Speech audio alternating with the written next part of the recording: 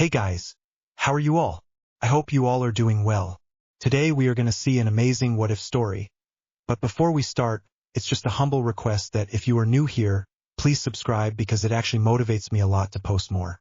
Also, the stories on my channel are fully written by me, so if you have any suggestions for what-if stories, please let me know below the comment section. Now, without any further delay, let's start. What if Harry Potter was betrayed? Unlocked magic system. The sigil of absolute defense. Harry hit the floor hard enough to drive the air out of his lungs. Black dust scraped his cheek. The arch and its fluttering curtain still shivered in the distance. Sirius was gone. The thought did not even feel like words. It was a blunt impact in his chest. He pushed up with shaking hands. "Get up!" someone shouted. Male voice, harsh with panic. Might have been Moody. Might have been anyone. Harry did not care. He staggered to his feet and stared at the stone arch. The veil rippled once, like something breathing, then hung still again. The platform below it glowed faintly with spell light from the fight. Sirius was gone. Harry lurched forward. A strong arm clamped round his chest. Fabric smelled of smoke and wolfsbane. Remus. Harry, no. He fought. He clawed at Remus Lupin like a trapped animal. His throat hurt. He realized he was screaming only when his voice broke. "Let go of me." He fell through. "He can come back. He is just behind it. Let me through." A curse screamed past his ear. Bright red. It hit a stone archway and blew chunks out of it. Dust rained over them. Remus dragged him away from the line of fire. Harry twisted, heel scraping, but his legs felt weak, like he had been hit with a jelly-legs jinx that reached right into his bones. "He is gone," Remus said, and the words chased everything else from Harry's mind. No, they were still fighting. Spells flashed across the hall of the Vale. Neville shouted from somewhere off to the right. Bellatrix's mad laugh cut through the noise like broken glass. Remus tightened his grip.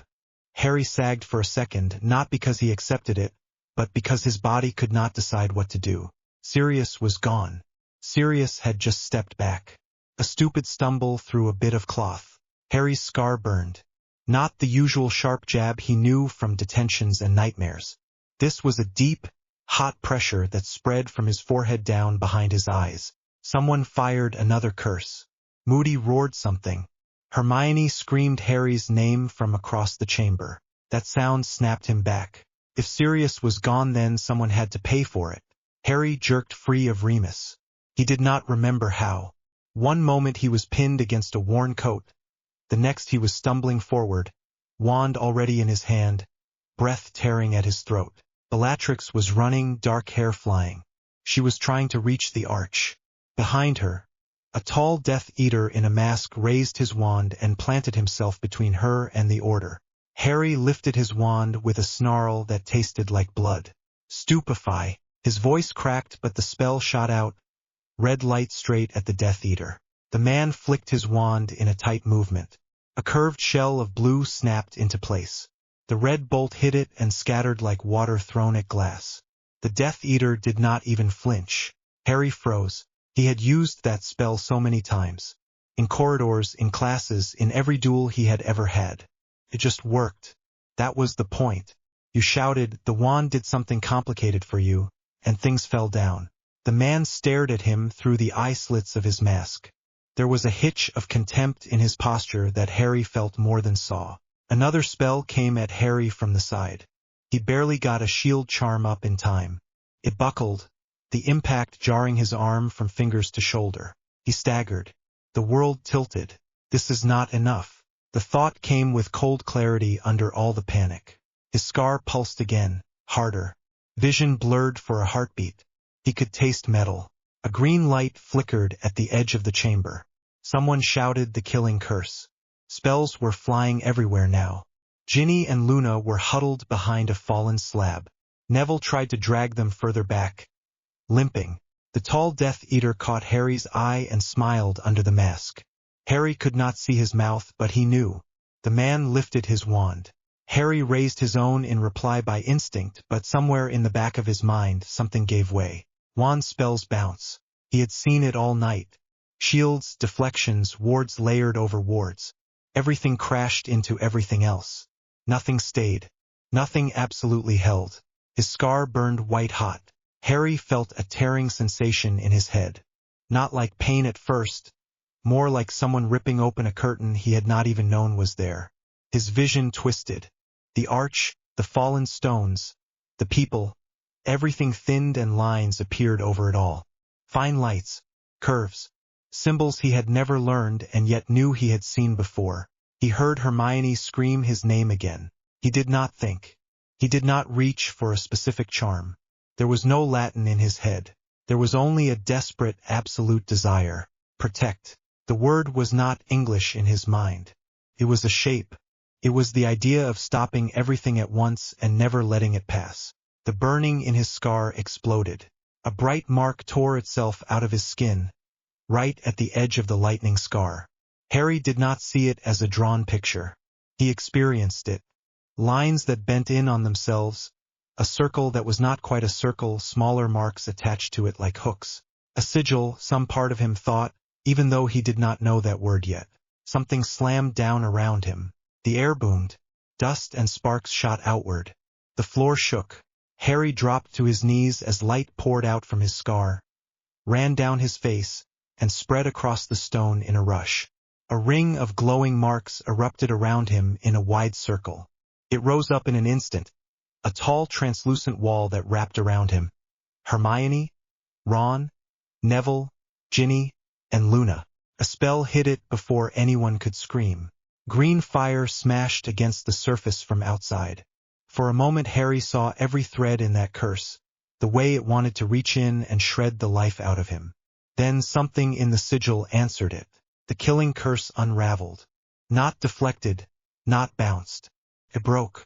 The color drained into the runes, which brightened for a second, then returned to their steady glow. The Death Eater who had fired it jerked back.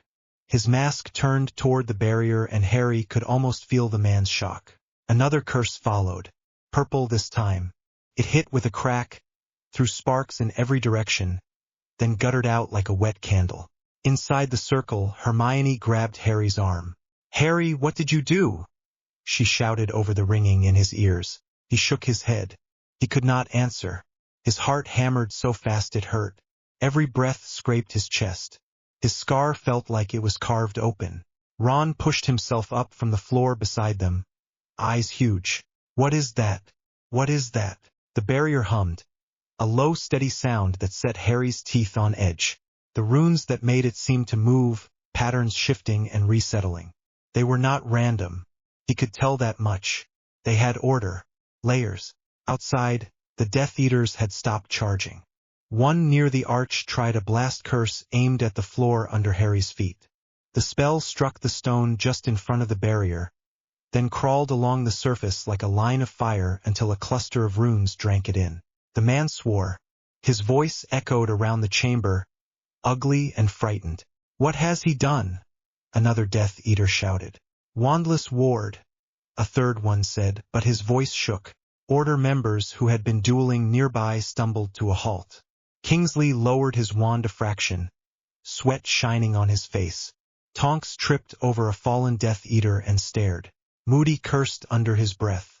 "Never seen anything like that," he growled. The runes around them brightened again as another volley of curses slammed into the barrier. Some from Death Eaters, some from panicked Order members who had not adjusted their aim in time. Every spell dissolved the moment it touched the light. Harry felt it all. Every time magic hit the barrier, a little shock ran up through the floor into his knees and then into his chest. The energy did not fade. It moved. Into the pattern. Through it. Somewhere else. His vision swam. Sweat rolled into his eyes. He blinked and saw not the chamber but the patterns underneath it. Lines of light, stretched between points. Marks that served as anchors. Symbols for movement. Symbols for force. Symbols for something deeper that he could not name. Hermione shook him. "Harry, talk to me." I did not cast anything," he managed, words broken and slow. It came out. He could not stop looking at the barrier. It was not only a wall. It was a whole structure. A closed shape that knew what it was supposed to do. Absolute defense. The phrase sat in his head, solid and heavy. Where did that come from? His legs shook. He realized he was still on his knees. His hands were on the floor, fingers pressed against stone that vibrated with stored power. There were marks under his palms. He turned them slightly and saw faint lines etched into the floor itself now, crawling outward from where he knelt, part of the larger ring. They glowed brightest where his scar light had first touched. Essentia. The word rose from somewhere that was not his usual thoughts. Felt right. The barrier was packed with energy. Held energy. It drew power from everywhere at once and fed it into the pattern. Someone outside tried to apparate closer. A sharp pop and twist in the air. The barrier flared and the attempt failed, dumping the would-be intruder a few feet away, back outside the ring. He fell hard, swore, and scrambled away. Harry's stomach rolled. He did not know how to stop it. The pain in his head climbed with every second. It was not pure pain anymore. It was pressure. Information. His scar burned with numbers and ratios and lines. He could not see actual digits, but he knew it was calculation. Distances. Angles. The force of spells. The density of magic in the room. This is going to kill me.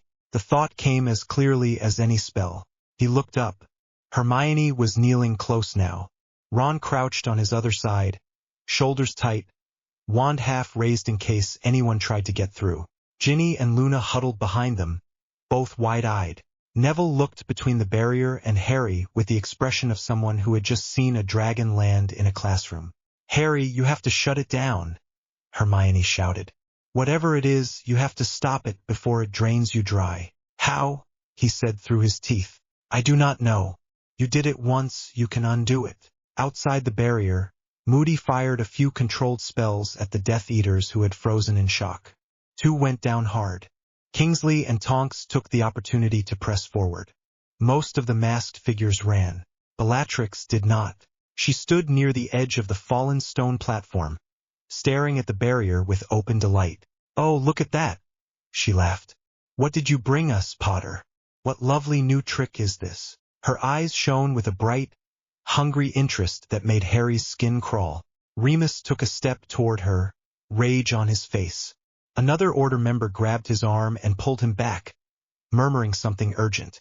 Harry could not hear the words over the hum of the barrier and the pounding of his own pulse. The fight shifted around them. Most of the Death Eaters were down or fleeing. The Order pressed in, wands ready. Curses still flew, but the focus had shifted from the children to the remaining masked figures. No one dared come near the circle of light. Harry tried to pull his hands off the floor. Felt like something was holding them there. His fingers tingled. The stone under his palms was hot. "Stop." He tried to think the word as clearly as he had thought protect. The runes flickered. The barrier shivered. For a second he felt the structure of it. The way the sigil on his forehead had unrolled into lines that connected one anchor to another. He saw points he could unhook like knots in ropes. He yanked. The world lurched. The barrier flared once, bright enough to hurt his eyes, then collapsed inward. The ring of light shrank and slammed back into him. Every spell it had absorbed followed. Power hit him like a physical blow. His body jerked. He might have screamed. He did not hear it. All sounds stretched into a single long tone. He was weightless for a moment. Then he was on his back. The floor was cold under his shoulders. His vision had shrunk to a tunnel with Hermione leaning over him at the end of it. Her hand cupped his cheek. "Harry," she said, voice thin and frightened. "Harry, stay with me." He tried to answer. His tongue felt thick. He tasted copper. His fingers twitched, but he could not lift them. Light still pulsed under the skin around his scar. He half expected his skull to crack open. Somewhere above him, Moody barked orders. Kingsley swore about getting them out. Someone yelled for a port key. There was talk of the Ministry of Damage of Wards. All of it felt far away. Hermione's face filled his vision. Her hair was coming out of its ponytail. There was a cut on her cheek, a thin line of red against pale skin. She leaned down without thinking and pressed a quick, desperate kiss to his forehead, just above the scar. "Do not you dare die on me," she whispered. He felt the touch more clearly than he felt his own hands. For a heartbeat, The rushing in his ears softened. The lines in his head steadied. The wild patterns settled into something almost understandable. Protect. Not just himself now. Not just the others in the chamber. The thought spread. Touched old memories. A glass vanishing at the zoo. A bully landing on a roof after chasing him. Hair growing back overnight after Aunt Petunia cropped it. All times when the world had bent around him in ways it should not. It was never random. The idea dropped into place like a stone. He had always been doing something like this. Small sigils, tiny sequences, buried under panic and anger. He had not seen them then. He had just wanted to escape, to hide, to survive. The difference now was that the curtain was open. He could see the code. The strain of that realization was too much. His vision blurred out. Hermione shouted again, voice warping as if he were underwater. The chamber fell away. He hung in nothing. It was not cold or warm. There was no floor.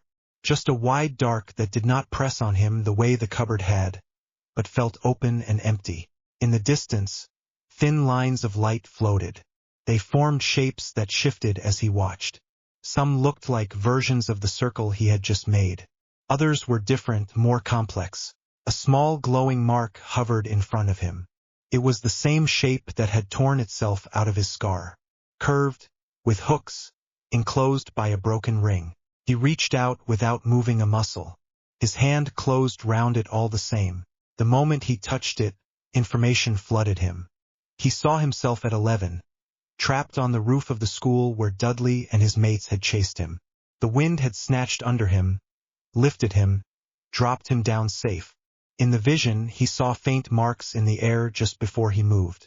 Not letters, not any alphabet he knew, but they were the same family as the sigil in his hand. Another memory, the glass in front of the snake enclosure. He watched it vanish now in slow detail. Fine lines traced themselves around the frame. A simple pattern, a command to the structure of the glass to release. Third memory, his hair growing back overnight. He saw himself in the mirror, hand pressed to his head. Light pulsed under the skin, like roots of something hidden. Tiny marks glowed along each strand. It had always been there, under every act that had never fit the neat little idea of a wand flick and a Latin word. Essentia, the raw stuff he had just hauled into that barrier. Kinver, something quieter under it all, tied to thought and memory. He did not know how he knew those labels. They came attached to the sigil. They came attached to the pattern of what he was. A low pulse ran through the darkness. More lines appeared, thicker this time. They spread under him like a web. Marks sat at each crossing point. Some he recognized now as protection. Others hinted at movement, at change, at restoration. This is a system. He could feel the logic in it. Inputs and outputs. Rules. Conditions. It was not wild chaos. It had structure. You have been scraping the surface with a stick, a dry part of him thought. Wand spells were that stick. Handy, limited, built so children would not break the world. He had just ripped the lid off the engine underneath. A shudder went through the web. One of the distant shapes flickered. For a second he thought he saw a symbol like a snake made of marks, coiled around something that burned bright and wild. Voldemort. The thought snapped through his mind and the shape vanished. The darkness flexed. The sigil in his hand beat like a heart. It was still running, still connected to the barrier he had collapsed, still feeding something through him. This is going to tear me apart if it keeps going. He gritted his teeth. Stop. This time, instead of shouting it at the barrier outside, he pushed it into the structure he was seeing. He pictured threads unhooking, circuits closing down one by one. The lines of light dimmed. The sigil cooled. The web under him thinned and dropped away. The last thing he felt before everything turned blank was a faint tug, as if something out there had noticed that he had touched the deep pattern. Then there was nothing. Harry woke to the smell of potions and that strange dry, clean air of the hospital wing. His whole body hurt. Not sharp pain, but deep aches in his muscles and a dull, steady throb behind his eyes. It felt like the worst Quidditch crash he had ever had, dragged out over every nerve. He tried to move and realized there was a weight on his right hand. Hermione was asleep in the chair beside his bed. Her head rested on the mattress, her hand curled around his. Her hair lay everywhere, a loose brown cloud. There was a bruise on her jaw. Someone had cleaned the cut on her cheek and pasted a strip of potion-soaked bandage over it. He stared at her for a long time, breathing slowly through the tightness in his chest. She had stayed. The thought comforted and scared him in equal measure. He shifted his fingers a little. Her hand tightened at once. Her eyes opened. "Harry." Her voice was rough from sleep. She sat up straighter, pushed hair out of her face, and leaned over him. "How do you feel?" He tried a smile. Came out crooked. "Like I fell out of the sky without a broom." She let out a breath that was almost a laugh and almost a sob. "That is better than dead." "Everyone else?" he asked. "Ron, Ginny, Neville, Luna. They are all right. Bruises, some nasty cuts, but Madame Pomfrey patched them up. The order drove the Death Eaters out once that thing appeared." She glanced at his forehead. He followed her gaze. The lightning scar was still there, thin and pale as always. Around it, faintly, he could see a new mark. Not carved into the skin, more like a shadow under it. A circle that did not quite close, with small hooks branching off. The sigil. He swallowed. "How long was I out?" "A day," Hermione said softly. "You collapsed in the department, then you were out while they dragged everyone back. Madame Pomfrey said your magic behaved as if it had been drained and forced to refill too fast. She has never seen readings like that." He did not want to think about that. His head pulsed in warning. "What happened after the barrier went down?" Hermione looked away for a moment, thinking. "You pulled it back into yourself." There was a wave of light. It knocked most of the Death Eaters flat. The Order used the opening. Dumbledore arrived just after that and started directing everyone. The Ministry lot turned up late, of course. Her mouth twisted. "And Sirius," he forced out. Her face fell. She reached out and gripped his hand tighter. "He did not come back, Harry. They tried spells on the arch. It did not respond." Remus refused to leave the chamber for a while. Professor Dumbledore had to ask him 3 times. Harry shut his eyes. The ache in his chest surged again. Sirius was gone. Nothing in the strange web he had seen seemed to offer a way to fix that. Not yet. It was just patterns and cost and a sense of something watching. Hermione squeezed his hand. "I am so sorry." He nodded once. If he tried to speak, he was not sure what would come out. Footsteps sounded at the far end of the wing. Hermione straightened at once and wiped at her eyes. Professor McGonagall's heels clicked on the stone. Madame Pomfrey muttered about rest and visitors. Another set of footsteps followed, slower, the soft swish of long robes. "Dumbledore." Harry opened his eyes. McGonagall reached them first. She looked as if she had aged 10 years. There were deep lines around her eyes and her bun was slightly crooked. Her gaze swept over Harry, then moved to Hermione. "Miss Granger, I must insist you get some real sleep at some point." "I am fine," Hermione said, which was clearly a lie. Madame Pomfrey tutted behind her but did not push it. Dumbledore came to the side of the bed and looked down at Harry. His blue eyes were grave behind his half-moon glasses. There were shadows under them that had not been there before. "How are you feeling, Harry?" he asked gently. "Tired," Harry said. It was not enough, but it was true. "I imagine so." Dumbledore studied his face for a moment. Then his gaze moved to Harry's scar.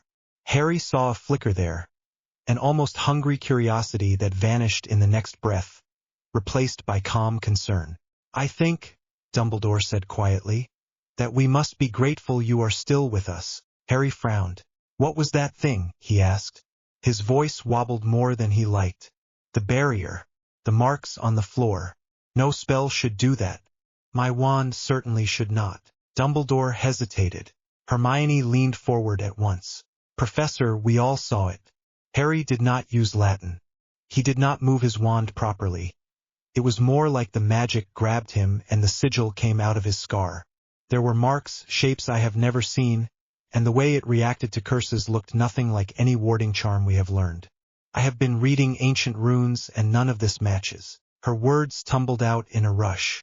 Harry heard the edge of excitement under the fear. Dumbledore held up a hand. Miss Granger, I promise we will discuss this at length. For now, however, I must ask you to allow Harry some quiet. He has endured far too much in a very short time. Hermione closed her mouth, cheeks flushing. She drew back but did not let go of Harry's hand. Dumbledore looked at him again. You have always been extraordinary, Harry, he said. From the time you survived the curse as a baby. There have been signs here and there that your connection to magic is rather more direct than most. What occurred in the Department of Mysteries suggests that this connection has developed into something entirely new. New, not rare, not advanced, new. Harry did not like the way he said that. It sounded less like praise and more like someone talking about a dangerous potion. Is it dangerous? Harry asked. Dumbledore folded his hands over the end of the bed. Any power beyond understanding can be dangerous, he said softly, especially when linked to a young wizard already bearing such heavy burdens. The barrier you summoned saved lives. Of that there is no doubt. Yet the same effect, if uncontrolled, could shift the balance of magic in ways none of us can predict. Translation scared him. Harry looked at the ceiling for a moment to avoid the gaze. I did not mean to do it, he said. It just happened. My wand spells were not enough. Stupefy bounced. I wanted it to stop, and then it was there. Yes, Dumbledore smiled, but it did not reach his eyes. Your instinct to protect is as strong as ever. That is part of why this concerns me so much. Those who wish to harm others often fail long before they reach such heights. Those who only wish to protect can be driven to acts they never imagined, simply to make sure no one they love is ever taken again. The word taken made Harry flinch. Dumbledore saw it. I am truly sorry about Sirius, he said quietly. That is a grief you should never have had to suffer. I fear it will intersect with this new development in unfortunate ways. Hermione bristled. He saved us with it, she said. Without that barrier, we would be dead. The Death Eater used the killing curse. You were not there yet. I am well aware of what Harry did, Dumbledore said, and there was a steel in his tone that made Hermione stop. I was informed of it in some detail, which is why we must handle it with great care. He turned back to Harry. I will be appointing a small group of experts to assist you, ancient rune scholars, arithmancy specialists. They will help you understand what you have awakened. It is far too much for any one boy to carry alone, and far too volatile to leave unsupervised. Harry stared at him.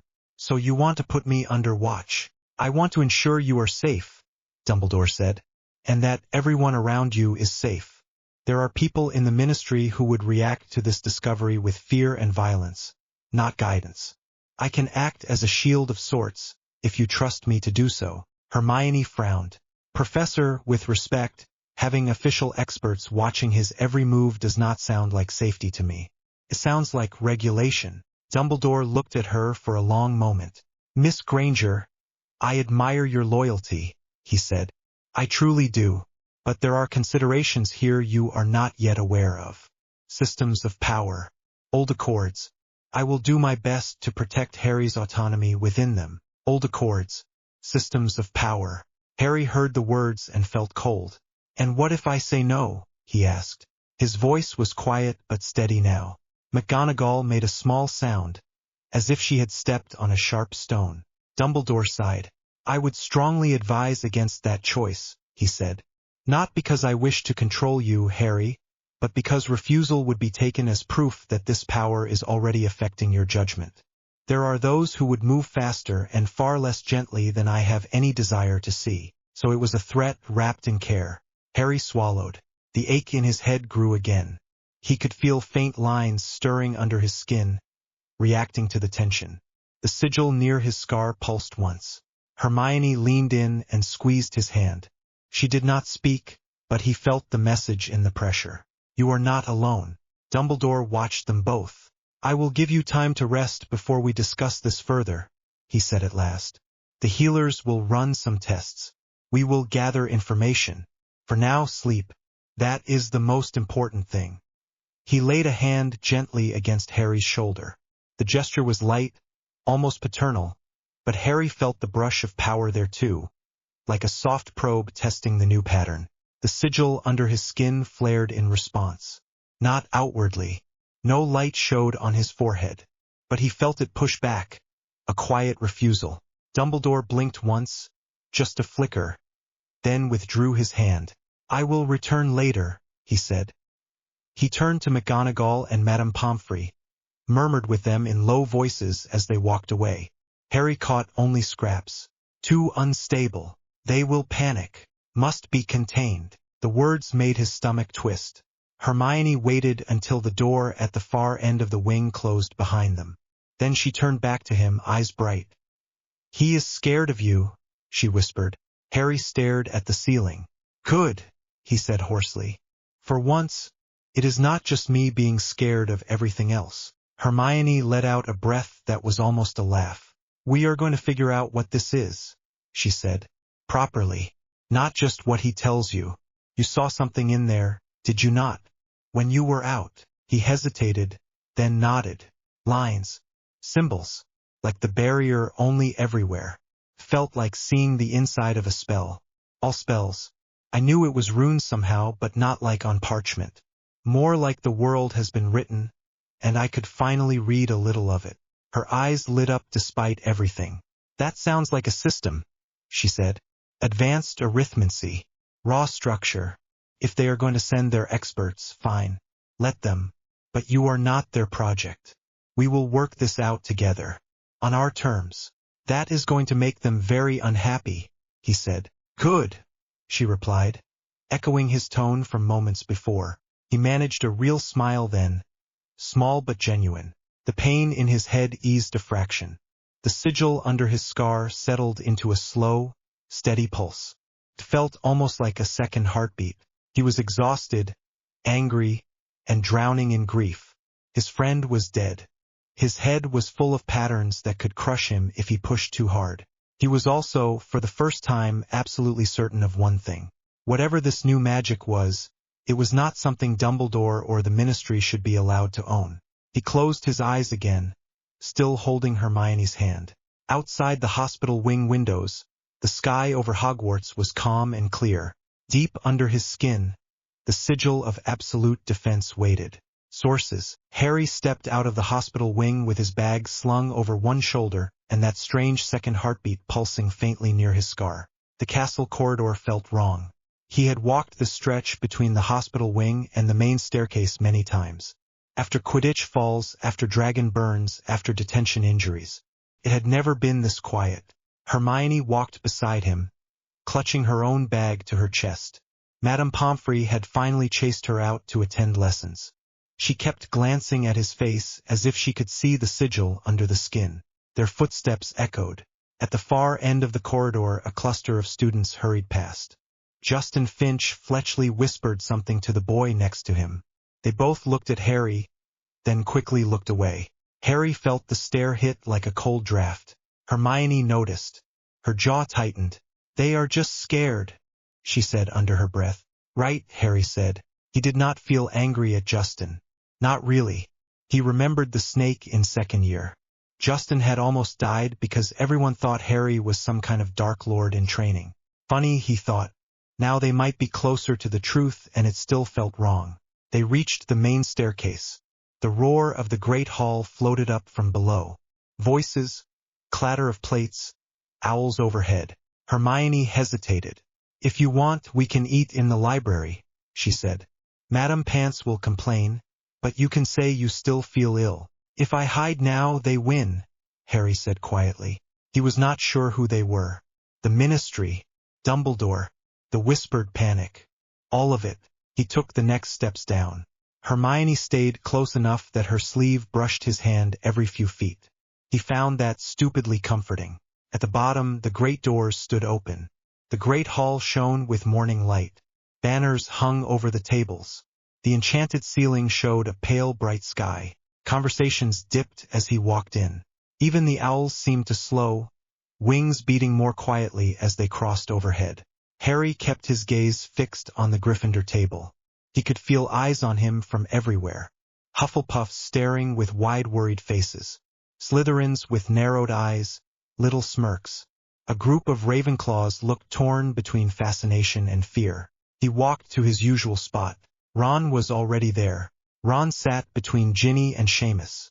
His plate was half full. He twisted his fork without looking up. The moment Harry reached the bench, Hermione started to slide in on the far side of him by habit. Ron shifted his plate slightly away. It was a small movement. Someone who did not know him might not even notice. Harry felt it like a physical shove. Ginny shot her brother a sharp look. She caught Harry's eye for a moment, gave a quick, fierce nod, then looked back down at her own food. Hermione sat beside Harry and straightened her shoulders. Neville waved from further along the bench. Luna, sitting at the end of the Ravenclaw table with a copy of the paper upside down, gave Harry a dreamy little smile that looked oddly solid. Conversations picked up again, but the sound never returned to full volume. Snatches of whisper floated to him. The ministry report said it was like nothing they had seen. Did you see the floor? Runes everywhere. Mum says the prophet called it system magic. They say he blocked the killing curse without a wand. Harry poured himself pumpkin juice. His hand shook just enough that he pulled it back. Hermione reached for the jug. I will do it, she said casually. You still look tired. Thanks, he muttered. He tried to eat. Toast tasted like ash. Up at the staff table, Dumbledore sat between McGonagall and Professor Vector. His gaze moved over the hall, pausing on Harry. For once there was no twinkle in his eyes, only steady measuring attention. Next to Vector sat a witch Harry had seen only in passing. Thin, with close-cropped dark hair and tiny runes etched in silver along the collar of her robes. On Dumbledore's other side sat Professor Babbling, the ancient runes teacher Hermione had quoted so many times. Both of them watched Harry almost as openly as the students did. Hermione followed his gaze. That will be them, she said in a low voice. Them, Harry repeated. The expert guides, Hermione said. Runes masters, arithmancers, and Vector knows her arithmancy, but that woman next to her is from the ministry. I saw her speaking with Madame Bones in the corridor last night. Of course Hermione had been watching even while he was unconscious. Harry looked away. His scar pulsed again. The sigil under his skin did not flare. Simply sat, awake and listening. The post arrived in a rush of wings. A copy of the Daily Prophet dropped near Harry's plate. Colin Creevey reached for his own paper a few seats down and choked. On the front page, a large moving picture showed a blurry circle of light in the Department of Mysteries chamber. Runes crawled along its surface in slow motion, captured by some ministry camera. The headline read, Boy Who Lived Unleashes Unclassified Magic. Harry shoved the paper aside without reading further. Hermione folded it in half, hiding the picture. She did not throw it away. He knew she would read every line later. A shadow fell over the table. Harry looked up. Professor McGonagall stood there with a rolled parchment in her hand. Her lips were pressed tight. Potter, she said, when you have finished your breakfast, the headmaster would like to see you in his office. Harry's stomach clenched. Hermione opened her mouth. Miss Granger, your presence is also requested. McGonagall added at once, almost as if she knew what Hermione was about to say. Hermione closed her mouth, then nodded. Ron stared fixedly at his plate. McGonagall looked at him as well. Mr. Weasley, she said, you are to come as well. Ron flinched. Ginny looked up sharply. McGonagall gave them all a short nod and walked away, robes swishing. Harry did not finish his breakfast. He could not have forced down another bite if he tried. Dumbledore's office felt different too. The familiar shelves of odd instruments still whirred and glowed. Fawkes still dozed on his perch. The portraits of past headmasters pretended to sleep while sneaking shameless looks. The new thing was the people. Professor Vector stood near the desk with her arms folded, parchment clutched to her side. Professor Babbling held a stack of thick rune-covered folders. The ministry which from breakfast sat in a chair with a clipboard on her knee. Dumbledore stood behind his desk. McGonagall waited near the door. Madame Bones had one shoulder against the bookshelves, arms folded, expression stern. Harry felt very small for a moment. Not because they were tall, but because every adult in the room looked at him as if he were a problem to solve. Hermione brushed his hand with her fingers before they moved forward. Ron shuffled in a few paces behind, hands deep in his pockets. "Thank you for coming," Dumbledore said. His tone was polite, almost gentle, and somehow that made it worse. "You did not give us a choice," Harry answered before he could stop himself. Dumbledore's eyes flickered. "I invited you because you deserve to be informed," he said. "Mr. Potter, Miss Granger, Mr. Weasley. As you are all closely linked to the events in the Department of Mysteries, it is important you understand the steps now being taken." "Steps to do what?" Hermione asked. "To ensure that what we saw there never spirals beyond control," the ministry which said crisply. "Deputy Director Briseus March, Experimental Magic Regulation." "You may call me Madam March." Harry caught the way her eyes lingered on his scar. It was not like the look he used to get from strangers in Diagon Alley. A mix of pity and curiosity. This was assessment. Dumbledore gestured to the two professors. "You already know Professors Vector and Babbling," he said. "They will be part of a small oversight group tasked with helping Mr. Potter understand his new connection to magic. And with recording it," Madam March added. "Carefully and thoroughly." Ron shifted next to Harry. Harry kept his voice even with effort. "Oversight group," he said. "You mean guards?" Hermione stepped in smoothly. "Or researchers," she said. "Professor, if this is a new branch of magic, it will need proper theory. Arithmancy, runic structures. You said yourself we need to understand it." Harry heard the careful way she said it, agreeing with the idea of knowledge, not with the control. Dumbledore inclined his head. "Precisely," he said. "Mr. Potter, what manifested in the department was unprecedented. It is not safe to allow such power to develop without guidance." Madam Bones cleared her throat. "And without accountability," she said. "You are underage, Mr. Potter. The ministry has a duty to ensure public safety." Harry laughed once. Came out harsh. "Right," he said. "Because the ministry has done such a brilliant job so far." Hermione squeezed his hand in warning. Madam March's lips thinned. "This is not about old grudges," she said. "It is about a boy who can summon a shield that unravels killing curses. Do you have any idea how that reads in our reports?" "Like people might live for once," Harry snapped. Silence dropped. Ron shifted his weight again. Harry could feel the tension coming off him like heat. Professor Vector spoke at last, voice precise. "Mr. Potter," she said, "what you did suggests a direct manipulation of essentia, the raw foundation of magic. That is remarkable.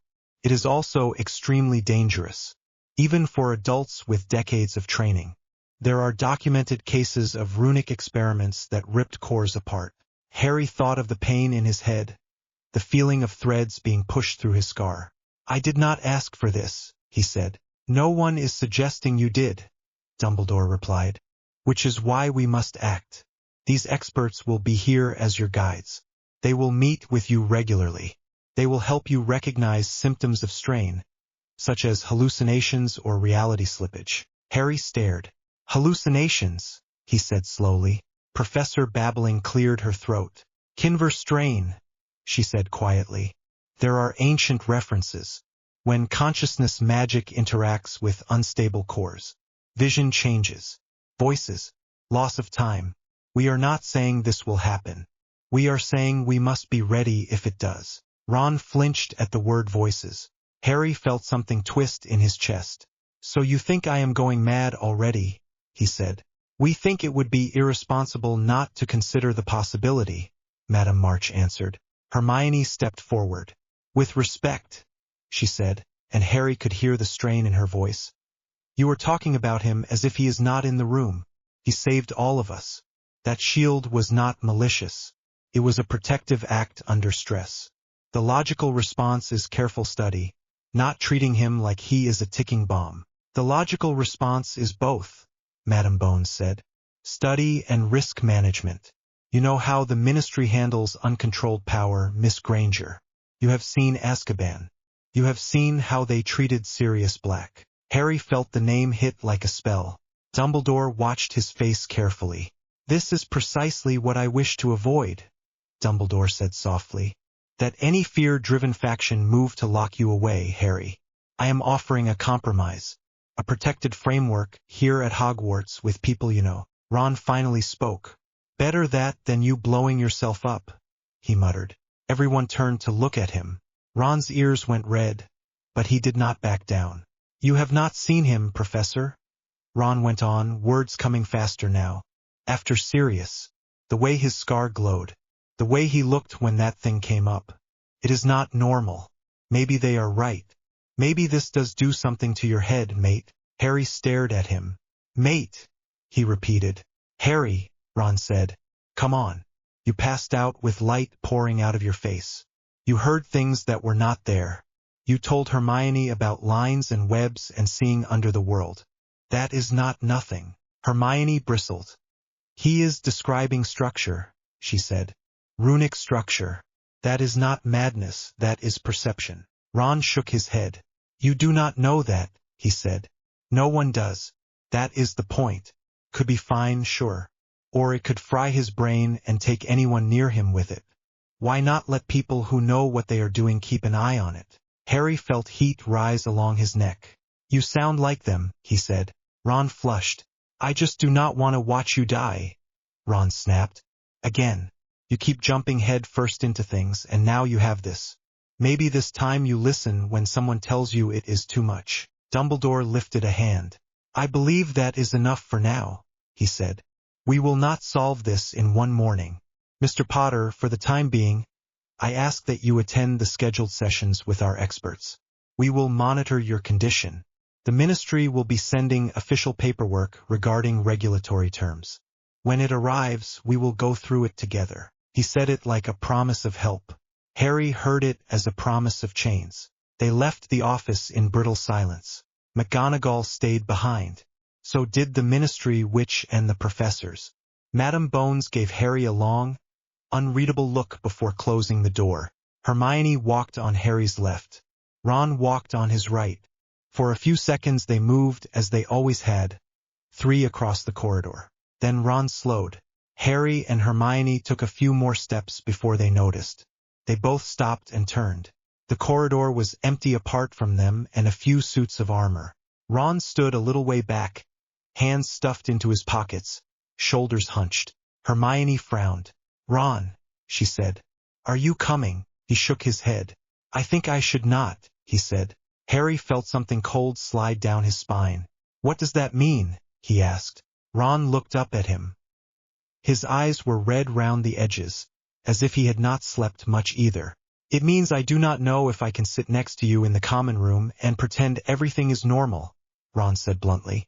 You nearly tore the Ministry apart with that thing. You admit you do not know what it is. Dumbledore says it could warp reality. The Ministry says this Kinver strain could send you round the twist.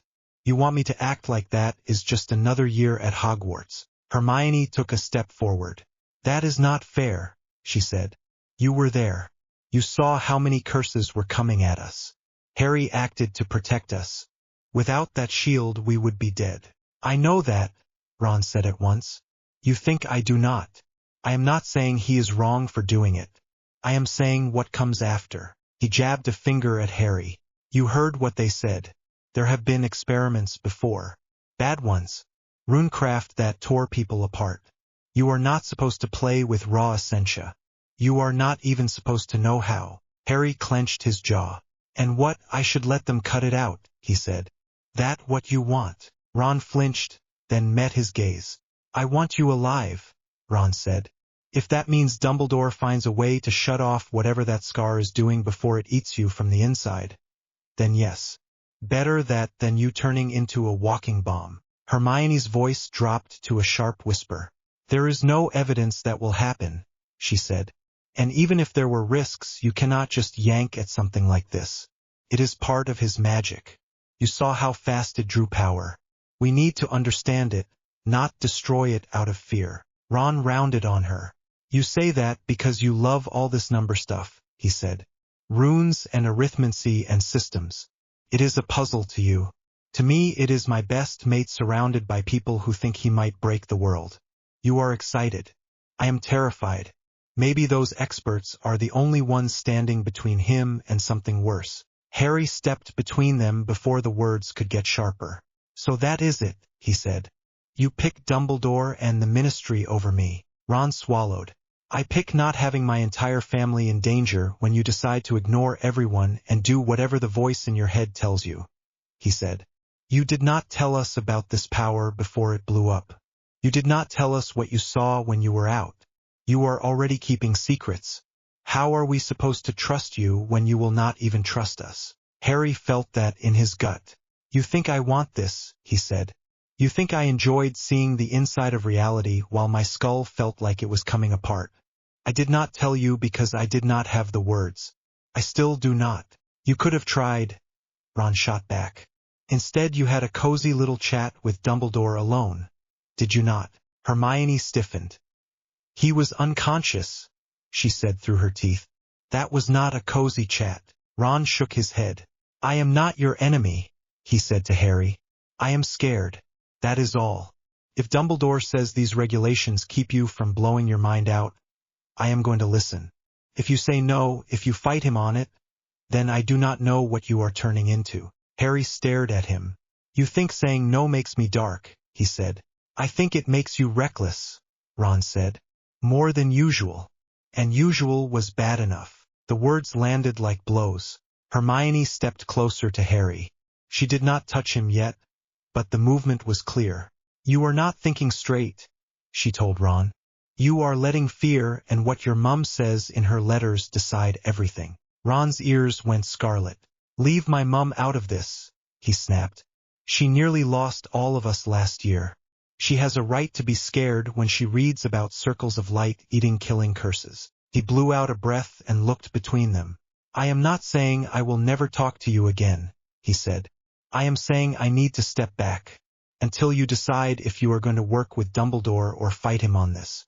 I cannot be caught in the middle while you two sneak off to run experiments. Hermione opened her mouth, then shut it again when she realized how true that last part already was.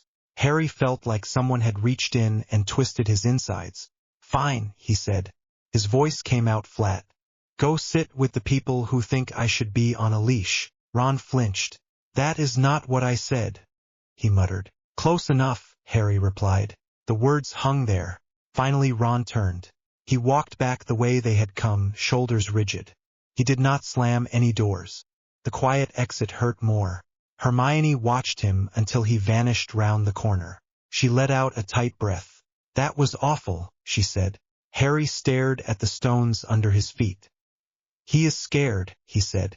And he is not entirely wrong. Hermione spun on him. Do not you dare start believing that, she said. Yes, there are risks. You felt them. So did I. But treating you like you are diseased, talking about cutting parts of you out, that is not care. That is control. Harry looked up at her. Her eyes were bright and fierce. He laughed without humor. And you are not scared at all, he asked. Hermione swallowed. I am terrified, she said. But I am not going to abandon you because of it. Their first secret study session started that evening. Hermione chose the place. She always did when rules were involved. If we go straight to the room of requirement, it will look suspicious, she said in a low voice as they left dinner. Especially with all these so-called guides watching you. They will be mapping your movements. Harry glanced back. Professor Babbling and Professor Vector sat together at the staff table, speaking closely over some parchment. Madame March was absent, probably sending reports already. Dumbledore watched the hall with that same measured gaze. Hermione touched his elbow. Come on, she murmured. They walked out with the stream of students, then peeled away near the library corridor. Hermione led him through a side passage he had never noticed, past a tapestry of a witch teaching trolls to dance. She stopped in front of a blank stretch of wall in a quiet side hall. You want the room, Harry said. Not the training hall yet, Hermione said. That can come later.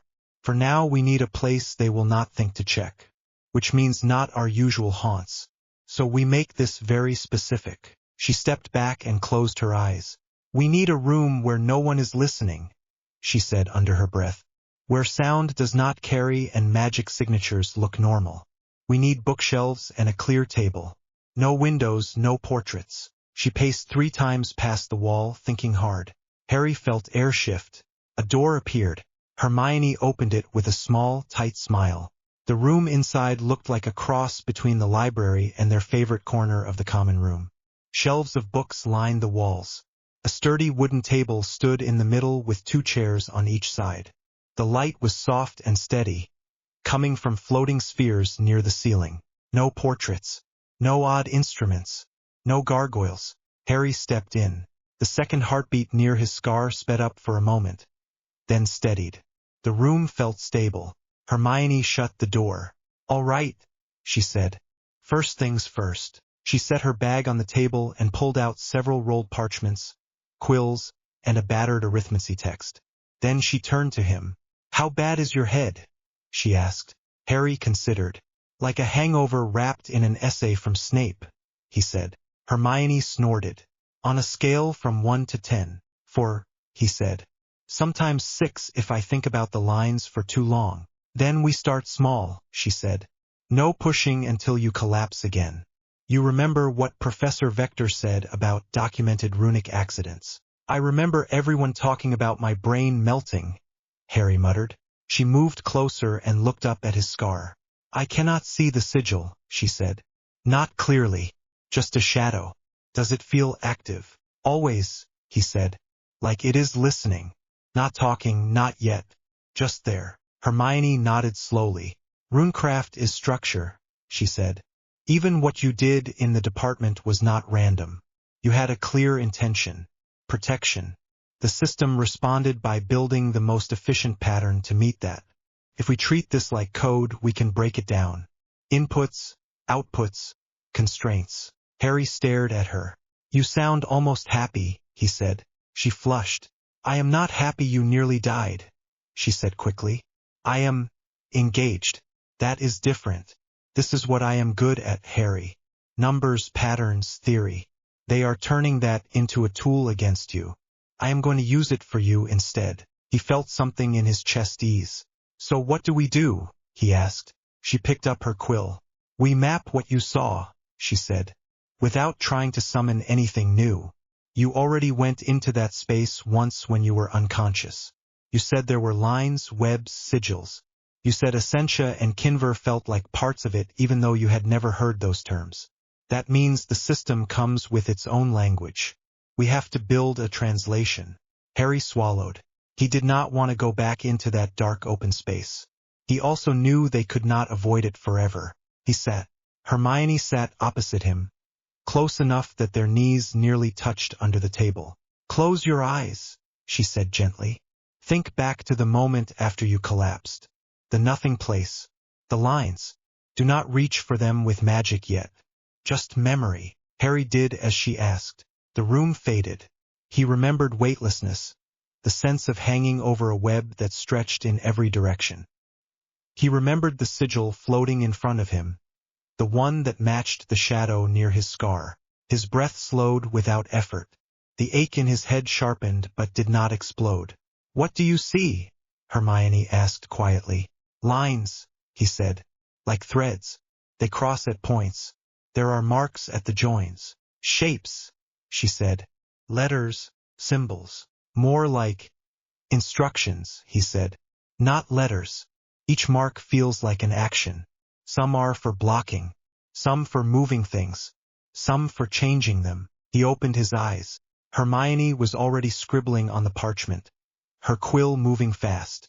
"So we treat each mark as a function," she murmured. "Different categories. Defensive, kinetic, transformative, sensory. The barrier you made was pure defense. Maybe some kinetic to redirect force." She looked up at him. "When you pulled it back into yourself," she asked, "what did you do? In that space?" Harry frowned. "I saw where the lines met," he said slowly. "Little junctions. I thought stop and pulled at them, like untying knots. The power ran back along the threads into me." Hermione nodded. "That means there are release conditions in the pattern," she said. "The system is built with safe shut points. That is good. It means this is not pure wild power. It has rules. Rules that nearly killed me," he muttered. She put the quill down and reached across the table. Her fingers curled round his wrist. "I will not let you do that again," she said. "Not if we can help it. We are going to understand this. You and me. Not Dumbledore. Not Madame March. They can run their tests and take their notes. We will build the actual manual." He looked at her hand on his. "You know what he said," Harry murmured, "about people who only want to protect doing dangerous things. He is afraid this will push me too far. That I will start rewriting everything to keep people safe. That I will go too far to keep you safe." Hermione held his gaze. "Then we make rules now," she said. "Real ones. Not just vague promises. We decide what this system can be used for and what it cannot. We monitor your health. If you start seeing things that are not there, you tell me. If I say you are pushing too hard, you listen." He raised a brow. "So you become my regulator," he said. A faint smile tugged at her mouth. "Theoretical regulator," she corrected. "Someone has to keep the genius from blowing a hole in space." He snorted. "I am not a genius," he said.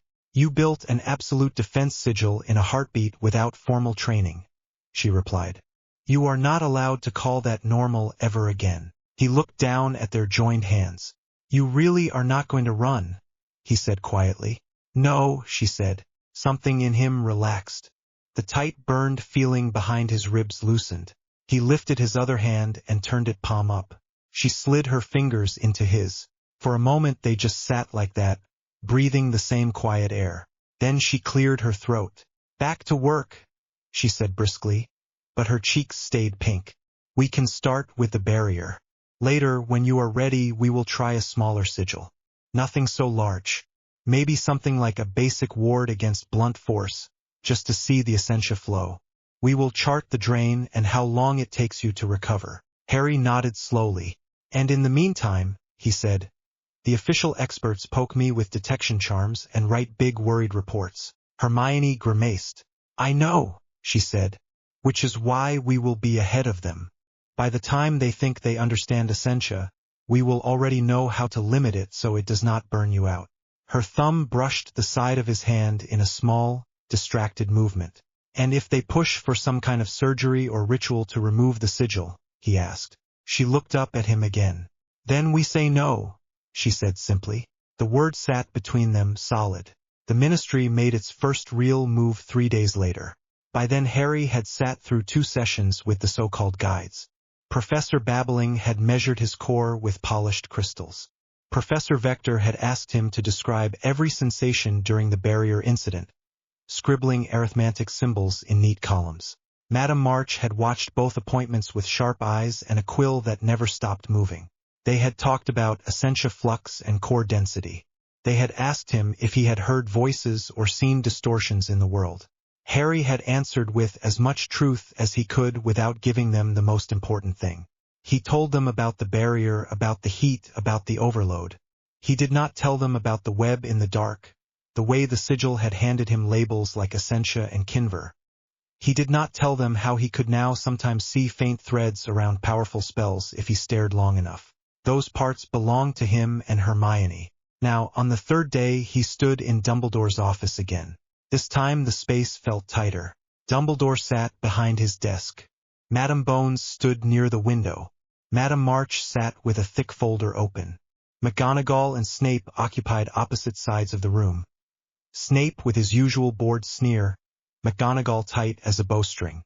Hermione stood at Harry's side, chin up. Dumbledore had not invited her until Harry had insisted. Ron was conspicuously absent. Harry did not know if that hurt more or less. On the desk lay a parchment with a purple ribbon. Madame March tapped it with one finger. "This is the proposed Regulation and Oversight Act for Runecraft practitioners," she said. "Draft version. The Wisengamot will debate it next week. For the moment, the Ministry requests your voluntary compliance, Mr. Potter." "Voluntary," Harry repeated. "For now," Madame Bones said frankly. "The war does not leave us much time to argue philosophy. We need assurances." Hermione leaned forward. "What exactly does this act demand?" she asked. Madame March pushed the parchment toward them. Harry did not pick it up. Hermione did. Her eyes scanned the lines quickly. Her mouth hardened. Mandatory disclosure of all new sigils and sequences, she read. Prior approval for any practical application outside controlled testing locations. Continuous monitoring of magical core health by ministry-certified healers. Travel restrictions without escort. Obligation to submit to removal attempts if 3 or more designated experts deem the system a threat to public safety. She looked up. You are asking him to sign away his right to his own magic. We are asking him to help us keep the country from ripping apart, Madame March snapped. Runecraft is uncharted. If others try to replicate what he did without proper oversight, we could have half-trained teenagers drawing essentia straight into their cores and detonating themselves. A visible framework is needed. He is the first. That means he sets the precedent. Dumbledore steepled his fingers. I share some of these concerns, he said. As I said before, unrestricted exploration of this power is not an option. However, I believe the language regarding forced removal is premature. Madame Bones gave him a dry look. You are the one who insisted we prepare for that contingency, she said. Harry's head snapped round. Dumbledore did not flinch. I insisted we be ready if Harry lost control, he said calmly. That remains my position. I do not wish to see it come to that. I will do everything in my power to avoid it. But I would be lying if I claimed the possibility does not exist. So there it was. Not even hidden this time. Hermione's grip on the parchment tightened. He is 16, she said. You are talking about cutting parts of his soul away because you are afraid of what might happen. There are existing laws about misuse of magic. Why not adapt those instead of creating an entire new class of regulated person? Because those laws assume spells with established limits, Madame March said. This is not a spell. This is system magic. It does not fit our categories. We need new ones. She looked straight at Harry. Mr. Potter, she said, you have already seen what Runecraft can do. You have felt the Essentia rush. You know it nearly killed you. You may hate the way this looks, but you cannot deny that you are dangerous. Harry thought of the barrier absorbing the killing curse. He thought of the way the power had crashed back into him. He thought of Ron's face when he said walking bomb. He also thought of Sirius falling through the veil. He wanted to scream that if they had done their job sooner, maybe Sirius would still be alive and he would not have needed any of this. Instead, he took a breath. You are right about one thing, he said. His voice came out steady. I am dangerous. To people who want to keep things the way they are. Snape snorted softly. Dumbledore's eyes sharpened. Madame March frowned. Mr. Potter, she said, this is not a game. These are legal terms. Once this act passes, refusal will have consequences. You could be classified as an unregistered reality risk. That comes with containment measures you do not want to experience. Hermione stepped closer to him, shoulder almost touching his. What happens if he says no now? She asked. Before it passes, Madame Bones answered. Then formally nothing, she said. We cannot enforce a law that does not exist. Informally, he will be noted as resistant to regulation. That will color how certain people vote when the time comes. Dumbledore watched Harry, saying nothing. Harry realized this was exactly where the man wanted him. Cornered, scared of what refusal could bring, pressured to accept a compromise now. In his mind he saw again the web, the lines, the way the system responded to clear intent. He thought about control, about who should have it. He thought about Hermione in their secret room, promising to be his regulator. About Ron walking away. He thought about Sirius laughing in the kitchen at Grimmauld Place. Then he made a choice. No, he said. The word landed in the quiet like a dropped stone. Madame March frowned. You do not even want time to think about it, she asked. You have already decided what you think of me, Harry said. Your act calls me a practitioner like I am some experiment. It gives you the right to take apart my magic if enough of you get nervous. You want me to sign something that says I agree that you own the system that woke up in my head. I do not. Dumbledore spoke at last. Harry, he said gently, please, this is not ownership. It is cooperation. Then why does every line read like it was written for a criminal? Harry shot back. If you want my help, ask. Do not slide it under the word regulation and tell me it is for my own good. Madame Bones sighed. If you refuse, there will be people who call you a threat, she warned. I already am one in their reports, Harry said. Signing will not change that. It will only make it easier to drag me into a cell the next time my scar glows in a way you do not like. Hermione lifted her chin. And he is not refusing to work with anyone, she added quickly. He has agreed to see Professors Vector and Babbling. He is letting them test his core. He is talking about Essentia and Strain. He is already cooperating. He is just not giving the Ministry permanent control over his life. Snape looked as if he had sucked a lemon. You are letting a sixth-year dictate policy, he drawled toward Dumbledore. Dumbledore did not answer him. Instead he focused fully on Harry. If you refuse this now, he said, I may not be able to shield you when the law passes. Public opinion is a tide, Harry. Once it turns, even I cannot stand fully against it. Harry met his eyes. Then maybe it is time someone learned to stand without you, he said quietly. For the first time that day, Dumbledore looked genuinely pained. Madame March closed the folder with a snap. Refusal recorded, she said. I will inform the Wisengamot that the subject is unwilling to accept preliminary conditions. The way she said subject made Harry's skin crawl.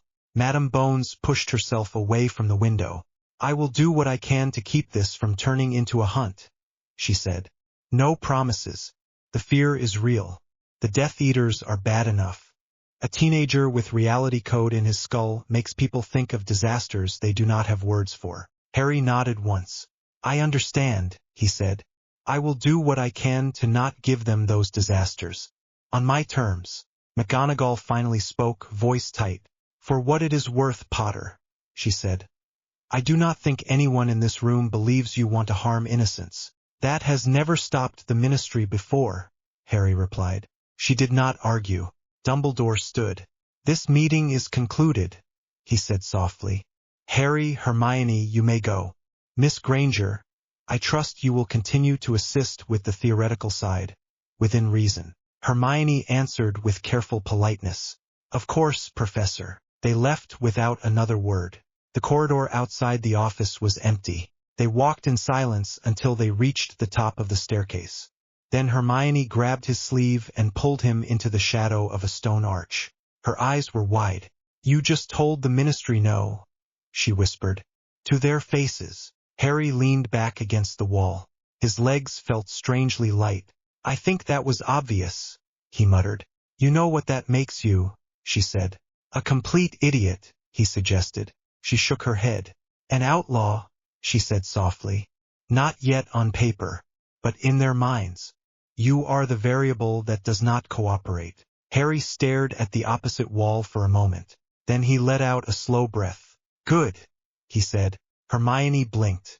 You said that when I told you Dumbledore was scared, she reminded him. He nodded.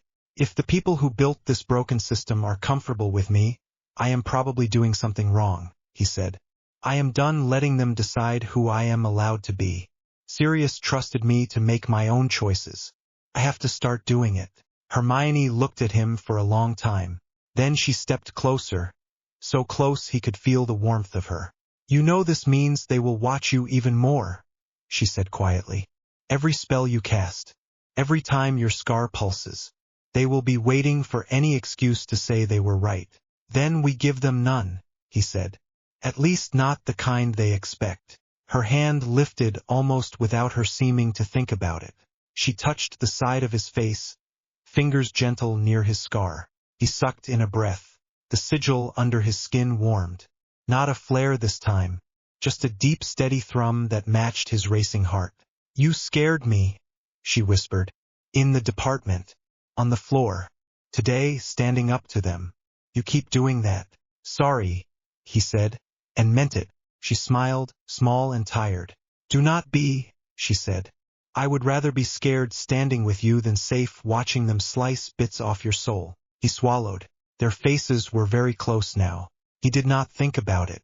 He had done enough thinking for one day. He leaned in.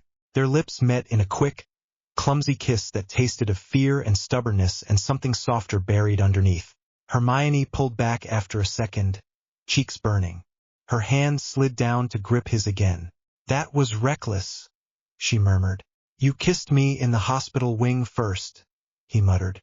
"That was your forehead," she said.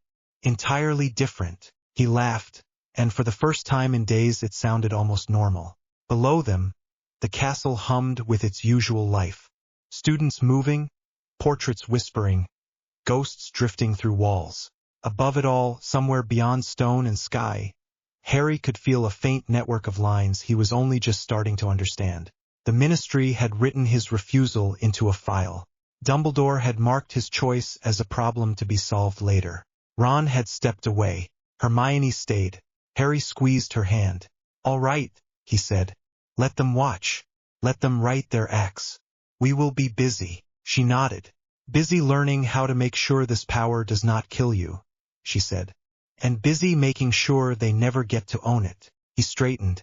For the first time, the label that had haunted him since he was 11 shifted slightly in his mind. The boy who lived.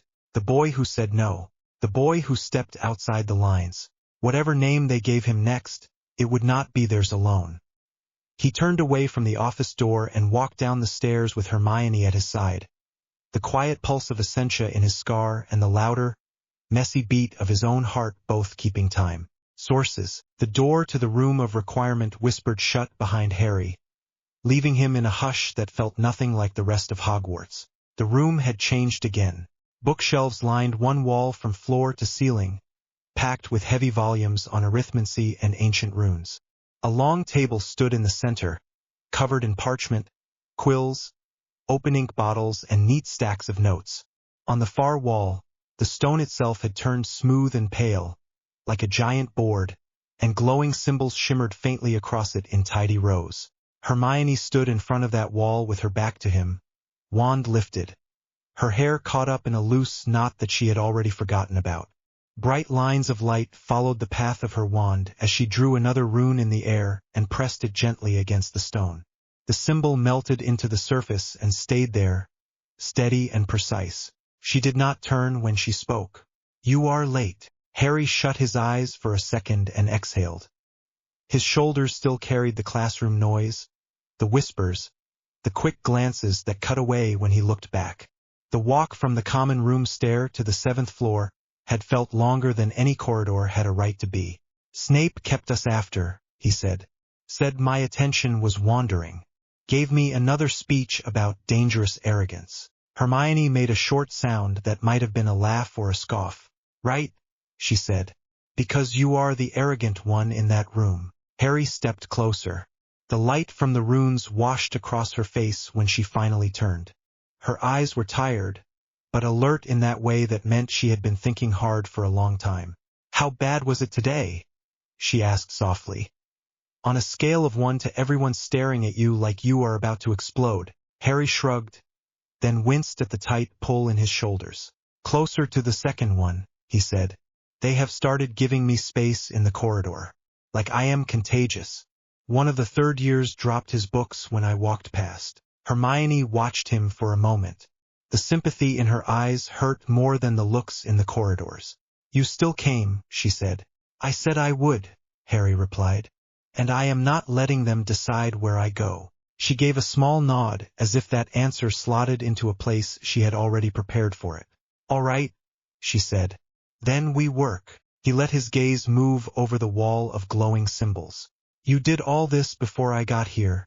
he asked. Hermione lifted her wand and tapped one of the symbols near the top. It brightened, then settled. "I mapped what we know so far," she said. "Sigils here, sources there, and early notes on sequences along the bottom." She pointed as she spoke. "Essentia responses from yesterday are in that column. Your scar readings are there. And I started sketching a model for a self-maintaining barrier." Harry blinked. "A what?" Hermione turned fully to face him now, expression sharpening. "A self-recharging kinetic barrier," she said. "What we talked about yesterday. A sequence that does not just burst once and vanish, but maintains itself over time. It uses the environment to refill instead of burning you out in one go." Harry rubbed the back of his neck. I remember the words, he said. Not sure my brain followed the rest. Hermione gave him a look that was equal parts fond and exasperated. That is why we are here again, she said. And why I am your regulator and not Ron. The name hung there between them.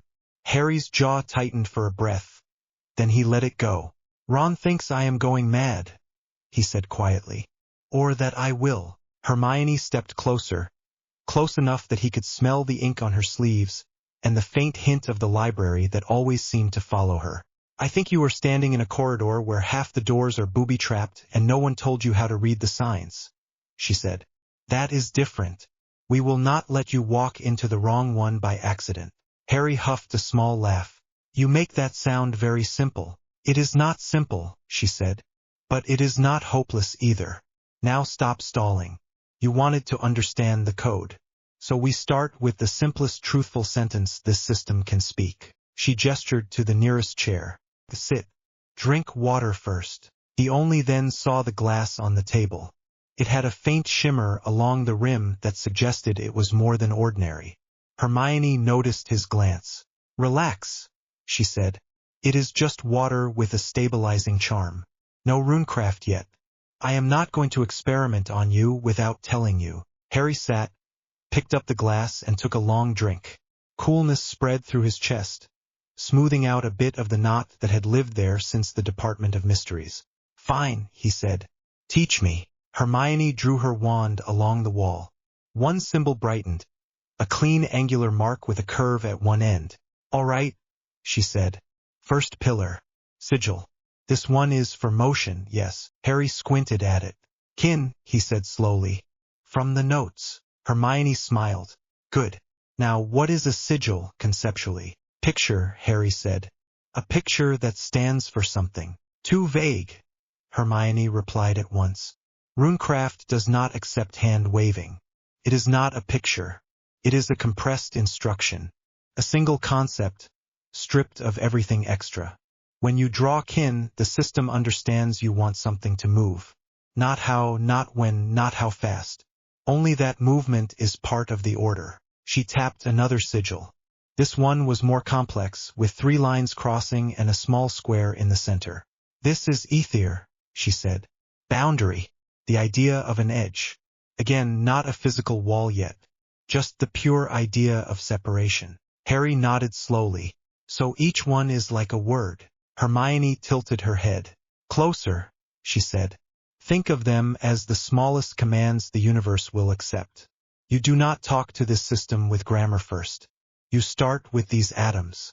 She turned back to the wall and traced a set of symbols together. Kin. Ether. Another sigil Harry recognized from his notes as a strength modifier. Second pillar, she went on. Source. You have a ridiculous advantage there. Harry snorted. If you call a scar that feels like it is full of live wires an advantage. She gave him a brief, sharp look. I also call being alive an advantage, she said. You are here and you have that anchor. Essentia responds to it. We have measured that. I know it feels like you are holding a storm, but storms can be directed if you calculate the path properly. He pressed his fingers against his forehead for a second. The scar pulsed under his touch. Dull for now. Essentia is the physical energy, he said, repeating the definition she had forced him to recite the previous night. The part of the source that turns into heat and force and light. Exactly, Hermione said. That is the fuel for kinetic barriers. Kinver is information, memory, things that think. We are not touching that today. Small mercies, Harry muttered. Hermione took a step closer to the wall. Third pillar, she said. Sequence. This is where arithmancy matters. You cannot just throw sigils together and hope they behave. You have to control the order, the relationship between them, and the rate at which the energy flows through the pattern. She looked back at him. You told me yesterday that when the first shield appeared in the Department of Mysteries, you did not think. It just happened. Harry swallowed. The memory hovered in the air between them, sharp and bright.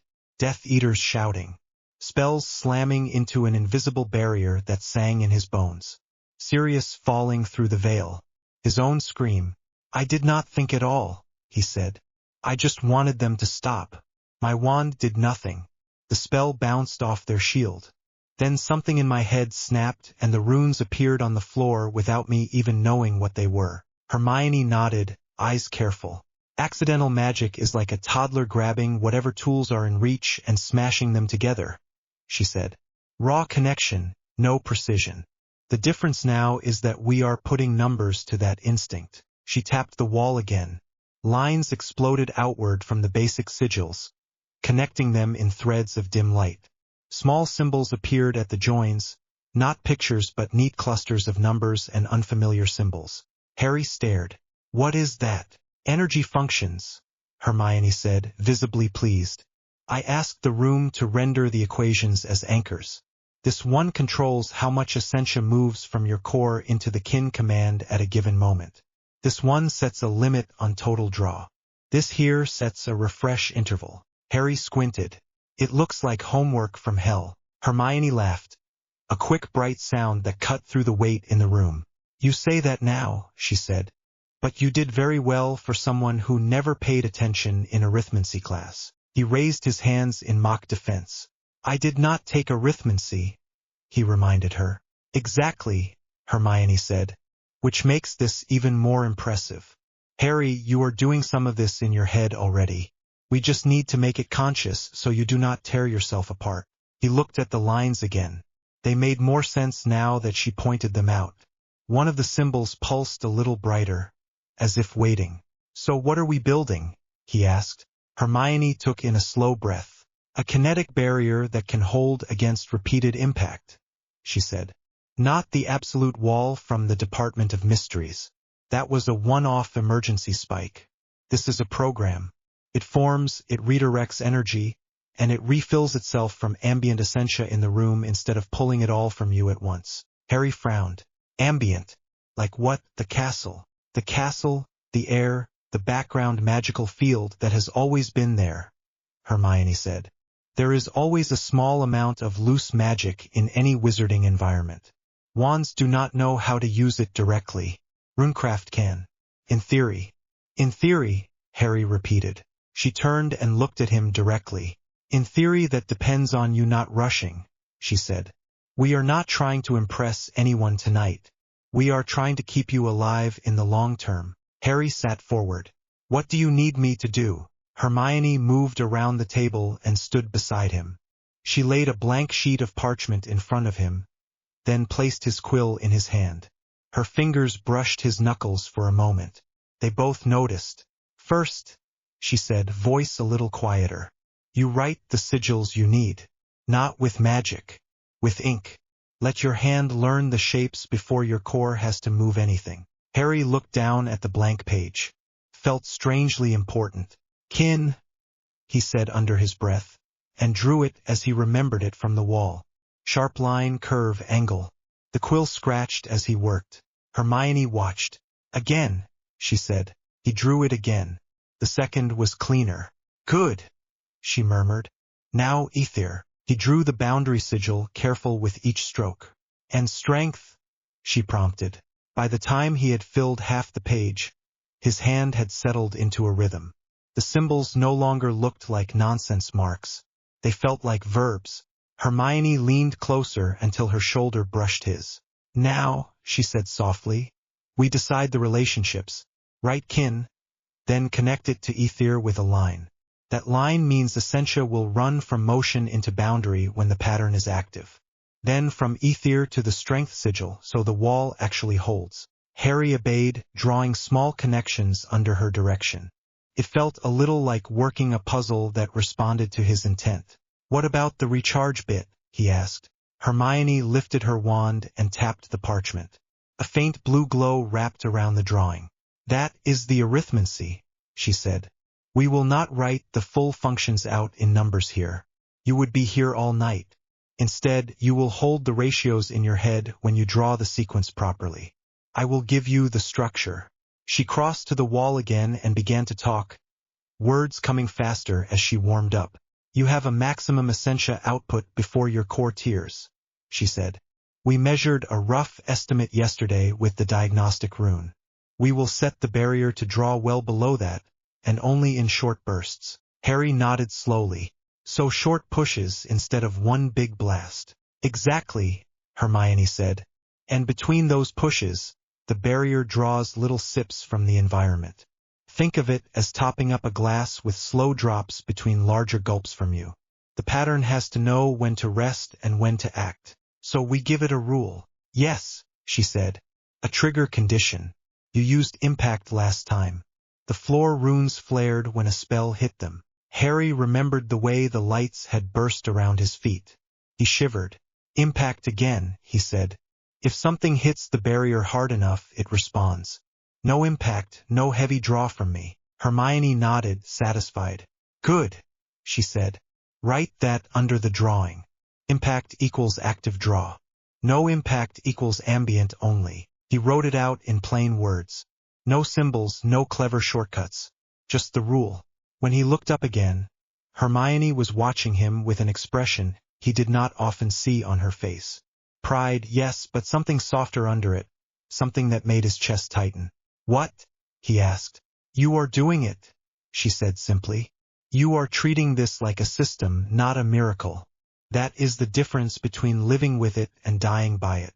The room felt warm all of a sudden. You are the one making sense of it, he said.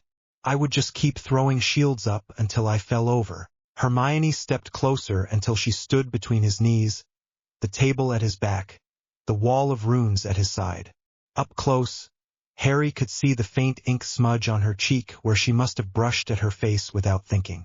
Then it is a good thing I am here, she said quietly. They stood like that for a heartbeat too long. Harry's eyes dropped to her mouth, then snapped back up. Hermione cleared her throat softly and straightened. Right, she said. The word was a little forced. Construction time. Stand up. Harry pushed the chair back and rose. His legs felt heavier than they should, but that could have been nerves as much as anything. Where do you want it? He asked. Hermione looked around the room. There, she said, pointing to a space a few steps from the wall. We need clear ground. The room will make space. As if it had been listening, the room of requirement shifted. The floor smoothed itself out, the clutter of books and scrolls sliding back to create a wide circle of bare stone. The air in that part of the room felt cooler, sharper, like the inside of a quiet bell. Hermione moved to the edge of the clear space and turned back to him. All right, she said. Roster check. Just us. No one can get in while we work. You are going to stand in the center. I will stay at the edge and watch your readings. My readings, Harry echoed. She lifted her wand and a small panel of light appeared in front of her, covered in shifting, tiny numbers and bits of color that pulsed in time with his heartbeat. The same device she had used the night before. Essentia output, scar activity, heart rate, that sort of thing, she said. I am not letting you collapse without warning. Harry made a face. Comforting. Hermione rolled her eyes. You can complain later, she said. For now, step into the circle. He did. As his foot crossed the invisible line, small sigils flared along the edge of the space, rising out of the stone like tiny lanterns before settling back down to a soft glow. Harry swallowed. That is you, Hermione said gently. The room is linking its own ambient field to yours. It means we can measure how much energy you pull from it. So no hiding if I overdo it, Harry muttered. Exactly, she said. Now, focus on the drawing in your head. Kin, ether, strength, then the condition. Impact means active draw. No impact means ambient only. Do not rush. You are not in a battle. You are writing code. Harry closed his eyes. The world narrowed to the sound of his own breathing and the slow, steady ticking of Hermione's charm at the edge of the circle. He pictured the sigils as he had drawn them on the parchment. Kin, ether, strength. He imagined the lines between them, the way Hermione had guided his hand.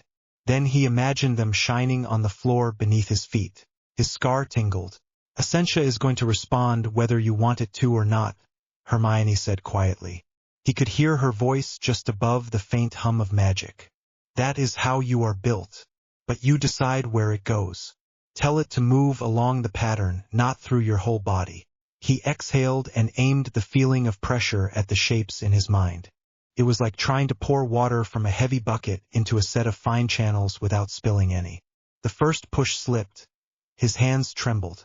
A small line of light appeared at the edge of the circle, then fizzled. "Too much in one go," Hermione called. "Slow it down.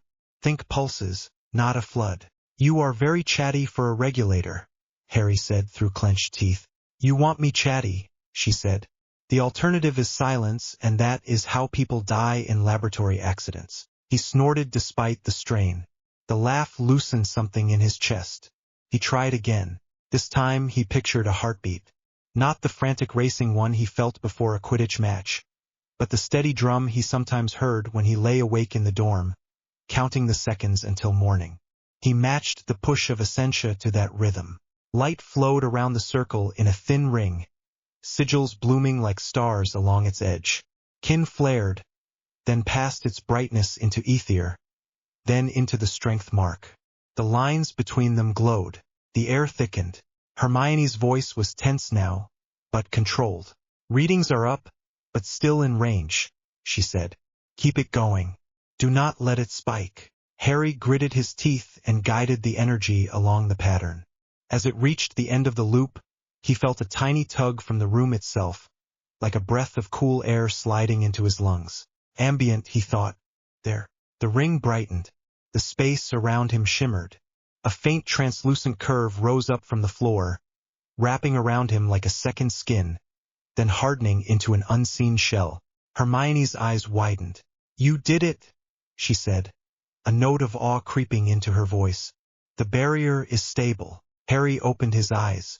The world looked slightly distorted, as though he were seeing it through clear glass. When he moved his hand, the barrier rippled faintly around his fingers. "Feels weird," he said. "But it is there." Hermione gave a short nod and set her jaw. "Right," she said. "Now we test it." She lifted her wand and aimed at the barrier. "Hermione," Harry warned. "Trust me," she said. "Low power first." She flicked her wand. Stupefy. The red bolt hit the invisible wall with a hollow thump and bounced away, the light scattering into harmless sparks. The barrier pulsed brighter for a second, then settled. Harry flinched at the impact. His scar burned, but only for an instant. The familiar feeling of being hit by a spell did not come. He stared. "That did not touch me," he said. Hermione's eyes flicked back to the floating panel. Numbers shifted, then began to settle again. "Your core output spiked during impact," she said, then dropped to near resting. "The room is feeding more in now than you are." The pattern caught the spell and pushed the cost onto the environment. Harry swallowed hard. "So it works." "Surface test says yes," she said. "One more." Hermione. Still low power. Another spell flashed against the barrier. Another. Each time, the wall rippled and then steadied. Harry felt the jolts, but they passed like distant echoes rather than direct blows. The impression of something vast and heavy pressing on his magic was still there, but it no longer crushed him. Then, as Hermione raised her wand for another try, pain stabbed through his scar without warning. The world tilted. "Harry," Hermione snapped. He swayed. The barrier flickered. His knees buckled. The circle of light under his feet collapsed as he dropped. The barrier snapped like a soap film and vanished. He hit the stone hard enough to jar his teeth. The room lurched. His vision narrowed to a tunnel with Hermione at the end of it. She was already moving. The panel of readings vanished as she sprinted forward, wand falling to the side as she dropped to her knees beside him. "Harry," she said sharply. "Stay with me. Look at me." He tried to, but the room was spinning. His scar felt like someone had pressed a white-hot brand into his forehead. His limbs were heavy and cold. His chest heaved as he tried to drag air in around the invisible weight sitting on it. Hermione slid one hand under his head and lifted gently, cradling his skull in her lap. Her other hand gripped his wrist, fingers pressed against his pulse. "You pulled too much Essentia in that last spike," she said, voice taut but steady. "Your core is screaming. I see it. Breathe. In, out. Now." Harry forced air into his lungs. In. His breaths came in ragged gasps, but they came. You said it was in range, he managed.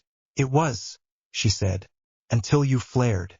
You tried to hold the barrier steady when it wobbled instead of letting it flex.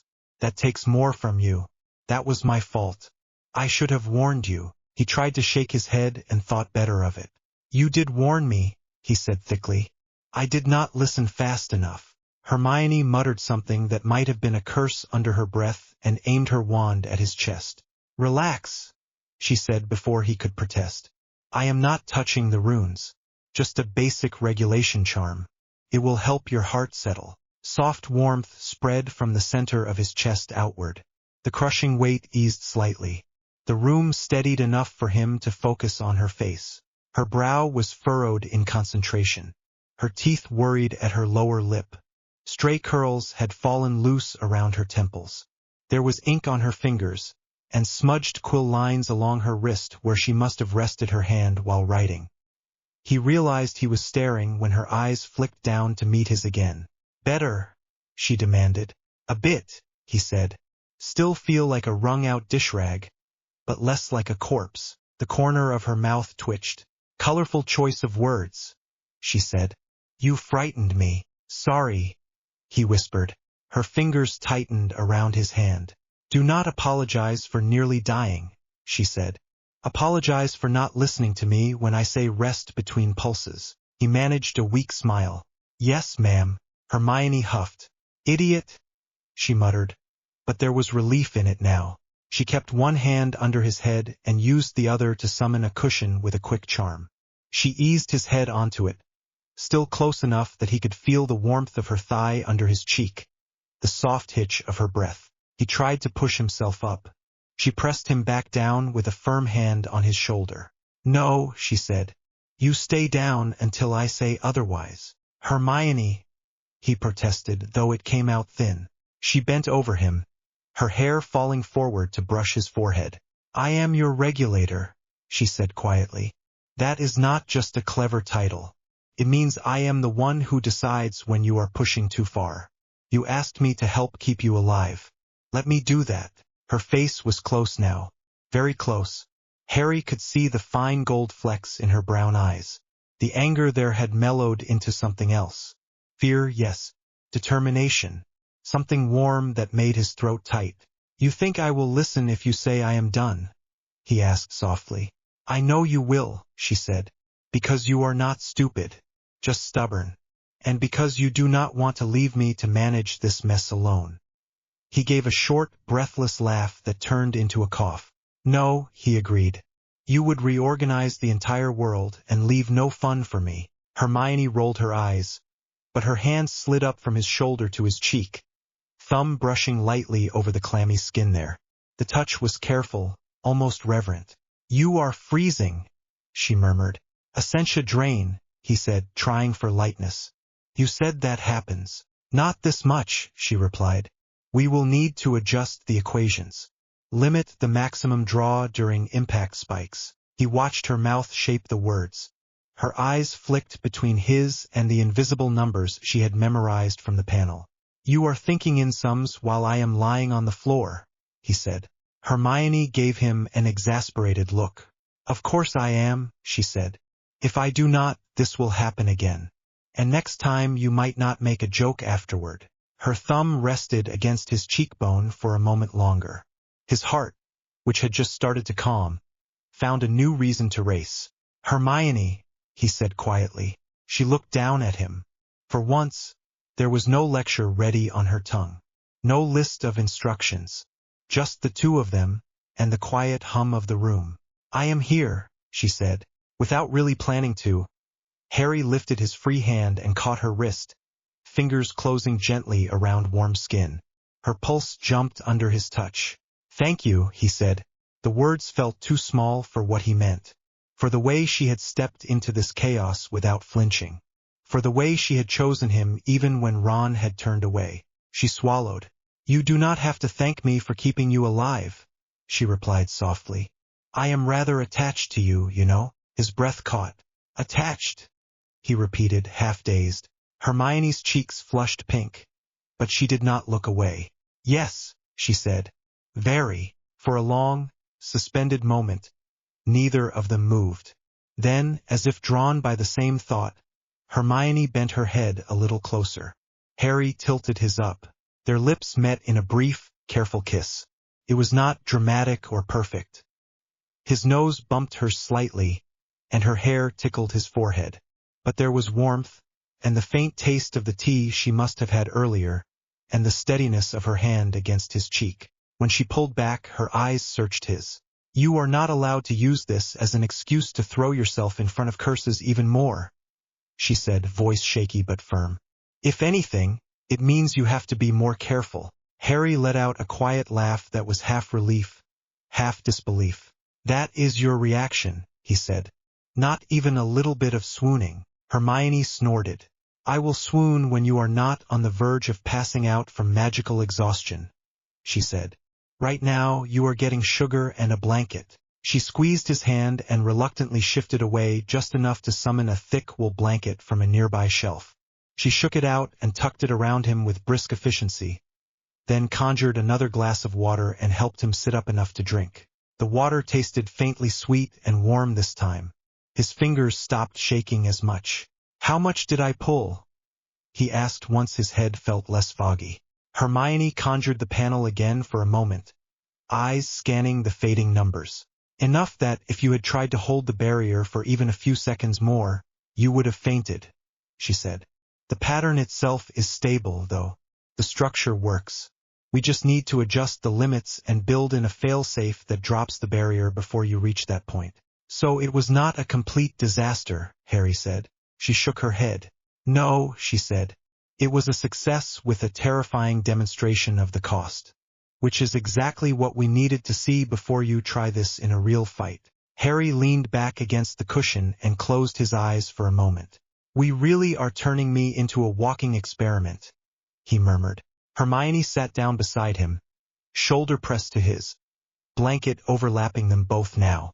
"We are turning you into someone who understands what his power is doing," she corrected. "That is the difference between you and Voldemort. He takes power without asking what it costs. You are literally sitting on a floor in a magical room discussing energy ratios. That matters." Harry opened one eye. "When you say it like that, I sound thrilling." She smiled, tired and fond. "You are annoying and stubborn and you forget to eat when you are focused," she said. "But you are also the only one who has this connection. And you are letting me in. That is thrilling enough for me." He felt his face heat again.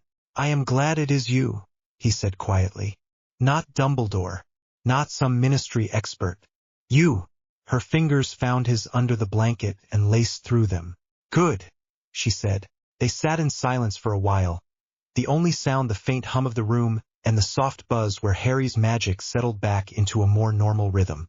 The circle on the floor had gone dark again, but the pattern of sigils remained faintly visible, like the ghost of a program waiting to run. After some time, Hermione cleared her throat. "We should write down what happened," she said, "while it is fresh. The exact point where you felt the strain. How the barrier felt under impact. The moment you noticed the ambient draw." Harry groaned. "I just almost passed out." "I know," she said gently. "And we will take it slow. A few lines, that is all. Then you rest properly. But if we do not record it now, we will lose detail and have to repeat the whole process to find the edges again." He nodded reluctantly. "All right," he said. "Fine." She helped him shift to a sitting position, keeping one hand on his back until he steadied. Then she fetched parchment and ink, set them in his lap, and sat so close their knees touched. "First line," she said. "Describe how it felt when the barrier formed. Not poetry, just the facts." Harry thought back. The pressure, the way the air had thickened. "Heavy air like pushing through water," he said slowly as he wrote. "Eyesight slightly distorted, but clear. Scar buzzing, not stabbing at first." Hermione nodded. "Good. Now the first spell impact." They worked through it in that way, Hermione prompting with short, precise questions, Harry answering in plain detail. Together they built a record of the attempt, line by line, turning raw experience into data that could be used the next time. By the time they finished, Harry's writing hand shook again. Hermione took the quill from his fingers and set it aside. "That is enough for now," she said firmly. "No more work tonight. You did brilliantly." Harry leaned his head back against the wall behind him and closed his eyes. "Tell that to everyone who thinks I am about to blow the castle up," he muttered. Hermione made a thoughtful noise. "Let them think what they like for now," she said. "In a few weeks we will have a barrier system that can stop anything they throw at us and keep you standing. Then we will see who is frightened." He smiled faintly. "You sound almost cheerful about terrifying the Ministry." "They started it," Hermione said briskly. "And they are the ones who keep sending people to watch you instead of fixing their own understanding of magic. If they insist on treating you as a problem, then we will become the solution they cannot ignore." Harry opened his eyes and watched her face as she said it. There was a hardness there now under the familiar concern. A clean, focused anger at the unfairness of it all, directed not at him but at the people who refused to see past their own fear. He squeezed her hand. "You know this makes you just as much of a traitor in their eyes," he said quietly. Hermione shrugged one shoulder. "If loyalty means leaving you alone with this, I am not interested," she said. "They can call it what they like. I know what I am doing." He believed her. Far away from the quiet of the room of requirement, in a place where stone walls did not soften the sound of harsh breathing, a very different kind of magic gathered. The room was cold and dim. A circle of pale fire traced the floor, casting long shadows up the walls. In the center stood a tall, thin figure in dark robes, his hands clasped loosely behind his back. Tom Riddle, who called himself Lord Voldemort, studied the hovering image in front of him with a narrow, intent gaze. Threads of green and gold light twisted in the air, forming and unforming symbols that might once have been runes before they were ripped from their original context. The image shuddered slightly, the way a memory looked when dragged out of a mind by force. A man knelt at the edge of the circle, trembling. Sweat dripped down his forehead despite the chill. "This is all they showed me, my lord," the man said, voice shaking. "The department had the record under the highest seal. I swear to you, I remembered every detail I could reach." Voldemort did not look at him. He watched the replay of the shield from the Department of Mysteries. The burst of light from the floor. The way spells slammed into an invisible barrier and died with a hollow sound. The strange angular shapes that flickered at the edge of the effect. Not Latin. Not any ritual script he recognized. "Interesting. You are certain this came from Potter?" he asked, tone mild. The man swallowed. "Yes, my lord," he stammered. "They said it was accidental. They are terrified. They do not understand what it is." Voldemort's lip curled. "Of course they do not," he said. "They barely understand the curses they already use." He lifted one pale hand. The hovering image froze. He flicked his fingers and the view zoomed in on one of the symbols at the edge of the shield. Angular lines.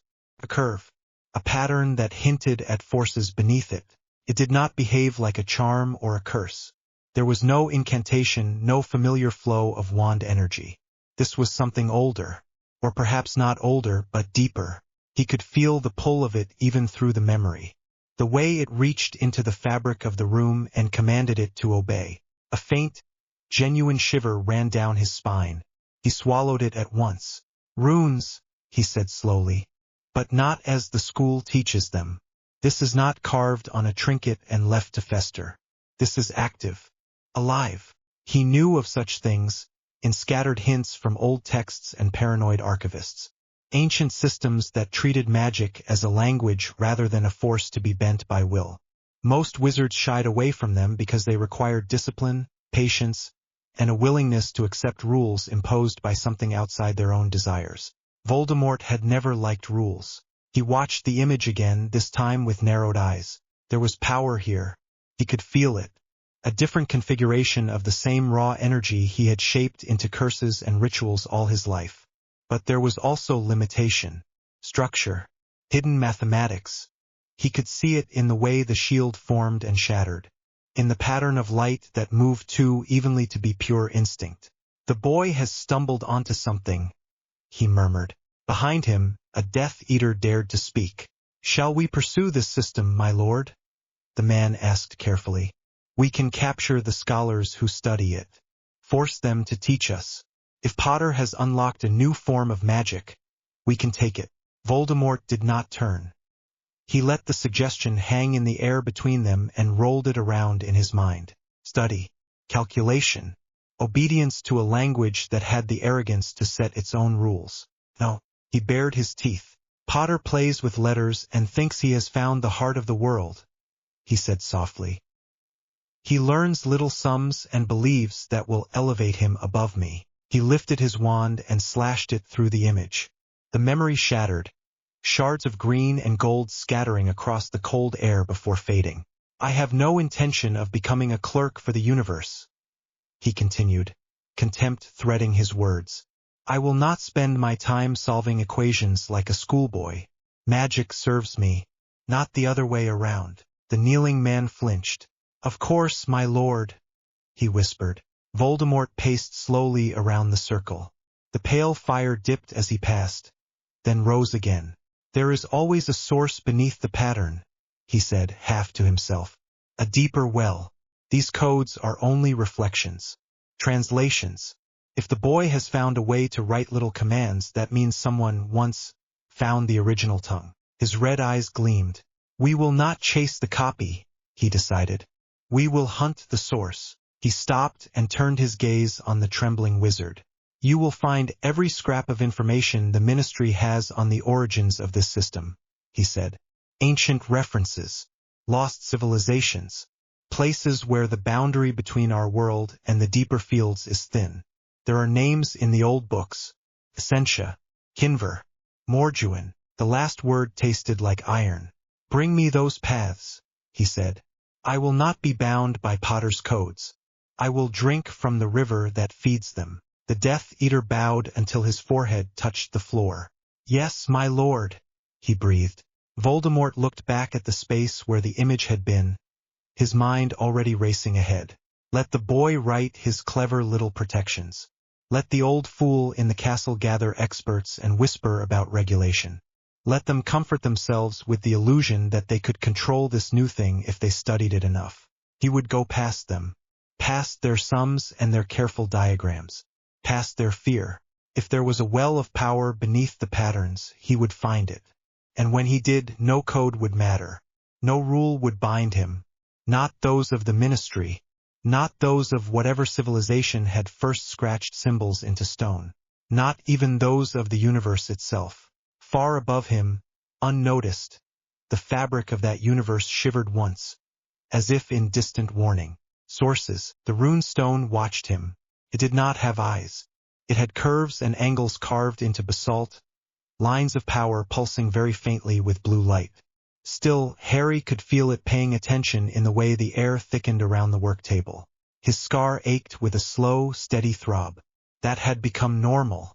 Hermione sat on the other side of the table with a stack of parchment and a bottle of ink.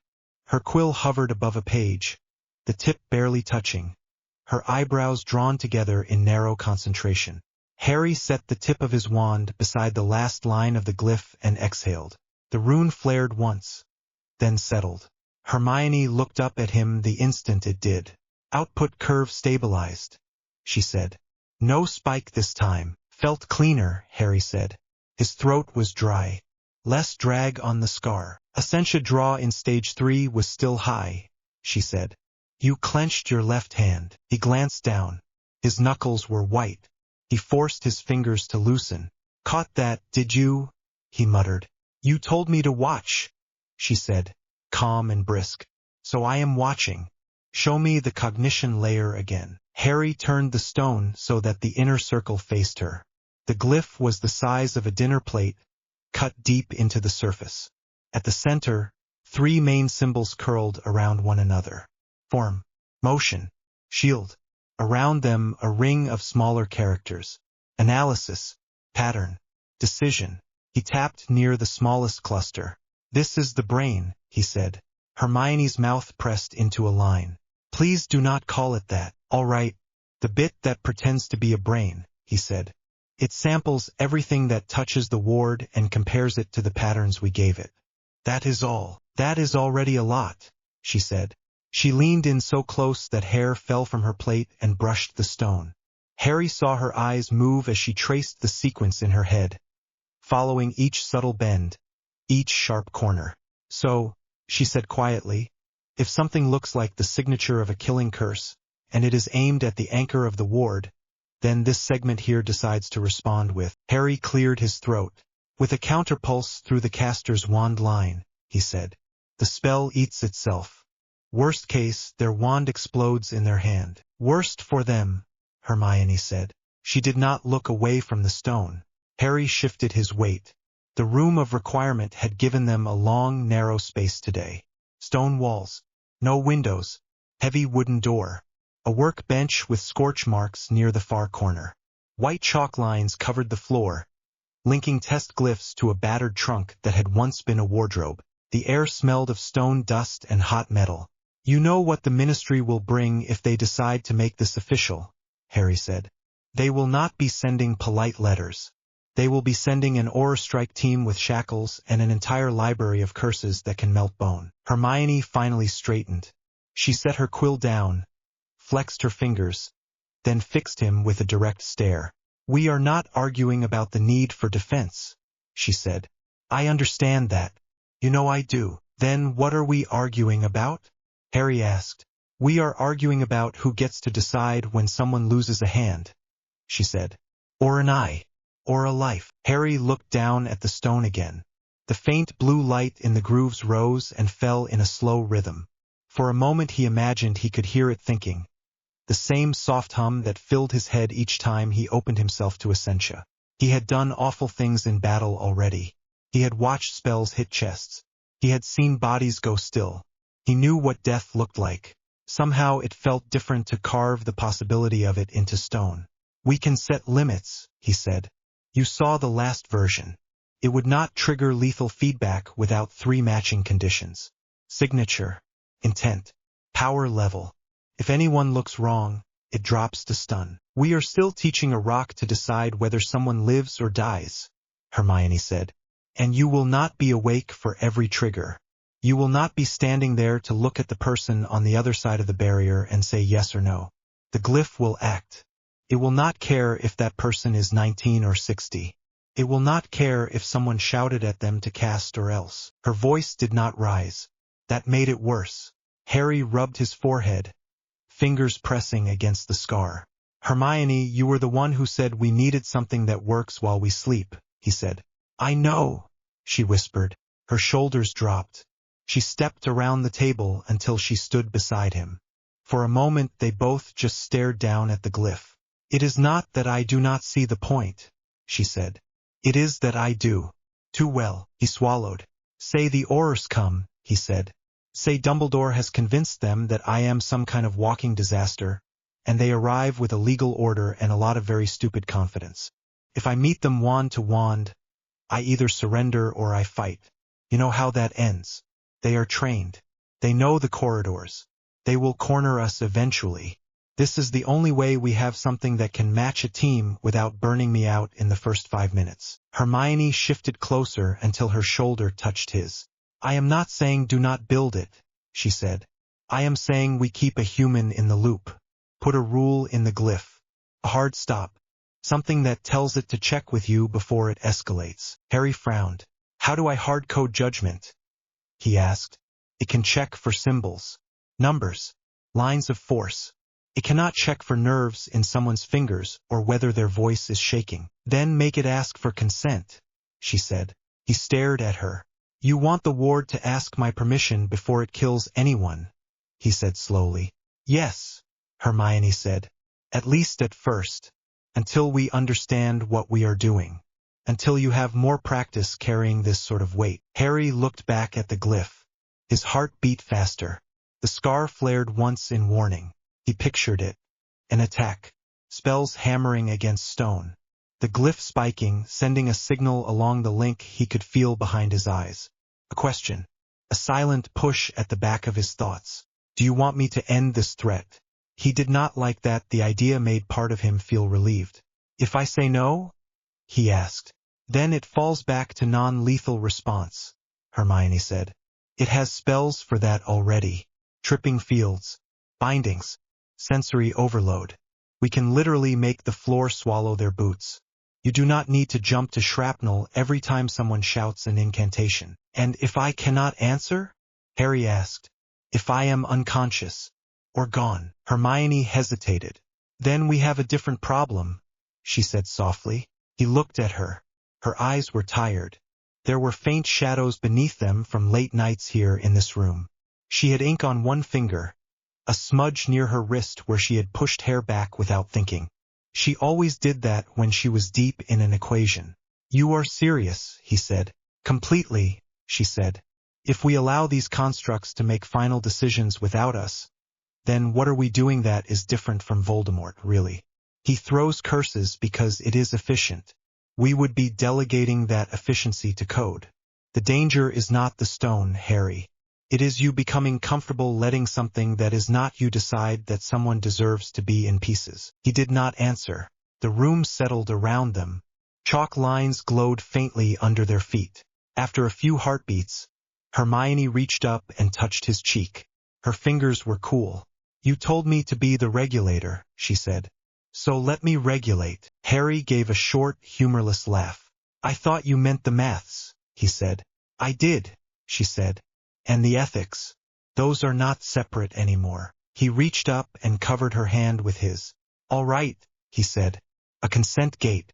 The glyph flags lethal output and waits for me to confirm. If I do not answer, it drops to stun or restraint. Hermione's mouth twisted. Better, she said. Still terrifying, but better. They stood in silence a moment longer. Then Hermione stepped back, picked up her quill, and began to scratch new symbols across the parchment. Harry leaned over the stone again and started to cut. They did not have long. The fire in the hearth of the headmaster's office crackled and spat. Dumbledore stood in front of it, robes bright against the stone, hands folded behind his back. The portraits were awake. Phineas Nigellus sniffed loudly from his frame. Another former headmistress dabbed at her eyes with a handkerchief.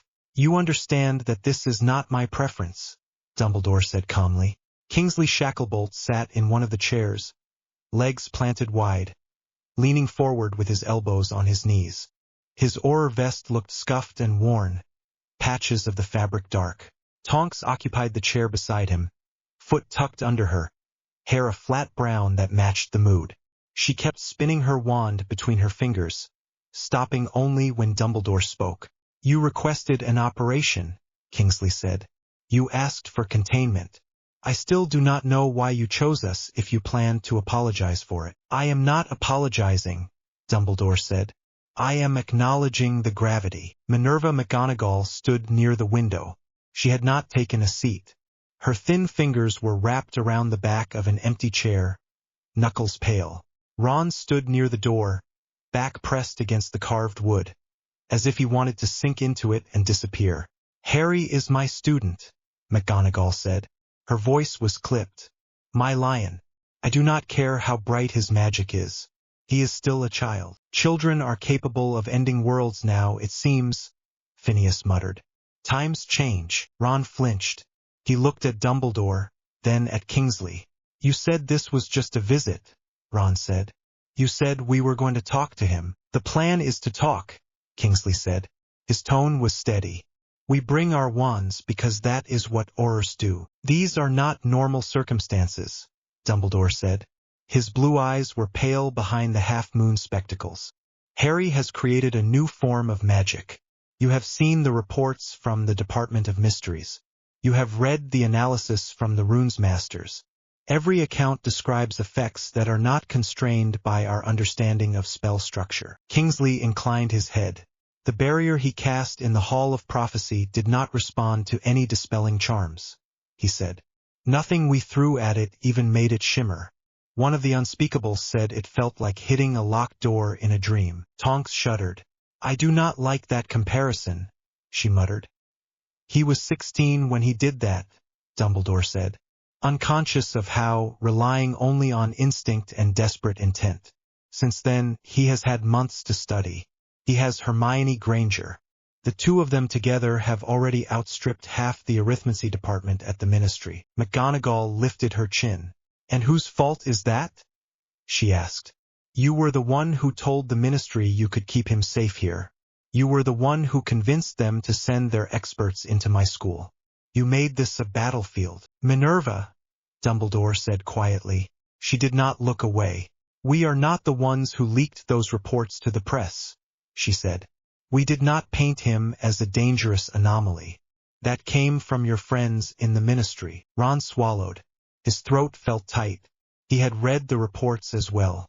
He had seen the black ink spelling out words like anomaly and unstable and unknown strain. He also still saw his best mate's face when he closed his eyes. Harry, white with exhaustion on that bed in the hospital wing. Harry, angry and hurt when Ron had told him to let Dumbledore take the scar away. What exactly are we doing today? Ron asked before anyone else could speak. In plain words, Kingsley looked at him. We go to the place your headmaster believes Harry has been using as a lab, Kingsley said. We present him with an official order from the Department of Magical Law Enforcement to surrender any notes and cease practical work on the new magic until a joint task force has reviewed the risk. We ask him to come with us to a secure facility where he can work under supervision. And if he says no? Ron asked. His voice came out smaller than he wanted. Then we have a problem, Kingsley said. If he actively resists, we are authorized to subdue him with non-lethal force. If his constructs resist on his behalf, we are authorized to neutralize them. You cannot neutralize this system, Dumbledore said softly. That is the issue. You can only hope to contain the boy who holds the key. The room seemed to hold its breath. Which brings us to the subject of Harry's safety, McGonagall said. If you force your way into whatever he has built, if you agitate whatever self-supporting wards he has attached to his scar, is there a chance you kill him by accident? Dumbledore did not answer at once. Kingsley's jaw tightened. There is a chance of collateral damage in every operation, he said. We are not talking about a stray curse hitting a wall, Shacklebolt, McGonagall snapped. We are talking about a boy whose mind is tied to symbols that can rewrite walls and ceilings and arms and bones. Ron's stomach flipped. He remembered Harry in first year, standing on a giant chessboard. Harry in second, limp after battling a basilisk. Third year, thin and stubborn under the weight of a murderer's name. Fourth, standing alone in the middle of the pitch, clutching the Triwizard Cup and a dead body. Fifth, screaming in the Department of Mysteries. How many times could one person be pushed before something broke for good? Dumbledore finally turned away from the fire. That is why you will go in with extreme care, he said. You will not cast anything you do not absolutely need. You will not treat this as an enemy fortress.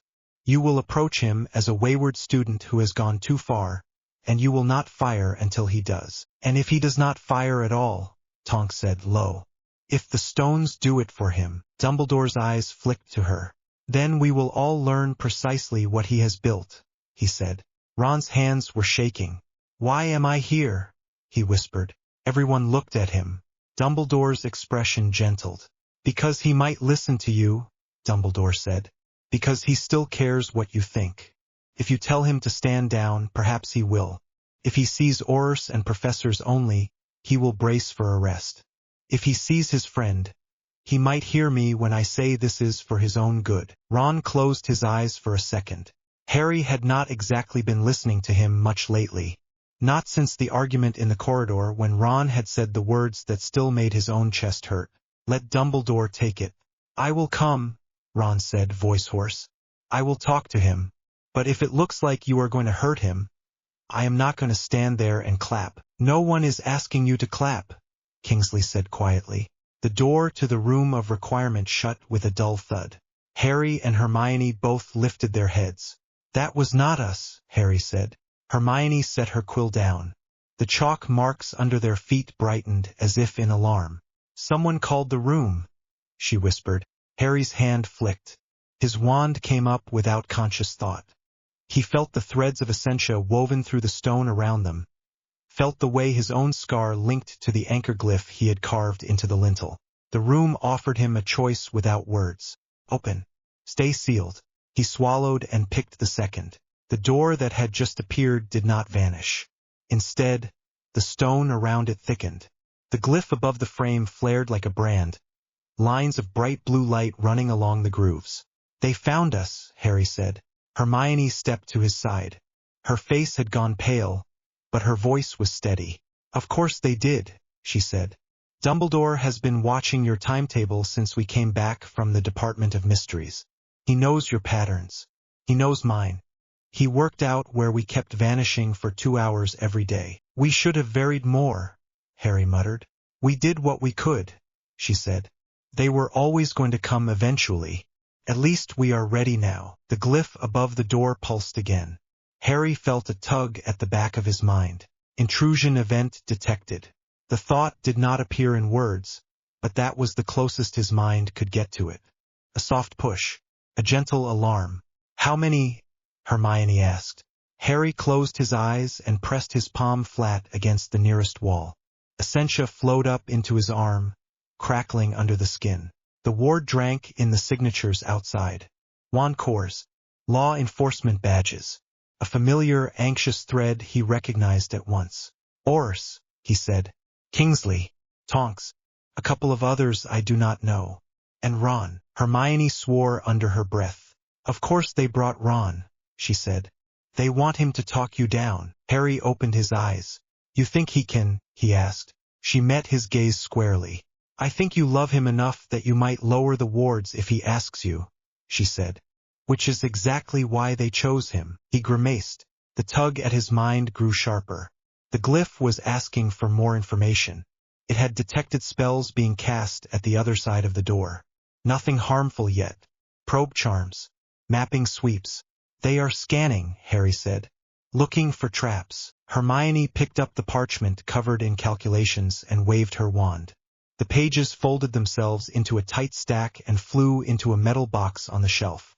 "We need to decide now," she said. "Do we talk? Do we run? Do we fight?" Harry's hands were still.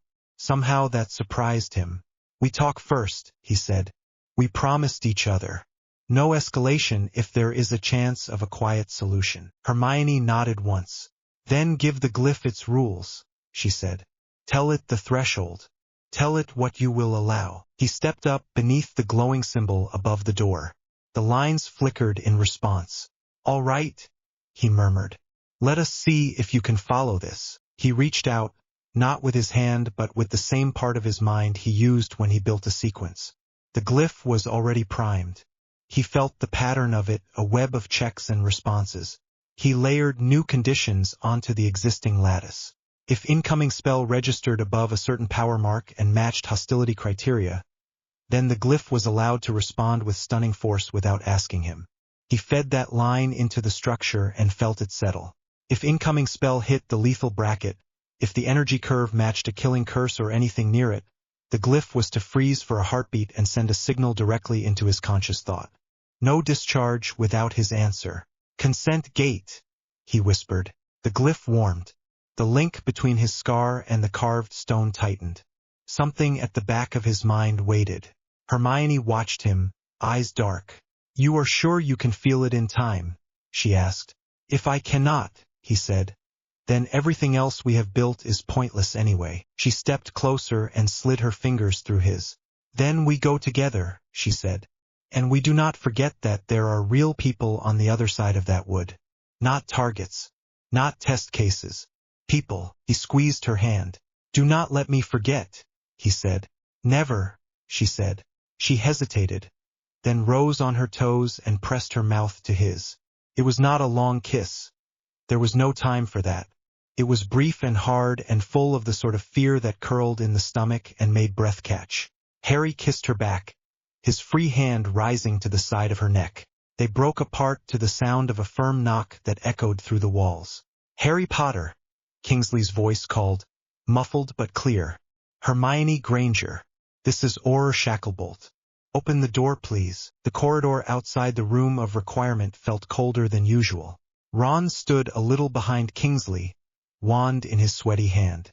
Tonks had taken up position on the other side of the frame. 2 more Aurors flanked them, one older witch with lines around her eyes, one younger wizard with a scar on his jaw. McGonagall stood further back, near a suit of armor, lips pressed tight. No response, the older witch said after a moment. They are in there, Tonks murmured. I can feel it. There is pressure on the wards that was not there 10 minutes ago. Harry, Kingsley called again. We have an order from the Department of Magical Law Enforcement. We only want to talk. He will know that is rubbish, Ron muttered. Kingsley glanced back at him. We do only want to talk, he said. You brought stunning spells, Ron said. We always bring stunning spells, Tonks said. Ron stared at the door. In first year, that stretch of wall had been the place where they had escaped Filch. In fourth, it had been toilets. Now it was something else entirely, something that made the hair on his arms prickle. If this does not work, we move to plan 2, the older witch said quietly. Kingsley nodded. Harry, he said again, this is your last warning before we open the door ourselves. The wood did not move. The glyph above it glowed brighter. McGonagall took a step forward. Harry, it is your head of house, she called. Please open this door. Do not make us use force. Silence. Ron licked his lips. Let me try, he said. Kingsley stepped aside. Ron walked right up to the door. He could feel heat coming off the stone around it now. A deep, slow thrum that vibrated in his teeth. He put his palm flat against the wood. Harry, he said softly. It is me. For a moment, nothing. Then, very faint, he felt something press back against his hand. Not a push. More a question. He closed his eyes. I know you are angry, he said. At me. At Dumbledore. At the Ministry. You have every right to be. But this is not the way to fix any of it. Locking yourself in a room with a pile of stones that might decide to kill someone is not the way. Please come out. Please talk to us. Before something happens that none of us can take back. The wood under his hand stayed warm. Ron opened his eyes and looked up at the glowing symbol above the door. The lines seemed to twist, the light shifting. Please, he whispered. Then the glyph flared, and the pressure in the air doubled. Kingsley swore under his breath. They just reinforced it, Tonks said. That was a surge. Enough, the older witch said. We cannot stand here all day. We have a valid order. They are refusing to answer. We carry out the operation. She raised her wand. On my mark, she said. Piercing spells at 50% power. Target the latch and frame only. No body level force. 3, 2, 1. For wands snapped up. For spells slammed into the door with a sharp crack. Inside the room the world lurched. The glyph screamed through Harry's mind. Runic shapes flared across his vision. Attack signature. High force. Non-lethal. Non-lethal. Non-lethal. Confirmed. The ward did not wait for his consent. It did not have to. He had given it permission for this. The stone around the frame shifted. The essentia in the wall surged. The door did not splinter, did not shake. Instead, the energy of the piercing spells was caught, redirected along carved lines, and thrown downwards. The chalk on the floor outside the door blazed into sudden life.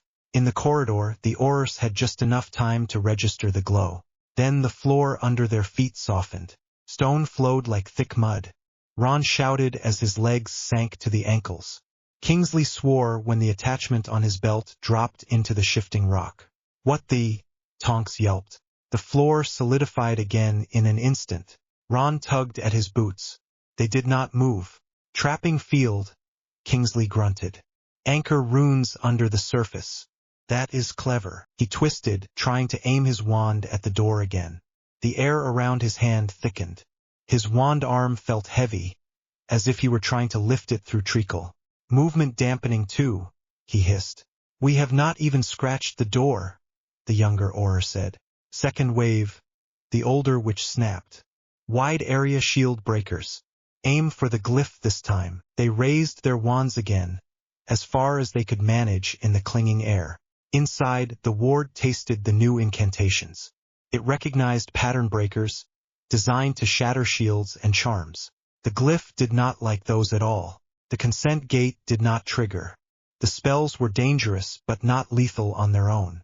The ward chose a different response. Stone dust drifted from the ceiling of the corridor. Thin lines of bright blue shot across the floor, linking the anchor point above the door to the chalk marks near the Auror's feet. Hermione grabbed Harry's sleeve. "You cannot let it hurt them badly," she said. "They are here under orders. They are still people." Harry's jaw clenched. He could feel the ward's options. That was the strange thing. The more complex he made these constructs, the more he felt their possible paths as flavors at the back of his mind. He pushed. Limit output. Non-lethal. Disorient. Contain. The glyph obeyed. The air in the corridor inverted. For the Aurors, the light suddenly dimmed, then flared again. A piercing ring filled their ears. The shielding breaker spells misfired, detonating in harmless bursts against an invisible wall a foot from the symbol.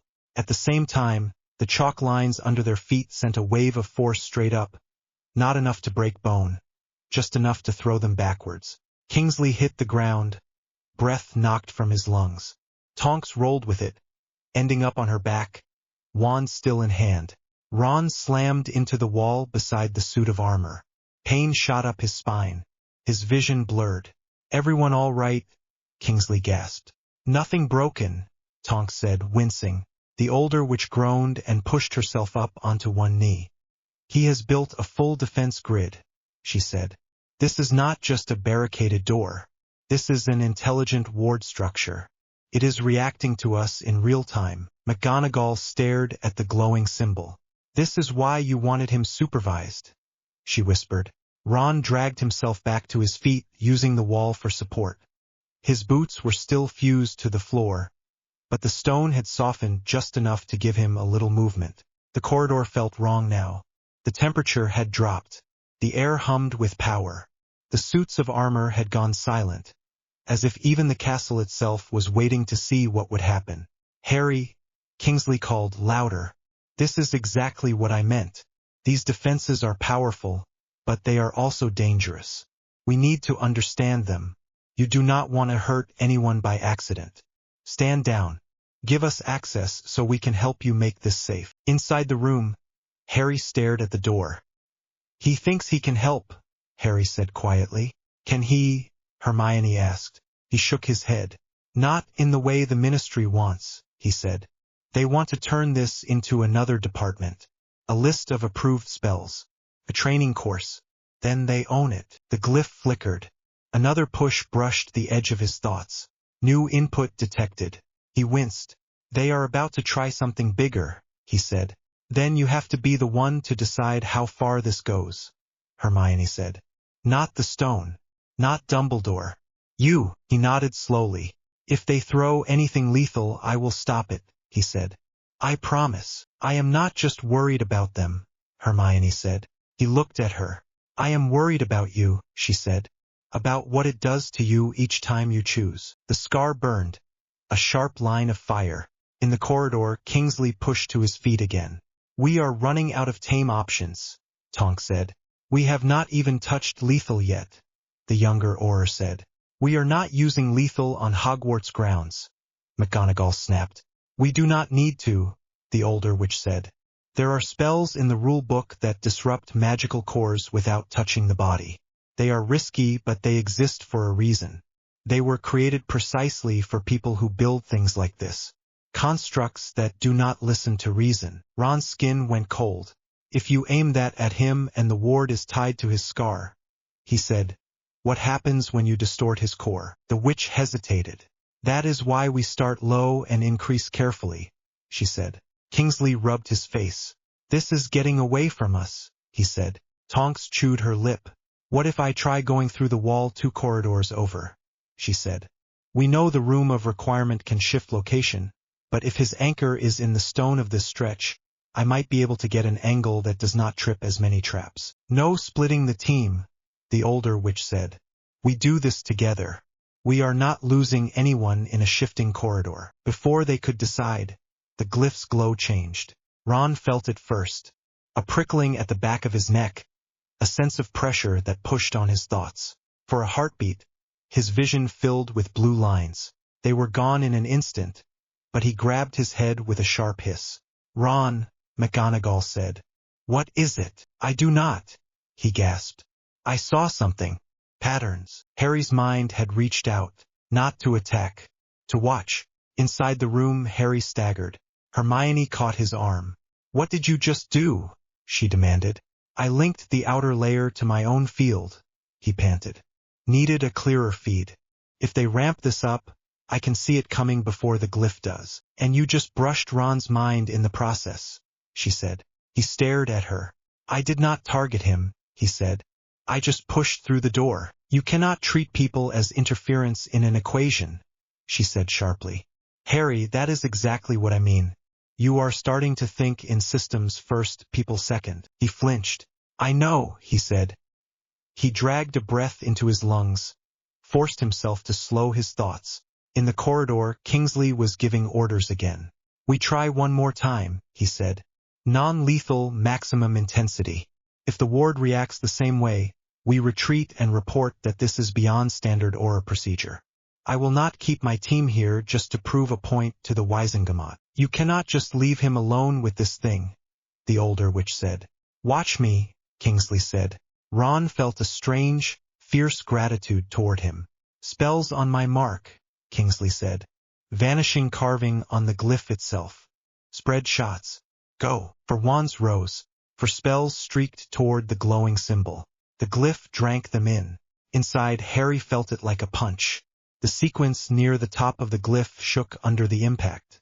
For a second, he felt the structure wobble, lines threatening to misalign. If that collapsed, the essentia tied to it would fold in on itself. The result would make every previous backlash feel like a stubbed toe. He acted without thinking. His scar burned white. He flung essentia into the glyph, shoring up the damaged layer, stitching cracked segments together with raw power. The strain made spots dance in front of his eyes. The ward responded by triggering every non-lethal defense it had at once. In the corridor, gravity flipped. Ron's stomach lurched as the world turned sideways. For a moment he felt weightless. Then he slammed into the ceiling. The others joined him in a tangle of limbs and cloaks. The light flickered. The air filled with a thin, piercing note that made his ears ring. "Counter now," the older witch shouted. No one could hear her. The floor and ceiling swapped again. They hit the ground in a heap. Stone hands shot out of the walls and clamped around their wrists. Wands snapped from fingers and flew up to hover under the glyph. McGonagall, who had been outside the main blast, staggered but kept her feet. Her own wand remained in her hand. She raised it, face set. "Release them at once, Mr. Potter," she called. "This is not a game." Inside, Harry fought to stay upright. Hermione had both hands on his shoulders now, steadying him. "Harry," she said, "enough. They are not using lethal spells. They are testing. You have shown them what this can do. You do not need to humiliate them on top of everything." He gritted his teeth. The glyph hummed with fresh energy. It wanted to do more. He could feel it, an eager line in his mind. Suppress wands. Bind targets. Silence. Blind. It waited for his permission. He tasted something bitter. It took him a second to realize it was the edge of his own anger. He exhaled. "Stand down," he whispered. The ward hesitated. Then the stone hands withdrew. Wands dropped to the floor with small clacks. Gravity settled. In the corridor, Kingsley staggered and caught himself on the wall. Tonks bent double with a groan. The older witch stared at her released hands. "He took our wands," she said, "and then gave them back," Tonks rasped. "That is worse somehow," Ron muttered. McGonagall lowered her wand slowly. "Thank you, Mr. Potter," she said. Kingsley straightened. "We are leaving," he said. The older witch swung round to stare at him. "You cannot be serious," she said. "We have not completed the operation. The operation is now to report that the target has built a defense structure beyond our present countermeasures, and that any further attempt to breach it without his cooperation could cause uncontrolled backlash," Kingsley said. "I will not risk castle walls that might be tied into his scar. We could bring this whole wing down on a dormitory if we are not careful. We cannot simply allow him to barricade himself behind an untested system," she said. "We already allowed that," Kingsley said. "We are late. We can either admit that and rethink, or we can try to blast our way through and hope the boy does not die and take half the school with him." Your choice. I know mine. McGonagall gave a curt nod. I vote for not dropping my lions into a collapsing corridor, she said. Tonks looked at the glyph. Harry, she called. We are backing off. For now. That does not mean they will stop pushing from the ministry side. Please talk to someone before this gets worse. There was no answer. The glow above the door dimmed, back to a low, gentle pulse. Kingsley picked up his wand. Retreat, he said. They moved away in a tight knot, steps cautious, as if they expected the floor to turn over again. Ron was the last to look back. For a second, he thought he saw a shadow move behind the wood.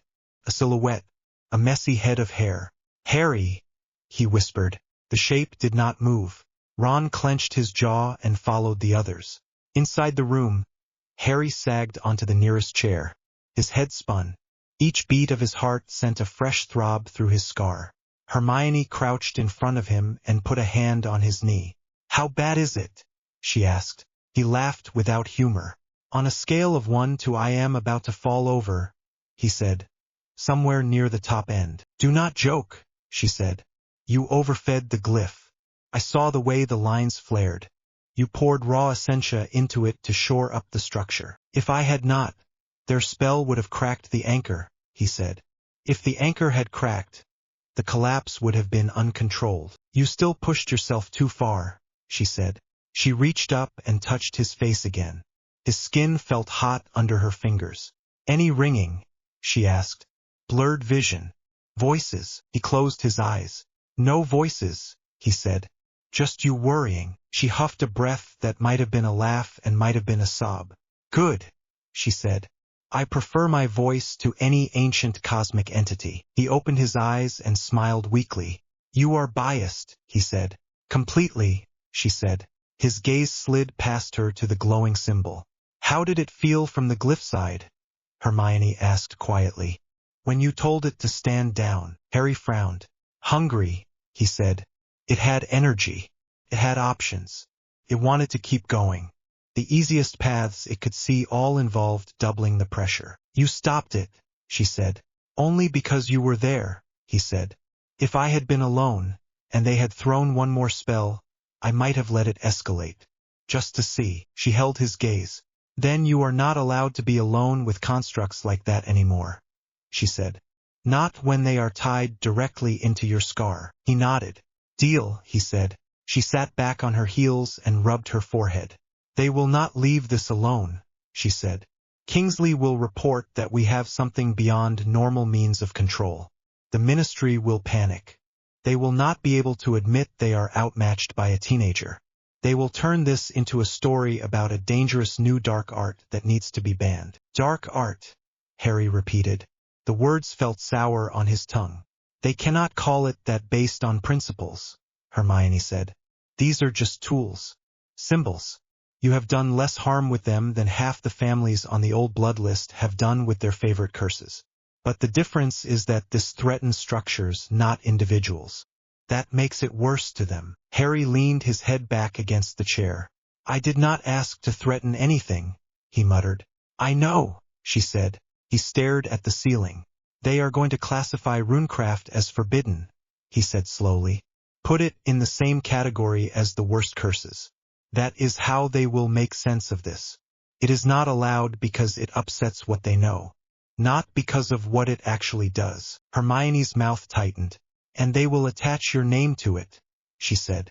Harry Potter, inventor of a new dark art. He felt his stomach twist. They already think I attract danger, he said. This will just prove it. To them, she said. Not to everyone. He looked at her. You do realize that if they pass a law, you will be an accomplice, he said. You are the one keeping most of the notes. If they find your work, you will not just get detention. They will drag you into the same hearings as me. Her chin lifted. Then we go to the hearings together, she said. I am not letting you stand in front of a bunch of old men with sticks and pretend you did all this alone. The only thing that scares me more than this system is you trying to carry it without anyone beside you. He swallowed. Hermione, he said. She leaned forward and kissed him again. Softer this time, lingering for a breath before pulling back. We will face whatever they throw at us, she said. Together. That includes knee jerks in the Wiesengemot. He smiled, faint and real. You have a very strange idea of romance, he said. You started it, she said. You are the one who decided to reprogram the universe as a date idea. They did not have to wait long to hear the official verdict. By evening, the castle was buzzing. Students whispered in corners. Owls flew in with evening editions of The Prophet, pages crammed with speculation. The wireless in the common room crackled with a special bulletin. Harry and Hermione stayed in the room of requirement. It seemed pointless to walk into the middle of that storm. Instead, they summoned the wireless in here. The room obliged, providing a battered set in one corner.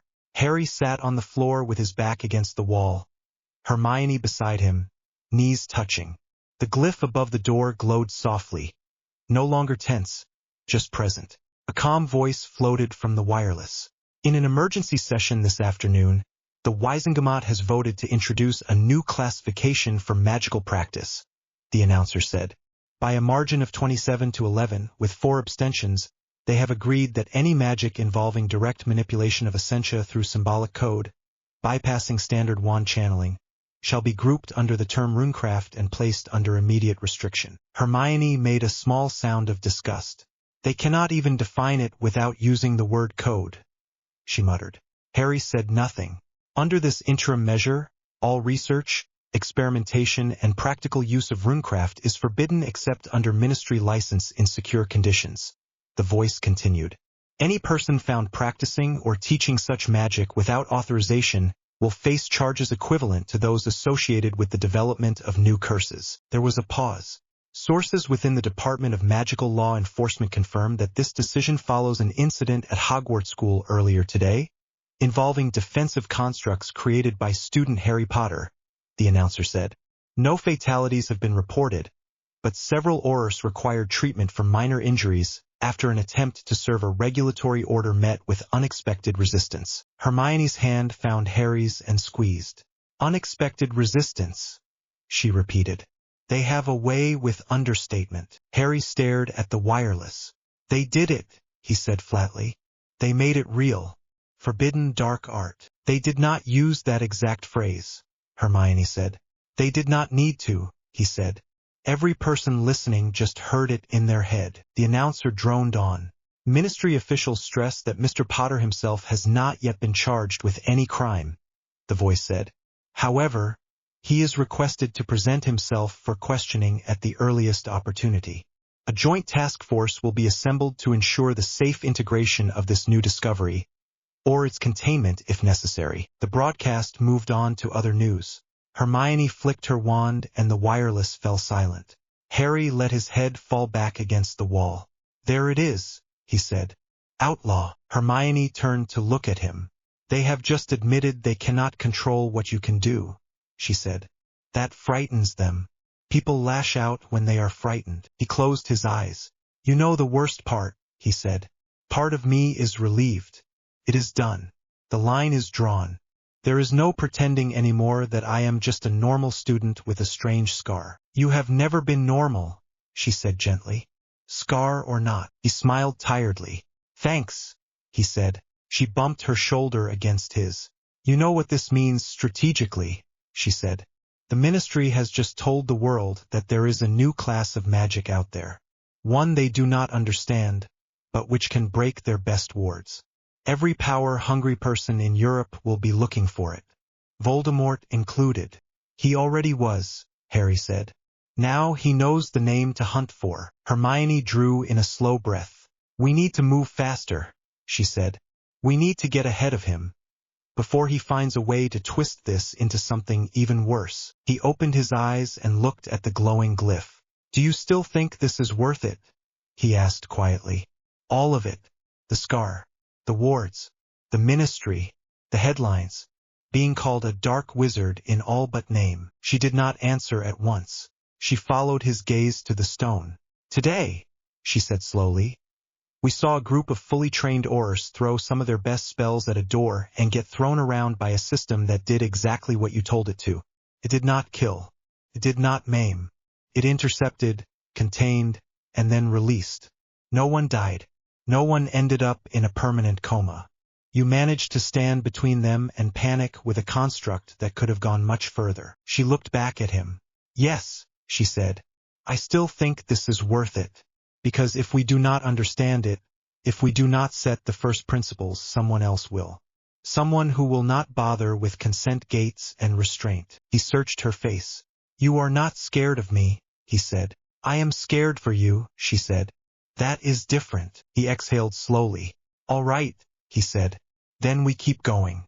Outlaw or not. Hermione leaned her head on his shoulder. Outlaw is such a dramatic word, she said. It sounds more like a book title than a charge. He huffed a laugh. Harry Potter and the Runecraft Outlaw, he said. Terrible, she said. Needs work. They sat there in silence, backs against the wall, listening to the distant murmur of the castle. Above them, the glyph on the door pulsed softly, its lines steady and watchful, waiting for the next set of instructions. Outline. Betrayed unlocked as sources. The runes on the stone floor were still glowing when Harry realized something had gone wrong. They were not fading like they always did. They crawled. They crawled up his boots, up his legs, into his chest, hot and thin, like lines of light burrowing under his skin. He blinked and the safe house lab doubled. 2 sets of walls. 2 ceilings. Hermione was in both places at once, by the ward table and by the door, and his stomach lurched. Harry cut the channel. Now, her voice came from the left, or the right. It echoed against itself a fraction out of time. I did, he said, or thought he did. His tongue felt thick. Sequence collapsed. It should be done. The ring of Kinver runes around him flared again. Information runes. Consciousness. He had written them to skim every ministry file on Runecraft, every report, every whispered note about him, through the old probity wards that still wrapped this part of London. It had been clever, fast, elegant. It should not still be running. Harry. Hermione stepped into the circle, ignoring the sting in the air. Her trainers scuffed chalk lines. Look at me. He looked. For a second she was Hermione, hair tied back, face pale with strain, ink on her wrist. Then her face folded into another one. Dumbledore, then Umbridge, then Ron, flushed and angry. Then his mother, from an old photograph he had never liked to stare at for too long. Harry flinched. No, he squeezed his eyes shut. The images stuck to the inside of his eyelids. The rune lines under his feet buzzed. Somewhere beyond the brick walls, sirens wailed in the Muggle street. Far away and then too close. You are an anomaly. The thought did not sound like his. It sounded like a dozen voices stacked together, all speaking through his scar at once. You are a fault in the system. Stop it, he whispered. His hands shook. He pressed his fingers into his scar hard enough to hurt. Hermione, make it stop. The sequence is feeding on you, she said. She had to raise her voice over the ringing in his ears. You linked Kinver straight to your mind. You bypassed the anchor rune we agreed on. I needed speed. There was a fracture in his own voice. He heard it from the other side of the room, then from the ceiling, then from behind his own shoulder. You needed to show them they cannot box you in, another voice said. The words felt like his memory of Voldemort in the graveyard, but calmer, reasonable. You needed to know what they were writing about you, about your friends, about her. Harry opened his eyes again. The lab smudged, as though the air between him and the shelves had turned to water. The sentry construct at the door, a tall shape of runed metal and wood, blurred and split into 3, then 1, then 3 again. Every rune in its chest stood out clear and bright. He could read all of them at once. Trigger on hostile intent. Ignore non-magical movement. Protect caster at any cost. Cost. He swallowed. His throat was dry. Hermione. What did I do? She reached him, fingers closing around his wrist. Her touch was solid and warm, the only thing that did not split and shimmer. You overrode every safety line we built, she said. Her eyes flicked over the circle, counting under her breath. Kinver density off the scale, Essentia draw still climbing, your pulse is a mess. I am fine. You are not fine. She dragged his hand down from his scar. You are shaking. You are sweating through your shirt. You did not even feel the burn on your arm. He glanced down. Skin along his forearm was raw and red where one of the runes had branded him. He had no memory of it. "Ha!" he said weakly. The room tilted. Hermione steadied him. He felt the flex of her fingers, the strain in her arm, the tremor she tried to hide. "Cancel the link," she said. "Say it. Out loud. Anchor to your body. Kinver release, Essentia return." Simple order. Simple. The instruction should have been simple.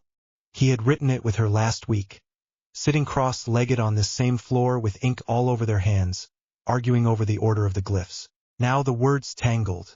He saw the set of Kinver sigils in his mind, each one a concept.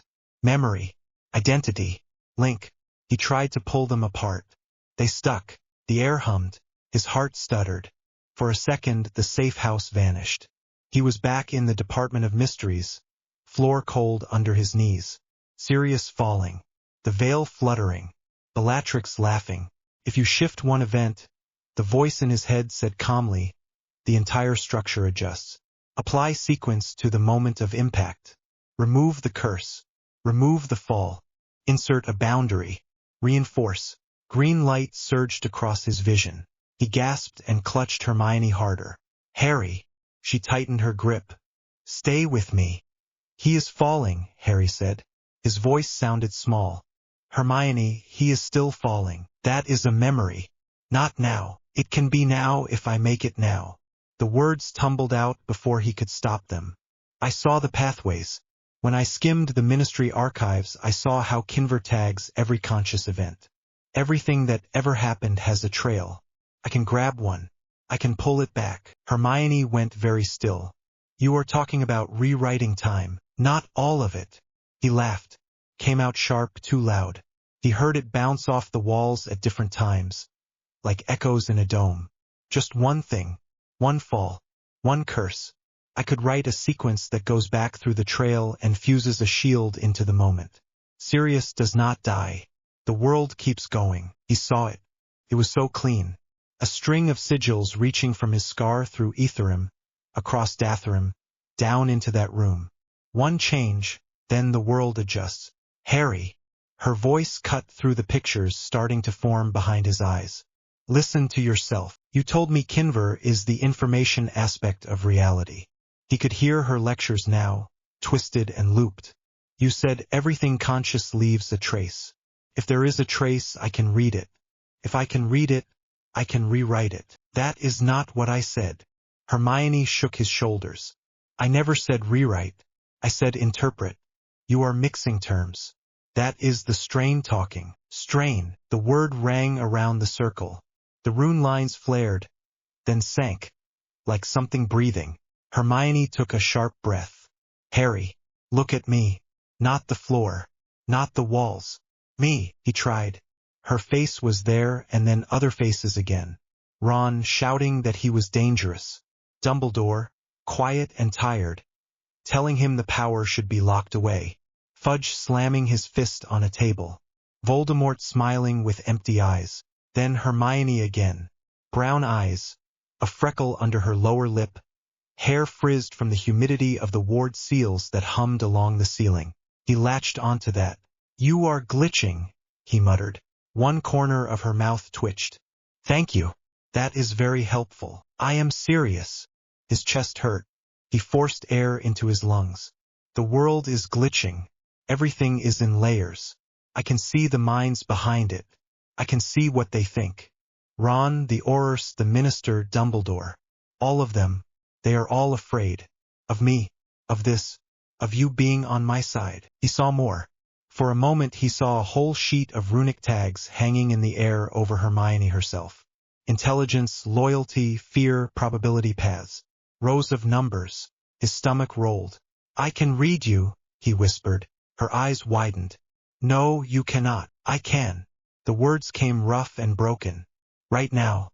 Your mind is flagged in the sequence as primary regulator. There is a Kinver tag that says Hermione Granger always checks my code. I wrote it in. You are part of the system. What if that means the system can change you?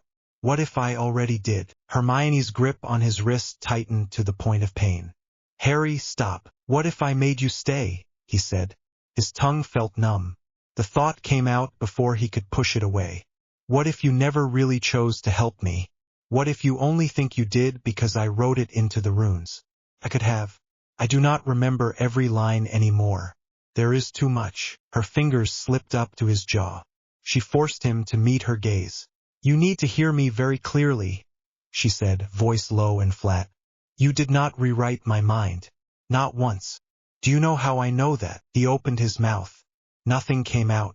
Because I have gone through every sequence we ever wrote. Line by line. Her eyes were sharp, angry, scared. Because I do not trust code I have not read.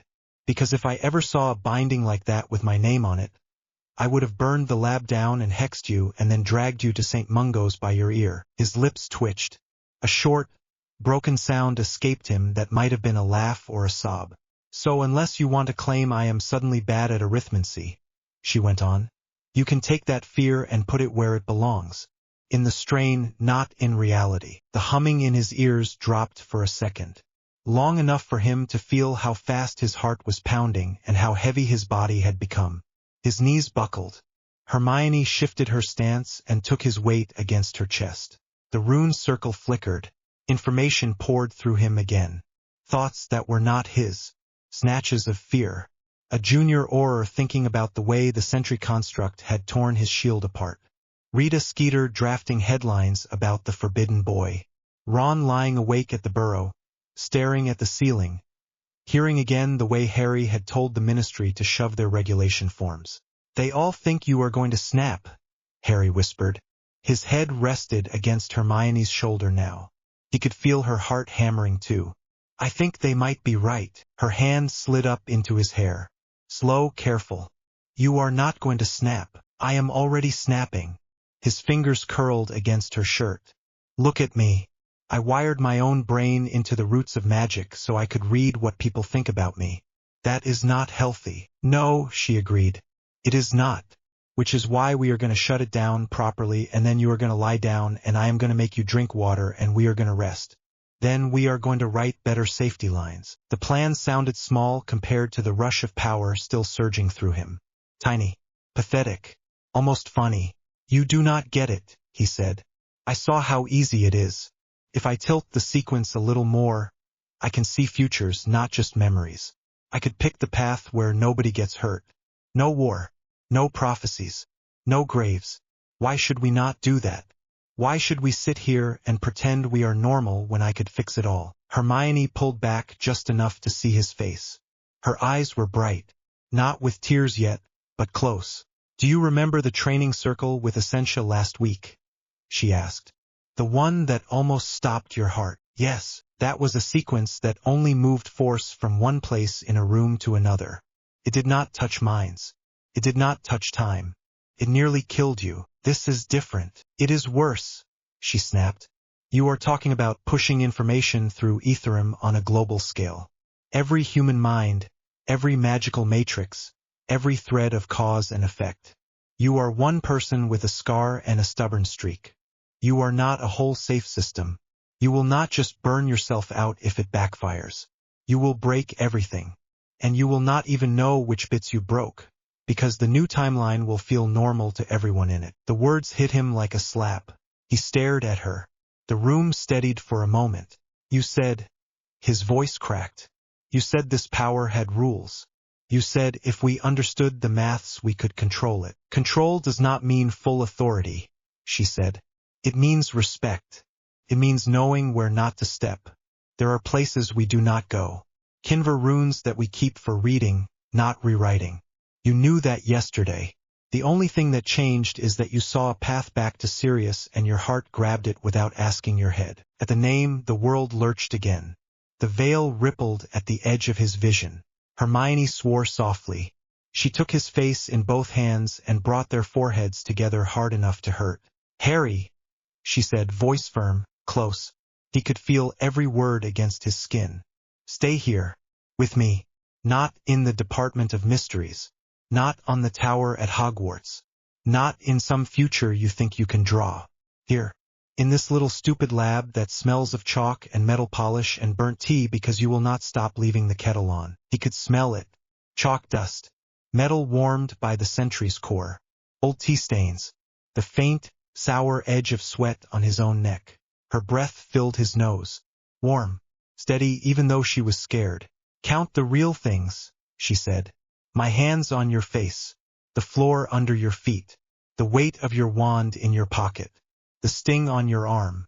The fact that if you throw up, you are doing it on the circle and I will make you scrub every line. He let out another weak laugh. The pressure in his chest shifted. Tears stung his eyes. There you are, she whispered. The Kinver lines on the floor pulsed again, but this time it felt less like a wave crashing and more like a heavy, slow heartbeat. He could still feel the network. It was not gone. It waited, bright and tempting at the edge of his awareness. But Hermione was closer. I cannot hold it and stay sane, he said. The admission slipped out low. It wants more. It wants all of me. If I lean even a little bit, it pulls. I know, you do not. You cannot feel it. No, she said. I cannot. But I can see you. I can see what it does. I can see the pattern of it on the page. That is my job. That is why we built this together. You handle essentia and instinct. I handle Kinver and limits. That was always the deal. And when you are not here, then you wait until I am. He blinked. That is not practical. I do not care. Her voice sharpened. If the choice is between practical and you losing your mind, I am choosing you. Every time. We will build more sentries. We will build more ward sets. We will get other people who can help with the physical side. But nobody else touches your mind. Nobody else checks Kinver. That stays with me. The idea of that level of dependence made something in his chest twist. Felt like weakness. Like chains. Like safety. He did not know which, and that made his head swim again. I will drag you away from the circle if I have to, Hermione said. I will knock you out. I will call your godfather's cursed old house elf and tell him to sit on you. Whatever it takes. But you do not touch High Kinver alone again. Not ever. He stared at her. You are asking me to put my life in your hands. You already did, she said simply. The first time you let me balance a sequence while you channeled raw essentia. This is just the part where you admit it. He closed his eyes. For a moment the temptation rose again. It would be so easy. One more push. One more step into the flood. Reach back. Catch Sirius by the wrist. Pull him through. Rewrite every file that named Harry as a threat. Wipe the fear out of Ron's mind. Change Dumbledore's plans. Turn Voldemort into dust without a duel. He saw each possibility as a rune branch. Then Hermione's fingers moved from his jaw to his neck, feeling for his pulse. Her thumb pressed lightly, counting beats. Her other hand slid to the back of his head, holding him close. I am here, she murmured. Right now. Not in some perfect world you think you can draw. This one. The messy one. The one where you are tired and hurt and still human. He focused on that word. Human. His eyes opened. Her face filled his vision. No flicker this time. Just Hermione. The girl who had dragged him through so many disasters with books and stubbornness and a ridiculous sense of right and wrong. Somewhere behind her, the sentry construct shifted its weight, metal plates whispering. The world did not split. He took a slow breath. Help me shut it down. Relief flickered across her face, quick and raw. All right, she said. Together. Start with the anchor rune. Not in your head. On the floor. We write it into the circle and we bleed the excess into the wards instead of through your mind. He frowned. If we feed that much Kinver into the house, the whole block will ring like a bell. Only if you handle it alone. She squeezed his hand. You are not alone. We set a double anchor. You and me. Split the load. He hesitated. That means you take some of the strain. I know. She let go of his face and picked up the chalk from the edge of the circle. Her hand trembled once, then steadied. Trust me to know my limits too. His legs felt like they belonged to someone else, but he forced them to move. Together they knelt at the edge of the burning ring. The glow had dimmed a little, but it still pulsed in time with his racing heart. Hermione drew the first stabilizing sigil with quick, precise strokes. He took the chalk from her and added the second, fingers cramping, vision blurring. They worked in silence, their shoulders touching, breaths shallow. The Kinver hum rose again as the new anchor connected. "Ready," she said quietly. He swallowed. "On 3, no lists," she muttered. "Just do it." He almost smiled. They pressed their palms flat over the fresh runes. Harry felt the sequence acknowledge the new command. Hermione's hand was under his. "Warm. Real. Release," he said. The world slammed inward. For a heartbeat he felt every mind he had touched tear away from him. Every file, every fear, every whispered name. It was like ripping hooks out of his skull. Pain exploded behind his eyes. He shouted without meaning to. Hermione yelled too, voice thin and strained. Light flared up through their hands, up their arms, through their chests. The ward lines in the walls lit in answer, swallowing the overflow. The sentry construct staggered back a step, runes along its body flickering as it took some of the impact. Then the light snapped off. Harry toppled sideways. Hermione went with him. They hit the floor in a heap just inside the empty circle. The old chalk lines were now dark and dead, nothing more than dust and scratches. His head pounded. His stomach twisted. A wave of nausea climbed his throat. He rolled onto his side just in time. "Oh, for goodness sake," Hermione groaned, even as she scrambled to pull his hair back from his face. "I told you. Circle. You clean it." He retched hard. Essentia backlash and Kinver strain together felt like being dragged through broken glass. When it finally stopped, he lay there shaking, cheek pressed against the cool stone. Hermione stayed kneeling beside him, one hand on his back, moving in slow circles. "Breathe," she said softly. "In. You are here. The sequence is gone. They cannot see you anymore. You cannot see them. Just breathe." He did. Each breath scraped, but it came. After a while he realized she was shaking too. He pushed himself up on his elbows. "You all right?" he rasped. She sniffed and wiped at her face with the back of her wrist. "Fine." His vision cleared enough to see the faint red marks climbing her forearms where the Kinver current had brushed her. Not as bad as his, but still angry. "Liar," he said. She made a face at him. Then her expression crumpled. "You scared me," she said in a low rush. "You really terrified me, Harry. You were not looking at me anymore. You were looking through me, like I was just another variable in an equation." Guilt slammed into him sharper than the headache. He forced himself to sit up. The room swayed. He leaned against the wall and pulled her into him without thinking. She resisted for a second, stiff with pride, then gave in, sliding her arms around his waist and hiding her face in his shoulder. "I am sorry," he whispered into her hair. "I am so sorry. You are a complete idiot," she muttered. Her voice was muffled and wet. "A brilliant, terrifying idiot who thinks he can fix trauma by editing reality like a homework assignment." He let out a breath that might have been a laugh. "You said no metaphors." "That was not a metaphor," she said. "That was an accusation." They sat there for a long time, pressed together on the cold floor, while the sentry construct returned to its place by the door and the wards slowly dimmed from bright white to their usual faint shimmer. At some point, the shaking in his hands eased. Hermione's breathing steadied. The headache dulled from sharp pain to heavy throb. He did not know how long had passed when she finally pulled back a little and looked up at him. "Harry," she said quietly, "we need rules." The word made him flinch before he realized she meant normal rules, not runes. "Rules that are not written into Kinver," she added quickly. "On paper, in my class notes, in our heads. Agreements, about what you will not do, about what I will not let you do, about times when you have to walk away from the circle. You want to police my magic." The words came out sharper than he intended. She did not back down. "I want you alive. I want you sane. I want the world still here in the morning.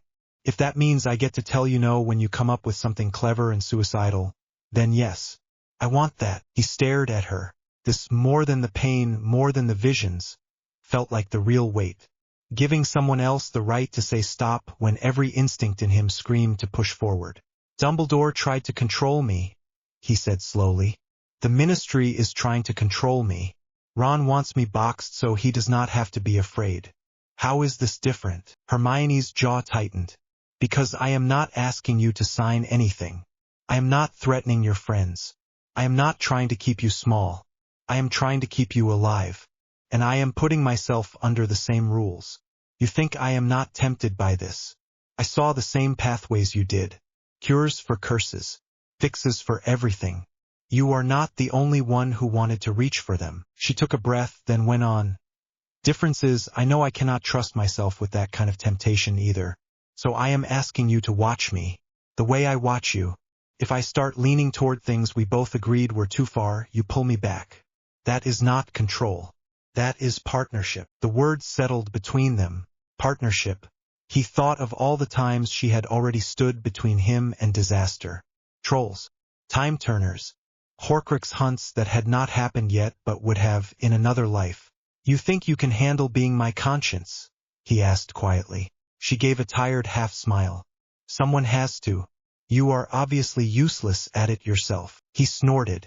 Then, before he could talk himself out of it, he lifted one hand to her cheek. Her skin was warm, a little damp from tears. You know this puts you in more danger, he said. If Voldemort ever realizes how much I rely on you, he will come for you first. I know. If the Ministry realizes you keep helping me, they will call you an accomplice. I know that too. So why are you still here? She searched his face for a moment, then shrugged one shoulder. Because you are my friend. Because it is right. Because I would never forgive myself if I walked away and you broke everything without someone to tell you when to stop. Pick one. He swallowed. His thumb brushed the corner of her mouth. It is more than friendship, you know? He said, voice almost too low to hear. Her breath caught. For a second, panic flared in her eyes. Then it softened into something else. I know, she said. He leaned in before he thought about it too hard. Their foreheads bumped first, awkward. Then his nose grazed hers, and then his lips pressed against hers in a slow, hesitant kiss that tasted of salt and stale tea. It was not neat. His neck hurt.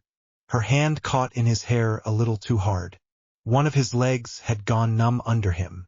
But for a brief moment, the strain, the voices, the runes, all of it faded. There was only the warmth of her mouth and the small, surprised sound she made as she kissed him back. When they broke apart, both a little breathless, she did not pull away. She rested her head against his shoulder again. That was very irresponsible, she murmured. Sorry, I did not say I minded. Silence settled between them. It felt fragile and real and precious, like the few quiet minutes they used to steal by the fire in the common room before someone dragged them into another crisis. Finally, Hermione shifted. All right, you are going to bed. Bossy, yes. She stood, swayed, then grabbed his hand and hauled him up with her. Up. Small steps. If you faceplant, I am leaving you there until morning. They made their slow way out of the lab. The sentry construct watched them go, lenses dimming to their usual soft glow. The corridor outside the warded room felt narrow and plain after the intensity of the circle. Just plaster walls and creaking floorboards and a faint draft from a badly sealed window. Harry found he was grateful for how ordinary it looked. In the small bedroom at the end of the hall, Hermione pushed him down on the bed and shoved a glass of water into his hand. Drink, she ordered. He obeyed. The water was lukewarm and tasted faintly metallic. It still felt like the best thing he had drunk in his life. She sat on the edge of the bed, watching him until he drained the glass, then took it from him and set it on the floor. You rest, she said. I will clean the lab, and then I am going to write those rules before I forget them. He caught her sleeve before she could stand. Stay, he said. The word came out raw. She hesitated. I do not trust my head if I wake up alone, he admitted. I keep seeing paths. Her shoulders dropped. That was all it took. All right, she said softly. She toed off her shoes and lay down on top of the covers beside him, not quite touching. After a moment, he shifted closer, and she curled an arm around his waist. His eyes closed almost at once. Exhaustion dragged at him like lead. For the first time since he had scrawled that stupid Kinver sequence, the silence in his mind felt thicker than the noise. The outside thoughts had gone. Only his own remained, slow and heavy. You cannot do this alone. It did not come from the runes. It was his. Simple and painful and true. He did not know when he fell asleep. Hermione lay awake a little longer. She listened to his breathing even out, counted the slow rise and fall of his chest, and stared at the faint cracks in the ceiling. Her arms ached. Her head throbbed. In the back of her mind, she held the memory of the lab, of makeshift code written in chalk and blood and foolish courage, of a boy who had touched the edge of godlike power and nearly fallen in. She would not let him fall. Morning would bring new problems. Dumbledore's next move. The Ministry's new decrees. Voldemort's search for Morjuin. More runes. More risk. But right now, in this thin slice of night, she had one job. Keep Harry anchored. She tightened her arm around him and closed her eyes. Tomorrow they would start writing rules that could never be coded into Kinver.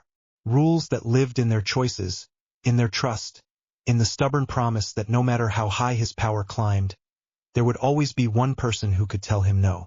And he would listen. He had to. Because without her, the strain would not just crack him. It would break the world. Sources. Harry woke to the sound of Hermione turning pages. For a moment he did not know where he was. The ceiling above him was plain plaster with a crack that looked like a crooked line. No four posters, no red curtains, no Gryffindor banners. The air smelled of chalk, old tea, and the faint metal tang of wards that had burned hot and then cooled. Safe house. The lab. The Kinver circle. Memory hit in a rush. Voices in his head that were not his. The urge to reach backwards and drag Sirius out of the veil by force. Hermione's hands on his face. The taste of vomit and spell light. He sucked in a breath. His chest hurt. His eyes stung. Hermione looked up from the desk at the corner of the small bedroom. Her hair was tied in a rough knot, and there were dark shadows under her eyes. She had transfigured one of the packing crates into a table, then buried it under parchment. Lines of numbers and runes covered the top page. She relaxed a little when she saw him looking back. Good. You are actually awake this time, she said. You scared me when you tried to sit up and then passed out again. How long was I out? He asked. Most of the day, she said. You have been drifting in and out. It is just after sunset. He pushed himself up on his elbows. Every muscle in his body felt heavy, as if he had slept under a curse. His right forearm burned. He glanced down. Red lines marked his skin where Kinver sigils had branded him. There were matching, lighter marks on Hermione's arms. Sorry, he said. Came out hoarse. You have already said that, she replied. At least 3 times between delirious rants about time and veils and Sirius. You were not very coherent. Heat crawled up his neck. Right? Hermione set her quill down and came to sit on the edge of the bed. She touched his wrist gently, checking his pulse, then pressed the back of her hand to his forehead. Fever is down, she said. That is something. How is your head? Like the Whomping Willow took up boxing, he muttered. The noise is gone, though. I cannot hear anyone who is not actually in the room. That feels strange. Good strange, she said firmly. You let Kinver swallow half the world yesterday. You need the silence. She watched his face carefully, waiting for any sign that the wrong light was coming back into his eyes. He knew that look now. It hurt and helped at the same time. Did we write those rules you kept talking about? He asked. Not yet, she said. You kept falling asleep on the ink. I decided not to trust your judgment while you were still trying to rewrite the Department of Mysteries in your dreams. He grimaced. Fair. Hermione took a breath and sat a little straighter. He recognized that posture. It meant she had something terrible and important to say. Harry, she began. You remember the moment before you lost it, the part where you started ranting about trails and tags and how you could pull old events back. I was not ranting, he said, then stopped at her expression. Fine. I was ranting. You saw those trails because the sequence grabbed more than we intended, she said. It did not just crawl through ministry wards. It latched onto every Kinver-tagged event your scar has ever touched. Prophecy dreams. Horcrux visions. Whatever is on the other side of Ethereum. All of it at once. Your mind cannot hold that and stay stable. I noticed, he said dryly. The thing is, she went on, there was something else buried in that flood. Something you kept muttering even when you were half conscious.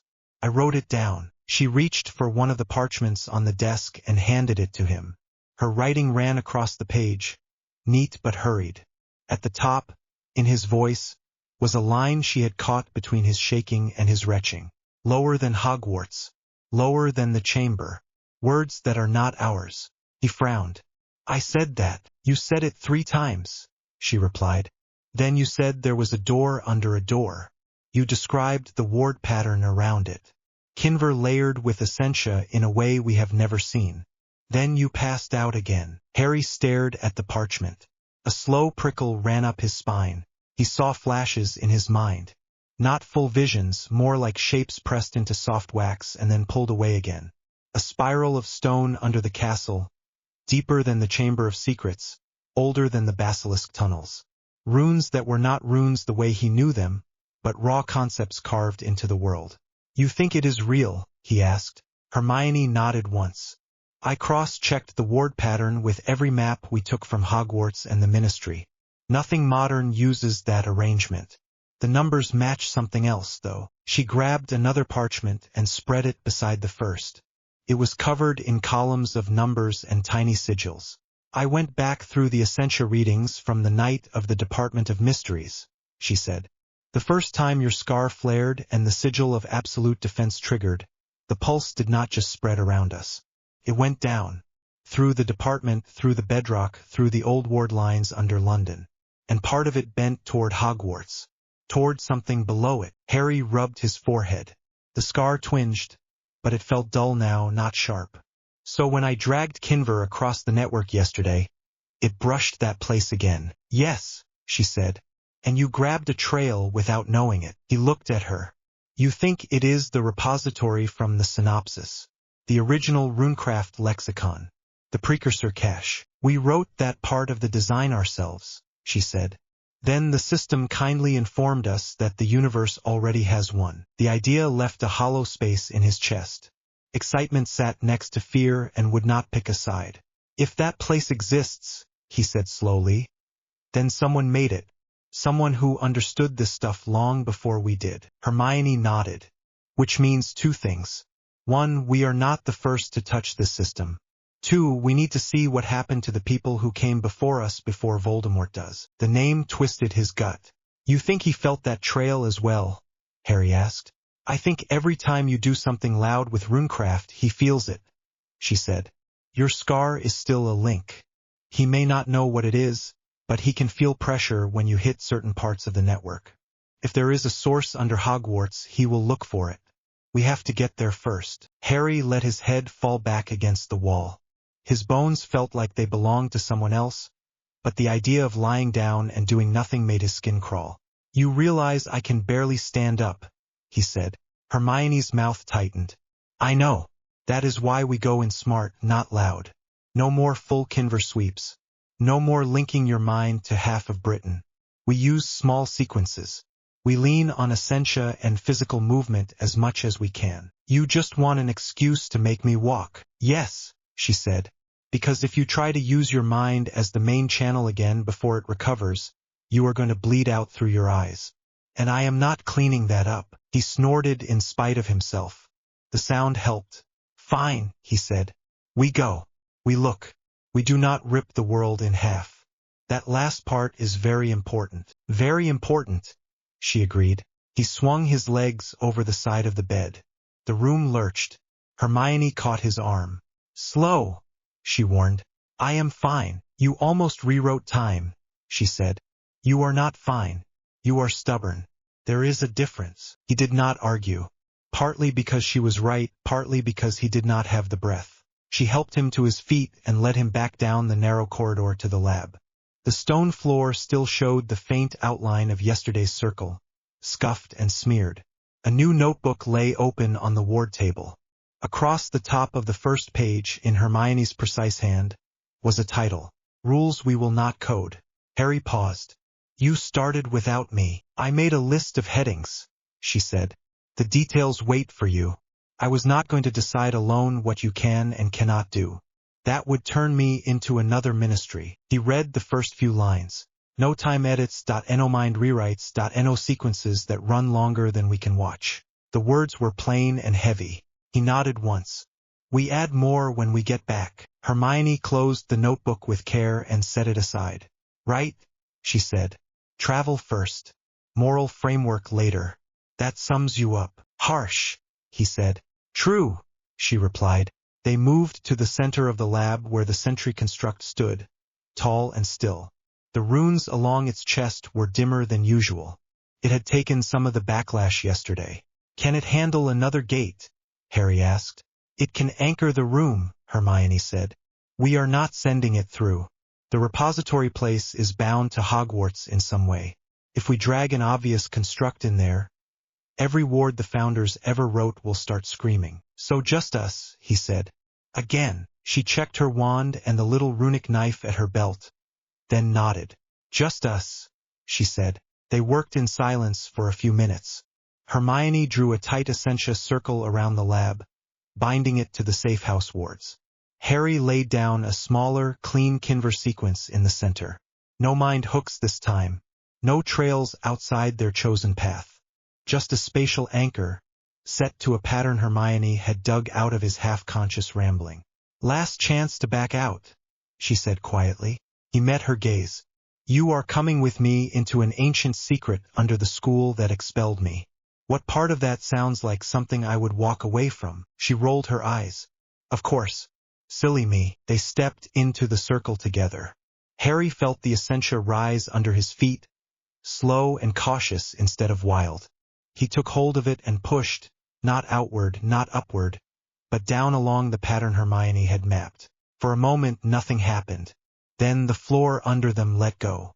There was no spinning, no tug in the gut like a port key. The world simply changed. One blink and the lab was gone. They stood at the top of a narrow stone stair, the air thick and cold. Above them, through the rough arch, Harry could feel Hogwarts. The castle wards pressed down like a familiar weight. Even here, he could sense the thrum of the great hall, the faint buzz of moving portraits, the layered shields around the headmaster's office. Below them, the air felt different, older, heavy with essentia that had settled and folded in on itself for a very long time. Tell me you did not just walk us straight into a trap, Hermione whispered. If I had, we would already be dead, he said. Probably. That is not comforting. He tested the first step with his foot. It held. The stone was worn in the middle, as if many people had walked here once. Dust lay along the edges where no one had swept in a long time. They descended slowly. The stair turned and turned again, spiraling down past what Harry knew must be the level of the Chamber of Secrets. The air grew colder. A faint blue light shimmered on the walls, coming from no clear source. At last the stair opened into a wide chamber. Harry stopped dead. The room was circular with a high domed ceiling. The walls were covered from floor to ceiling in carved symbols.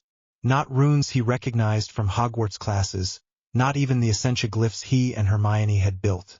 These marks were older and sharper, yet at the same time cleaner, as if someone had cut pure concepts into stone. There were no shelves, no books, no piles of scrolls. The chamber was empty of furniture. The center of the floor held a single, flat disk of smooth dark stone the size of a classroom. It was divided into rings, each ring carved with more of the strange symbols. It is a lexicon, Hermione breathed. Not a library. The walls are the index. The floor is the interface. Harry took a slow step forward. The air hummed. Essentia here did not just sit and wait to be shaped. It moved on its own, slipping along the carved lines like water following a channel. Kinver threads hung in the air, faint as spider webs. He swallowed. You can feel it. Yes, Hermione said. It is like standing inside a spell matrix. The whole room is a single sequence that has been running for centuries. Harry crouched at the edge of the central disk and brushed his fingers over the nearest ring. The stone was cool and smooth, but his scar prickled. Words that are not ours. He looked up at the wall again. For a second, The symbol swam in his vision, then clicked. Not as letters but as packets of meaning. Each cluster held a concept. Distance, memory, flesh, light, death. This is Kinver written by people who did not think in our language, he said quietly. They pinned raw ideas down and locked them here. Precursor civilization, Hermione said. Whoever they were beyond anything we have seen. She moved to the wall and traced one of the carvings with her eyes, not touching. This one describes a collapse, she said slowly. A sequence that reached into something bigger than their world and then failed. There is a number attached to it. How big a number? He asked. She swallowed. Population numbers. Before and after. He looked at her face instead of the wall. Her skin had gone pale. Most of them, she said. Gone in a single event. This is not a power manual. It is a warning built into a lexicon. Harry pushed himself to his feet. His chest felt tight. So they reached into Morjuin, he said. The same source you said sits behind all magic. And it broke them. Yes, she said. Probably. The word they use for the source matches the core symbol we identified in your sigil of absolute defense. They pushed harder. Something snapped. He walked slowly around the disc.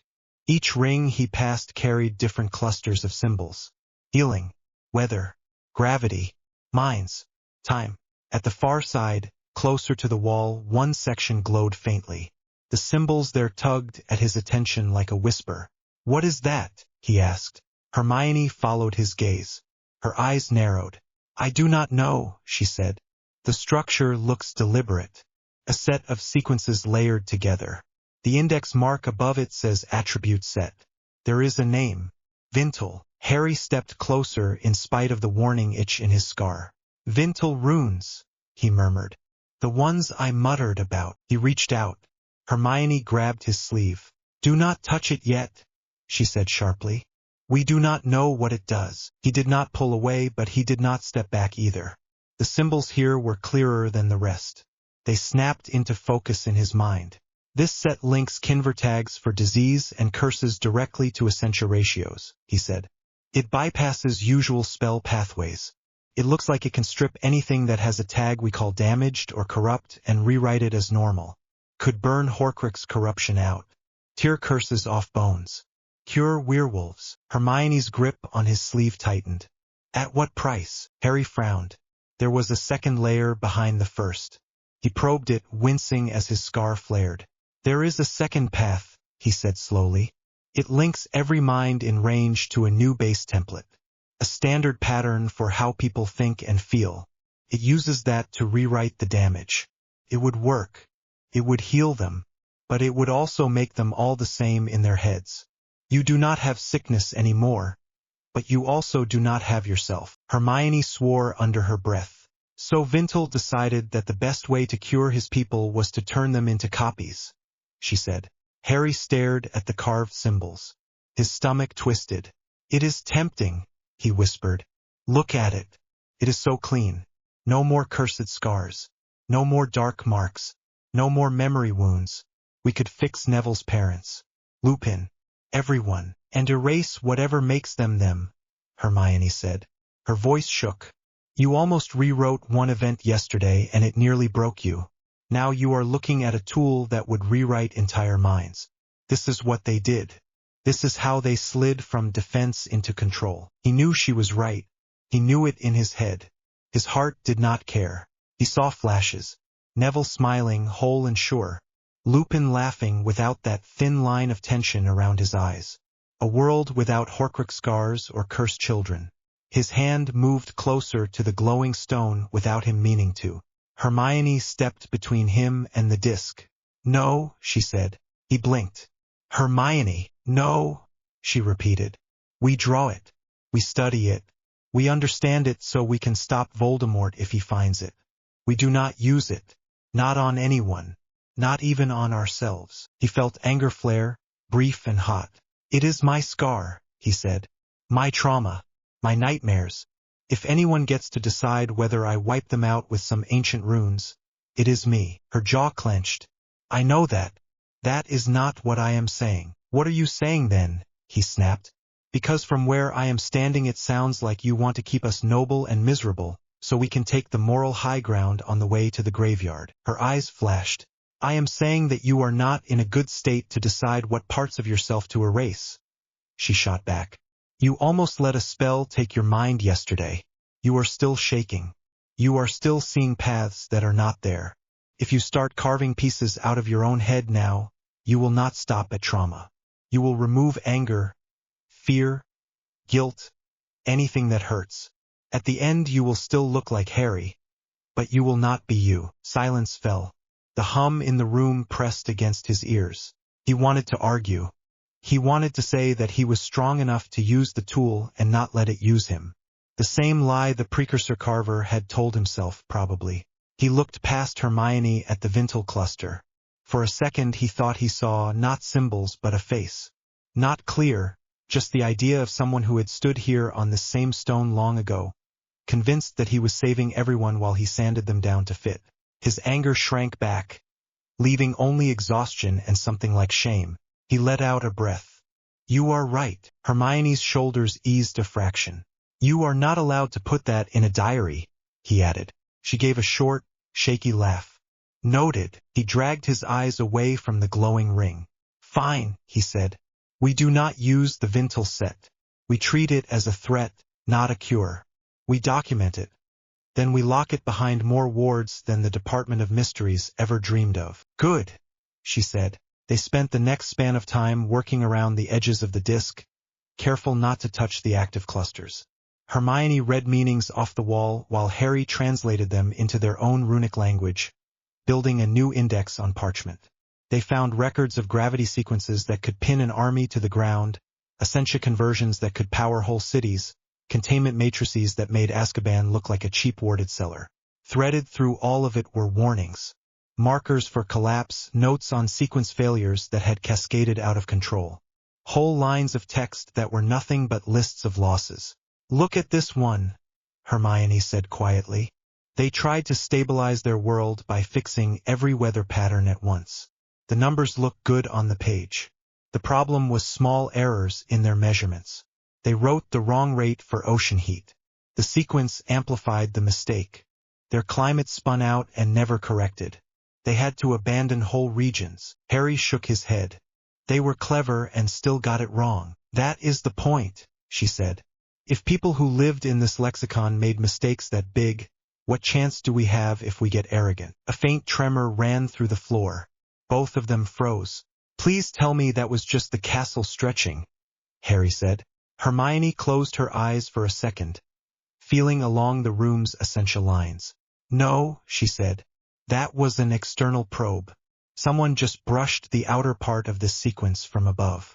They do not know exactly what they hit, but they felt resistance. HAARY swore. Voldemort, or Dumbledore, she said. Or the Ministry, or all of them at once. Whoever it is, they know there is something down here now. As if in answer, a sharp crack echoed from the stair above. Bootsteps followed, quick and purposeful. Death Eaters, HAARY said. The tone of the steps was wrong for oars. Too eager. Hermione's hand went to her wand. We cannot let them see the lexicon clearly. If they get a good look, Voldemort will have his own copy in hours. We cannot blow the place up either, HAARY said. It is the only full record of what this power can do. We need it. Then we give them a surface-level fight, she said. We use environmental sequences and non-lethal transformation sets. We keep them away from the Vintal ring. Another crack. More feet. Voices now echoing down the stair. Bellatrix's wild laugh. Lucius Malfoy's low command. Dolahov's harsh mutter. HAARY's jaw tightened. Positions, he said. We do not let them into the center. He and Hermione moved fast. Hermione tore 3 blank parchments from her folder and slapped them onto the edge of the central disk. HAARY scribbled Essentia anchors and simple Kinver tags on each, linking them to different rings. Gravity, light, air, Hermione said, scanning the wall for the right markers. Those 3 give us control over movement, sight, and breath without touching minds. Perfect, he said. They finished the last glyph just as shadows appeared at the top of the stair. Death Eaters spilled into the chamber, wands drawn, masks gleaming in the dim blue light. Bellatrix Lestrange stepped forward first, head tilted, eyes wide with some private joy. "Oh," she breathed. "What have we here?" Little Potter found a new toy. "Welcome to the archive," Harry said. "No entry without a library card." She laughed. "You have grown bold, boy. Our Lord will be pleased to take this place from your broken hands." Lucius's gaze slid over the carved walls, greed shining behind the mask. "This is older than Hogwarts," he murmured. "Older than magic as we know it." "Eyes on us, Lucius," Hermione snapped. "You look away and you die," he sneered. "Mudblood, you are in no position to threaten anyone." "Try me," she said. Dolohov flicked his wand. A violet curse shot across the chamber, fast and silent. Harry slapped his palm down on the first parchment. "Essentia shift, gravity fold, local," he barked. The stone under the Death Eaters tilted. Their curses veered as if the world had decided left was down. Bellatrix staggered, laughing even as she slid across the floor. Lucius crashed into Dolohov. Two other masked figures went rolling toward the outer wall. Harry and Hermione stayed steady at the center, their own footing anchored to the disc. "New rule," Harry called. "Nobody casts standing straight up unless I say so." Hermione slapped her hand onto the second parchment. "Light scatter, inversion, target set," she said. The blue glow in the chamber split. Pockets of brightness flared where no source existed, while deep shadows swallowed parts of the floor. For the Death Eaters, the world became a maze. Every time one of them aimed a curse, the target vanished into glare or shade. "Stop playing," Bellatrix shrieked. She pushed herself upright, hair wild, eyes burning. "You think parlor tricks will save you? Our Lord eats little games like this for breakfast." She flung a killing curse toward the center, trusting instinct rather than sight. Harry felt the air tremble. He slapped his hand down on the third parchment. "Air redirect, flow coil," he said. The space between the center and the outer ring twisted.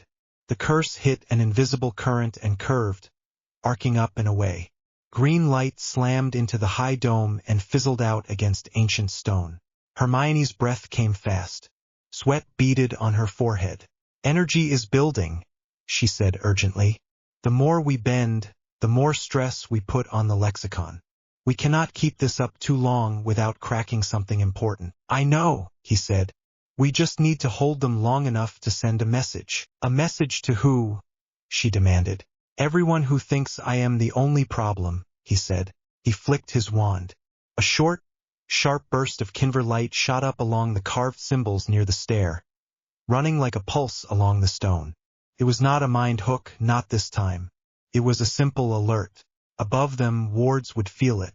Hogwarts, the Ministry, Dumbledore's office. Everyone who had decided he was the main threat would feel an unknown sequence flaring inside their precious castle.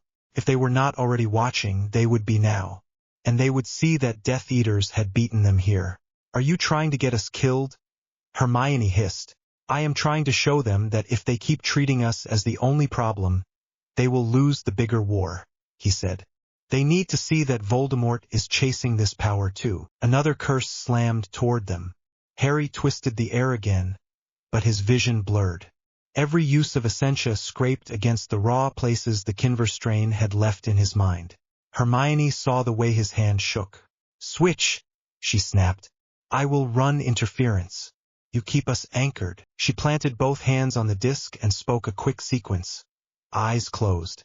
The floor under the Death Eaters bucked again, this time in sharp waves that knocked them flat. Harry focused on the center, reinforcing the anchor between the disc and the safe house lab. If they lost that, they would be stuck down here with a handful of fanatics and a lexicon that did not like being kicked. Boots thudded on stone above. New voices shouted, "Stupefy! Shields up! Aurors to the front!" Hermione's eyes flew open. "The response team," she said. "Dumbledore's people." "Perfect timing," Harry muttered. Aurors poured into the chamber. Robes with ministry badges. Shiny shields. Faces tight with shock as they took in the carved walls and the brawling Death Eaters. For a brief moment, everyone froze. Then the room exploded into chaos. Curses flew in every direction. Aura spells smashed into Death Eater curses and splashed off the strange symbols on the walls. Several streaks of light ricocheted back into the crowd, dropping a wizard here, a witch there. Someone screamed. Someone laughed. At the back of the group, Albus Dumbledore stepped into view. His eyes went to Harry and Hermione in the center, then to the glowing Vintel cluster, then to the rest of the disc. His face went very still. "Albus," Lucius shouted over the noise, "control your boy. He is desecrating something that belongs to our Lord." "Nothing here belongs to your Lord," Dumbledore said calmly. His voice carried through the din, and Mr. Malfoy, you are under arrest for attempted murder and for breaking roughly every rule of magical safety we have. Bellatrix snarled and tried another killing curse. Dumbledore flicked his wand. Her spell turned to harmless sparks halfway across the room. Even with the battle swirling around them, Harry and Hermione could feel the weight of his attention. "Harry," Dumbledore called, "you will step away from that stone at once. So will Miss Granger. This place is not meant for children." Harry almost laughed. "Too late," he called back. "Your castle invited us to the party months ago. You just did not notice. This power is not suited to personal use," Dumbledore said. "It must be sealed and studied under control." "You mean under your control?" Harry shouted. Hermione flinched as an aura curse went wide and scorched the wall near her head. "We can argue about who gets to hold the leash later," she snapped. "Right now, focus on not dying." The ground trembled again. More stress. Harry felt a crack spider out through one of the outer rings. A flicker of something pressed against the inside of his skull from below. Not mines. Not Hogwarts. Something colder and wider. Morjuin. He grabbed Hermione's wrist. "We are done," he said harshly. "If this place breaks, we all go with it." "How?" she demanded. "Emergency sequence," he said. "We can piggyback on the same anchor we used to get here.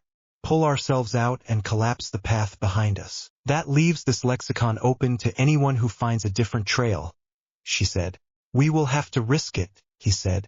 "If we try to secure it now, with them here, we will start another collapse like the one that wiped out the precursor people." A curse slammed into the edge of the disc.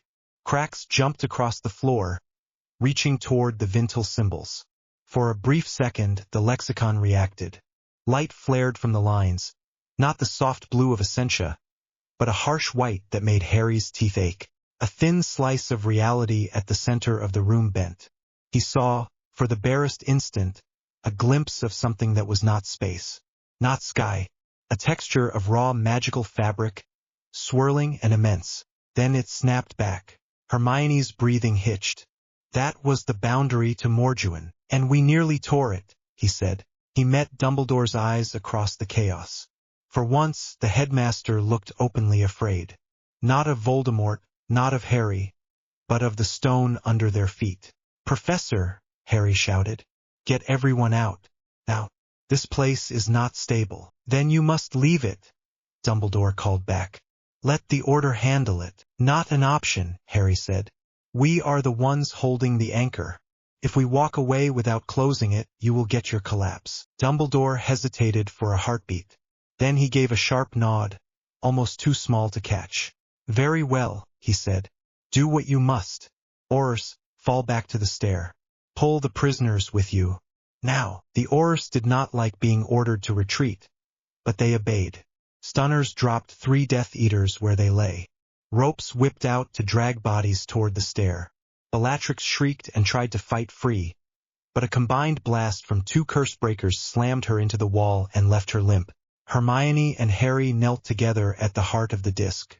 "Simple," Hermione said under her breath. "Nothing fancy. We route the anchor back to the safe house, then sever the path between this room and Hogwarts, at least for now." "Agreed," he said. They joined hands and pressed their free palms to the stone. "Essentia anchor, return point set, safe house lab," Harry said. "Kinver path fold, local route cut, preserve structure, block new entries," Hermione added. The lexicon hummed in answer. For a moment Harry felt its vast memory brush his mind. Precursor voices, numbered failures, Vintel's desperate certainty. The last records before the collapse. He pulled back hard. Cut, he said through gritted teeth. The world snapped.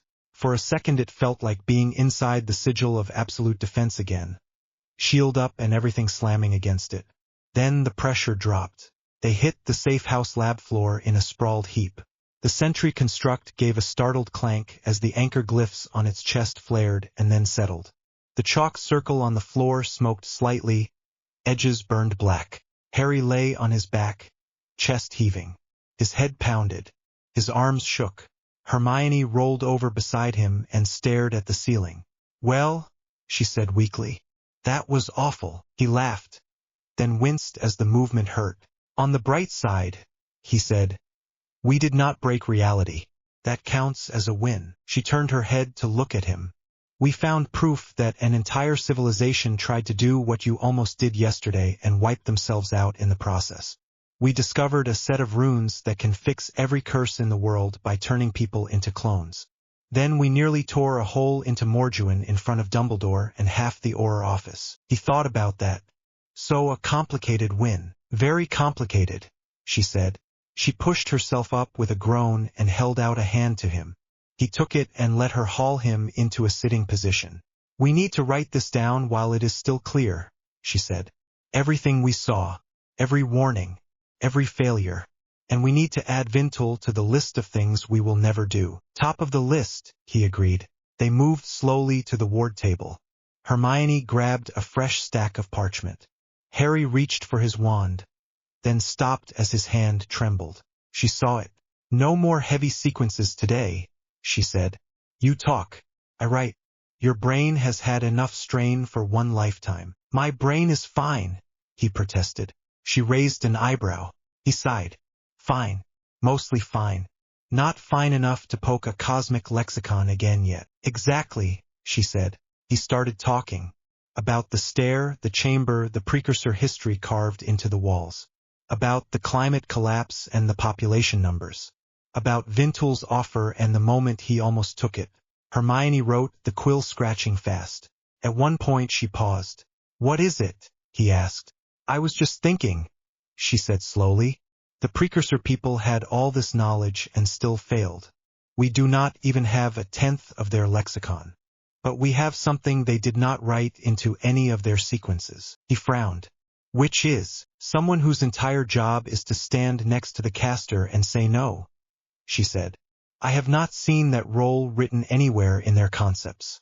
There are lines about councils and consensus, but nothing about one person with veto power built in. He blinked.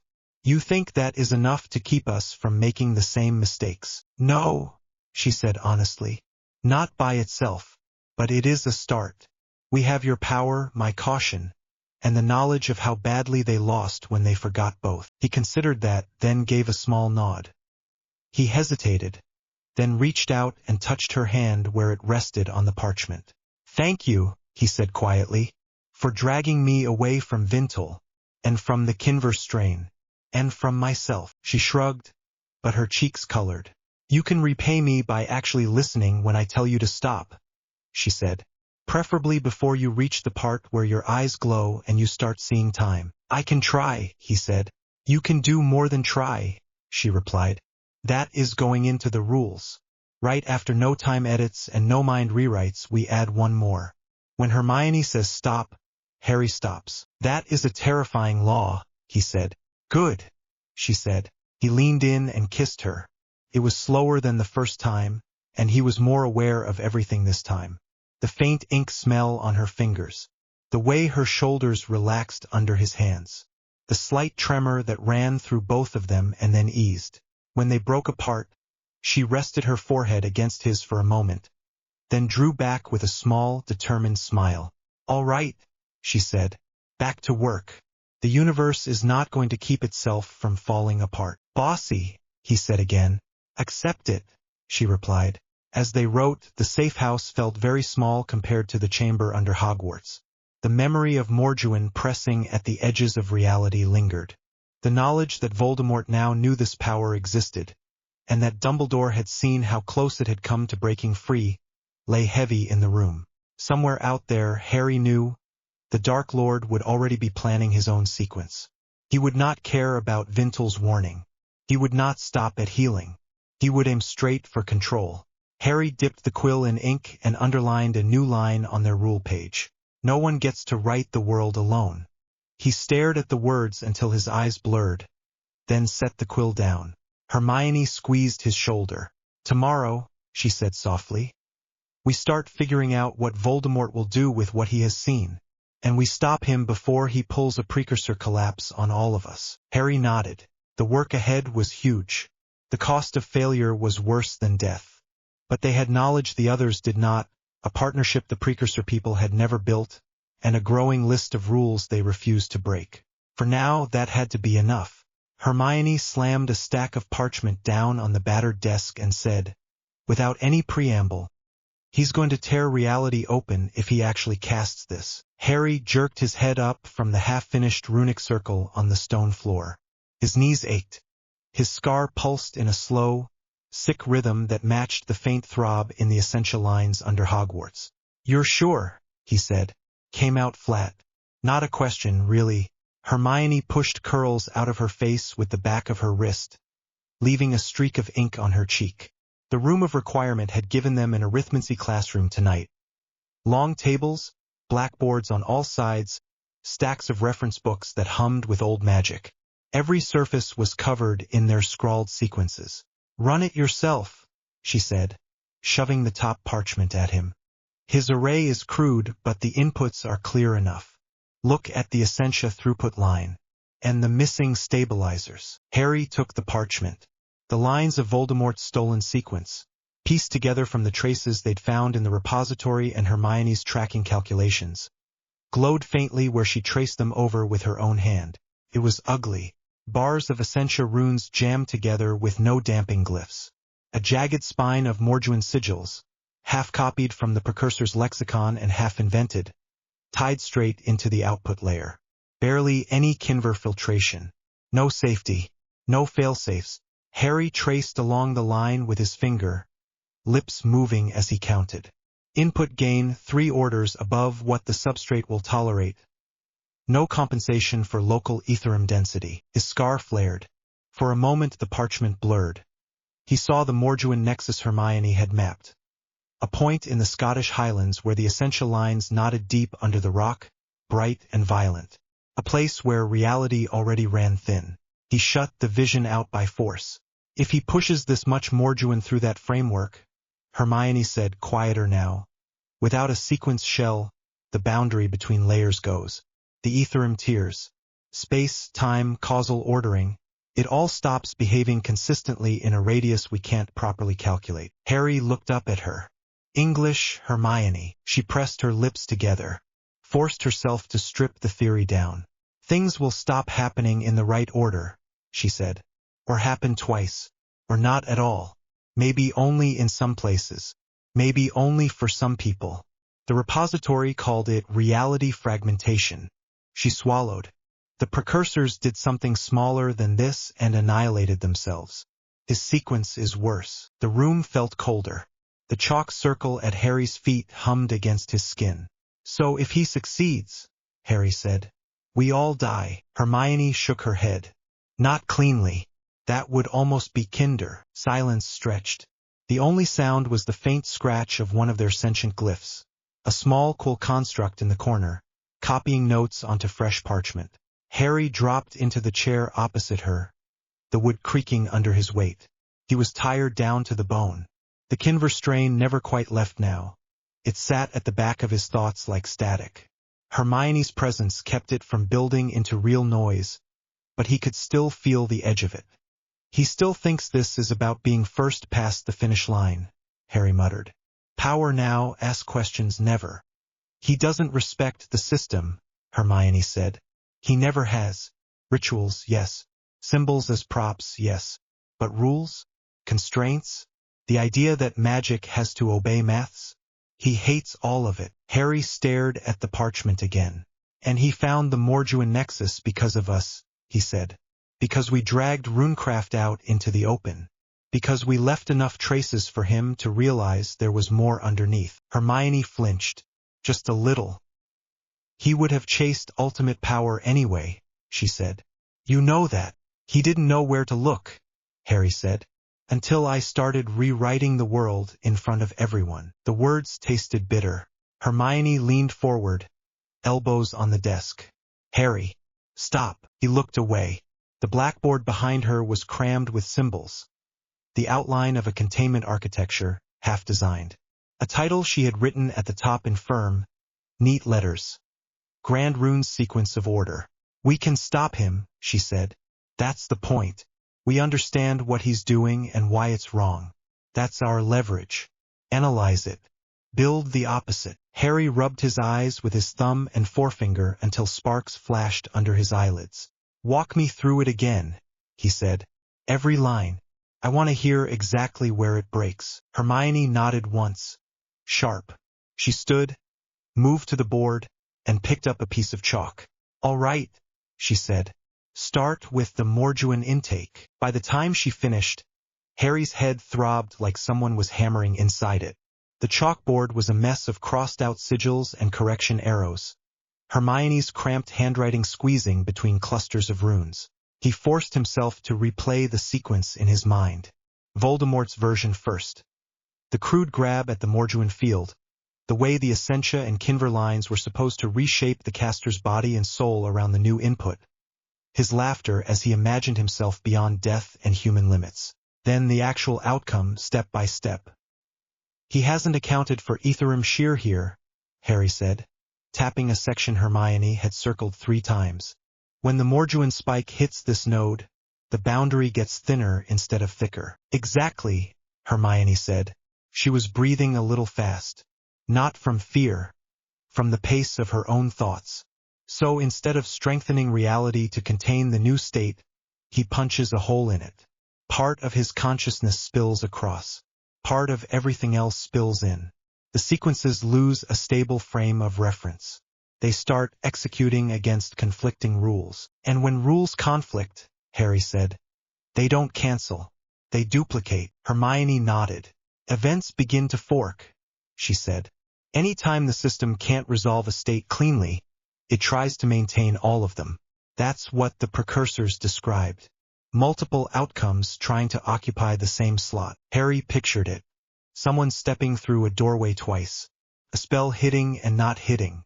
A person both alive and dead in a dozen slightly different ways. His stomach turned. He thinks he's going to be the one stable point in the chaos, Harry said. The only consciousness strong enough to stand in the center and dictate terms. Hermione's expression tightened. But he's still wired into the same substrate as the rest of us, she said.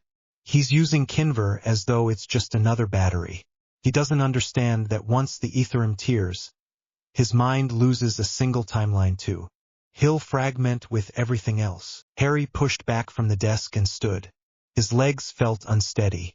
So either way, he doesn't get what he wants, he said. He either dies or goes mad with the rest of us. Yes, Hermione said, which would be almost satisfying if we weren't all pulled in with him. Harry paced to the far side of the room and back, hands flexing. The runes under his skin prickled. He could feel essential lines like wires in the walls now, hear their quiet hum. How long do we have? He asked. Hermione hesitated. The Morjuan nexus is stable until something disturbs it, she said slowly. He's still constructing the physical array, so the real risk starts when he begins the casting phase. The repository's logs suggested that once the first Morjuan pulse moves into position, the cascade is very fast. Hours. Maybe, she said. It depends on how quickly he moves. And I don't have a perfect model for what happens when his shoddy sequence interacts with a real-world Morjuan field. No one does. That's the point. He's poking something no one sane ever touched directly. Her hands were shaking. Realizing it, she set the chalk down and folded her arms across her chest to hide it. Harry stopped pacing. We need to know when he starts, he said. The sentient glyph net will see the distortion as soon as it reaches the surface, Hermione said. Essentia density spikes, Kinver noise. The pattern will be obvious. I've set the wards to alert us as soon as it hits a threshold. And in the meantime, Harry said, looking back at the title on the board, We design the only thing that might fix it. Hermione followed his gaze. The grand sequence, she said. We'll need to bind it to you. No one else has a scar conduit strong enough to channel that much essentia without burning out instantly. Harry snorted. That's reassuring. It's honest, she said. He met her eyes. For a moment the room, the chalk, the numbers all dropped away. There was just the tired line of her mouth, the smudge of ink on her cheek, the determination in her face that had become more familiar to him than his own reflection. You'll be there, he said. You'll regulate the calculations. Keep me from overcorrecting. Keep the Kinver layer stable. Obviously, Hermione said. His chest loosened a fraction. A soft chime sounded. The small copper disc above the door, one of their simpler glyphs, pulsed with a dull red light. Harry turned, wand in hand, before he finished the movement. The chalk lines under his feet shifted, responding to his intent. The room's main defensive sequence woke. Faint sigils appeared in the air like dust motes. Someone just tried to breach the external perimeter, Hermione said, voice tight. She flicked her fingers and a small viewing rune floated up between them. North Corridor. Human signature, 1 wand, moderate essentia flow. They're not casting. Harry narrowed his eyes at the fuzzy outline. Recognize the resonance? He asked. Hermione frowned. Then her eyes widened. Oh no. The door burst open. It didn't slam. It hit an invisible barrier a foot inside the frame and shuddered to a halt, the wood groaning. The sentient glyph in the doorframe flared, lines of light snapping into place like a cage. Ron Weasley staggered to a stop against it, one arm thrown up to protect his face. His wand clattered to the floor and rolled away. Bloody hell, he yelped. All right, I get it. Stop trying to slice me in half. The barrier hummed, evaluating. Sharp points of energy hovered millimeters from his skin. Hermione snapped her wrist. A cancellation rune rolled out, softening the field just enough to let Ron breathe. Stand still, she said. Don't move, don't cast, and don't say anything that makes me regret not letting the ward break your nose. Ron froze. His freckles stood out starkly against pale skin. He looked thinner than Harry remembered, and older, in a way that didn't have much to do with time. There were dark shadows under his eyes. Hi, he said after a second. Nice to see you too. Harry's grip tightened on his wand. The runes under his skin shifted, prickling along his arms, wanting to respond to the old anger. You bypassed 3 glyph layers to get here, he said. The wards nearly killed you. Why are you in my room, Ron? Ron's gaze flicked from Harry's face to the humming sigils, then to Hermione. Because we're all about to die horrible, weird deaths, he said, trying for a grin and not quite managing it. And I thought maybe we could not do that together. Hermione's expression didn't change. You're late, she said. Ron winced. Story of my life. He swallowed, Adam's apple bobbing.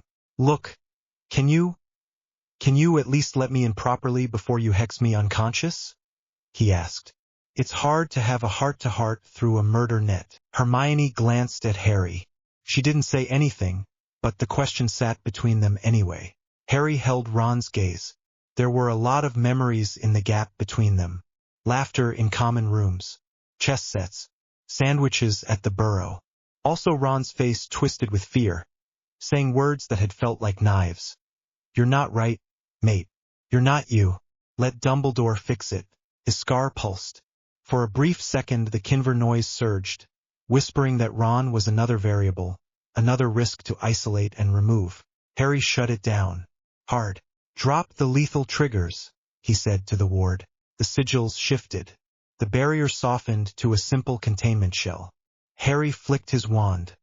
The field opened a narrow gap. Come in, he said. Slowly, Ron edged through, shoulders hunched, as if he expected to be blasted anyway. When the barrier closed behind him instead of cutting him in half, he let out a shaky breath. Right, he said. That's ya. You've been busy. You have 10 seconds, Hermione said. Use them well. Ron blew out his cheeks. Blimey, Hermione, you don't half know how to make a bloke feel welcome. 9, she said. He looked back at Harry. All right, Ron said. Fine. I'm sorry. I was a coward. Panicked. I listened to the wrong people. I said things I can't unsay. I walked away when you needed me. The words came fast, like he was afraid they'd be snatched back if he slowed down. Harry said nothing. Ron pushed on. I saw you losing it after that Kinver thing, he said. I didn't understand what you were doing. All I heard was Harry can rewrite reality now, and this might melt his brain, and Dumbledore going on about stabilizing you, and the Aurors muttering about dark arts, and I'm not clever like you two. I don't speak in runes. I just saw my best mate turning into something I didn't recognize. And I was scared I'd get dragged down with you. His voice cracked on the last word. He cleared his throat. I told myself I was being sensible. He gave a short, bitter laugh. You know, someone has to be the sane one, yeah? Someone has to listen to the headmaster. Except that was rubbish. It was just me bottling it. And it cost me the right to stand next to you. Harry exhaled slowly. Why now? He asked. After all this time. Why walk into a room full of magic you don't understand, through wards that could have killed you, to say all that? Ron gave him a strange, crooked smile. Because reality is flickering, he said. And people are talking about the sky going wrong and clock stopping and aura detection grids showing impossible readings. Because the Ministry has no idea what's happening, and Dumbledore looks more worried than I've ever seen him. And every single person I trust when it comes to insane magical disasters is either in this room or currently trying to kill you. And because even I can add that up. He spread his hands. It's Voldemort, right? Ron said. It's something to do with the new system, and you're the only one who has a clue how to stop it. So I can either stay where it's safe and pray, or I can be here, being terrified with you and maybe helping a tiny bit. And he swallowed again. I don't want to die knowing I walked away twice. The room was very quiet. The sentient glyph in the corner had stopped writing. Even the hum of Essentia in the walls felt distant. Hermione looked at Harry. Her face was carefully neutral. 5 seconds left, she murmured. Harry almost smiled. Almost. We don't have time for a proper row, he said. We don't have time to unpack everything you did, or everything I did. So here's the short version, Ron. You hurt me. You made everything worse. You made it easier for Dumbledore and the Ministry to paint me as a threat. I'm still angry. Ron flinched. But, Harry went on, you're here. You pushed through my defenses on your own. You're admitting you were wrong. You're choosing to stand in the blast zone instead of pretending it isn't your problem. That counts for something. Ron's shoulders sagged with relief. So you're in, Harry said. On probation. Hermione snorted softly. You'll need to catch up very fast, she told Ron. Half of what we say is going to sound like nonsense. Ron managed a shaky grin. Half of what you've said since third year sounds like nonsense, to be fair. Hermione rolled her eyes, but some of the tension left her shoulders. Ground rules, Harry said. You follow instructions. If I tell you to move, you move. If Hermione tells you something is dangerous, you believe her. You don't touch any visible rune without permission. And if either of us start to slip, if I start talking like the Kinver is singing to me again, you tell us. You don't run to Dumbledore. You don't run to the Ministry. You tell us. Ron nodded quickly. Yeah, of course. This isn't just another fight, Hermione added. If Voldemort completes his sequence, the world doesn't just end. Falls apart. You may see things that don't make sense, that repeat, that look wrong. You'll have to trust your memory of what we told you, not what you think you're seeing. Ron stared at her.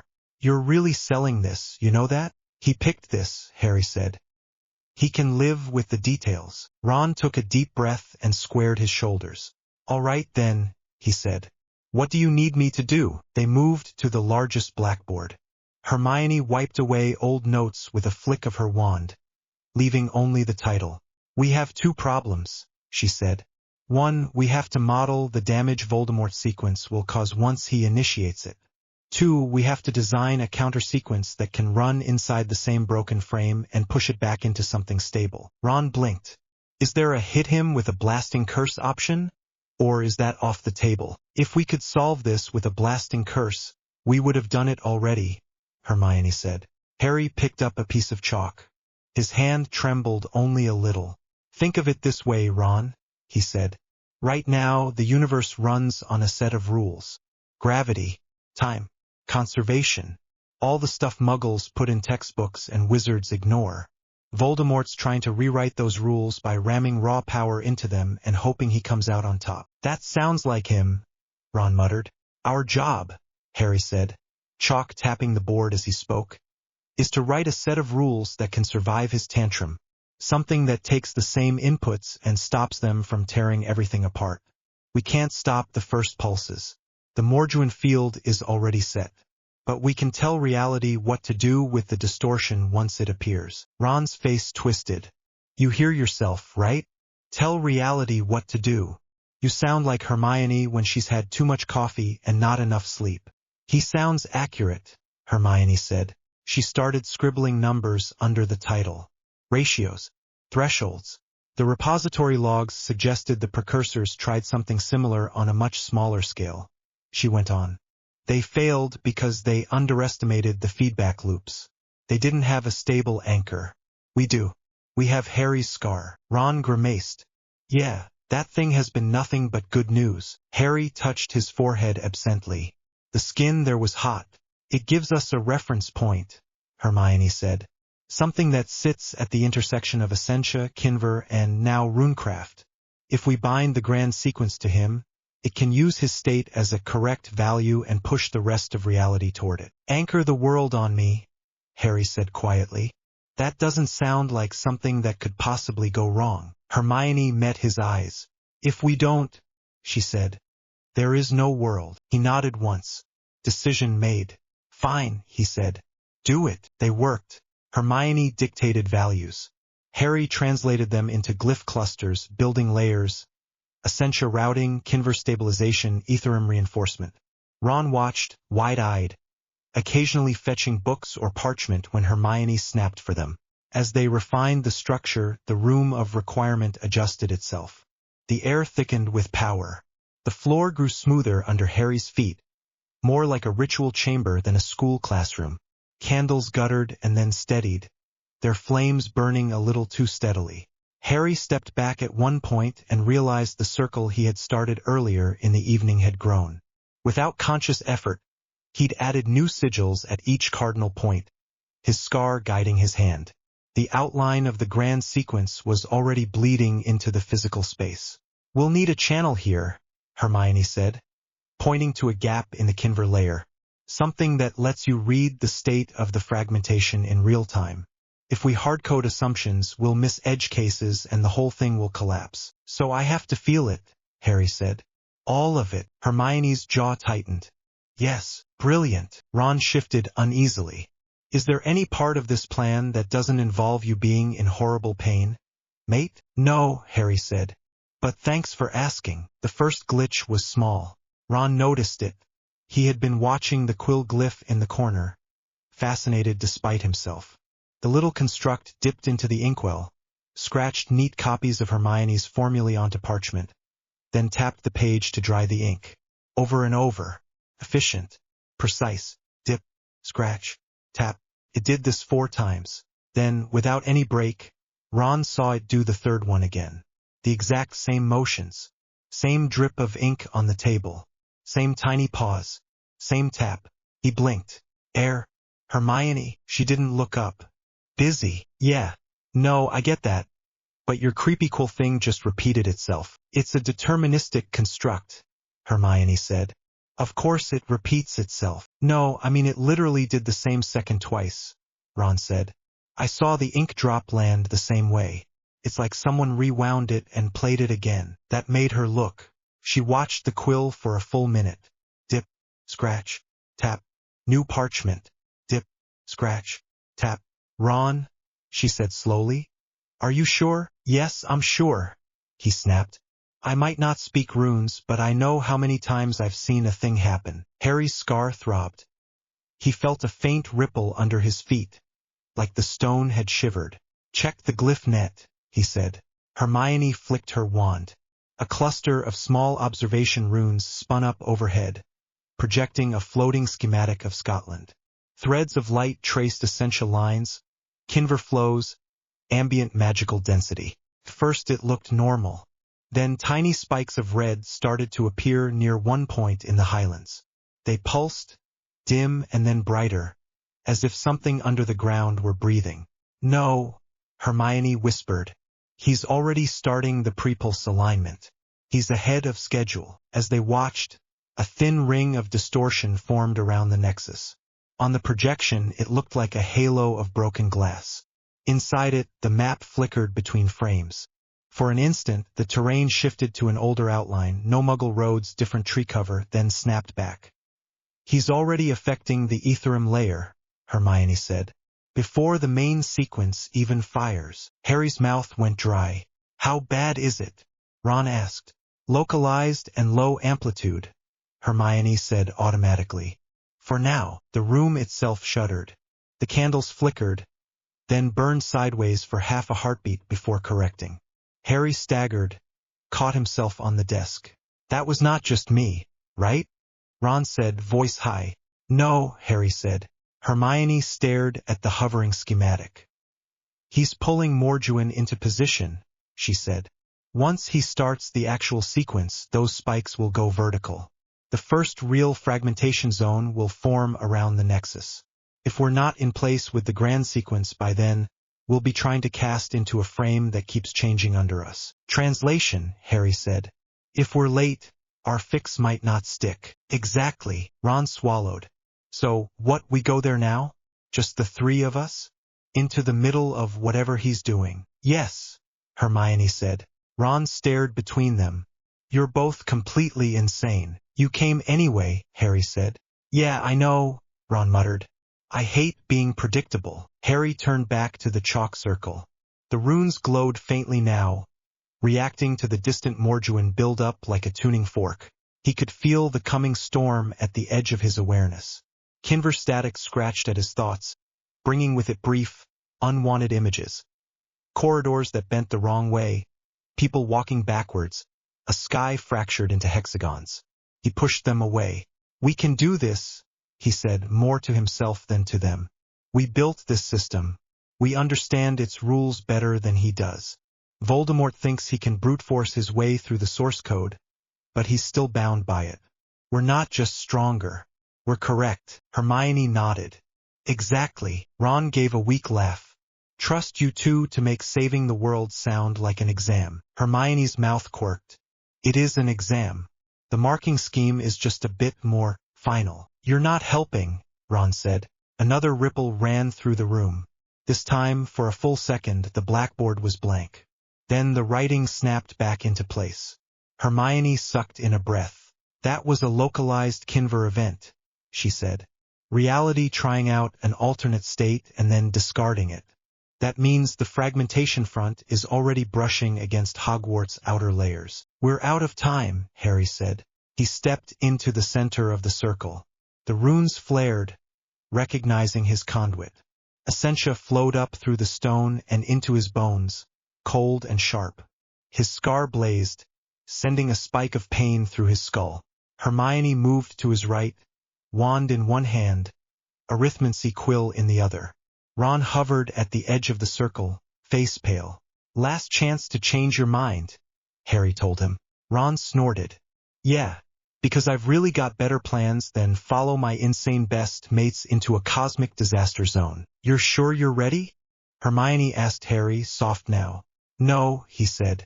But I'm going anyway. She nodded once, eyes bright. Good, she said.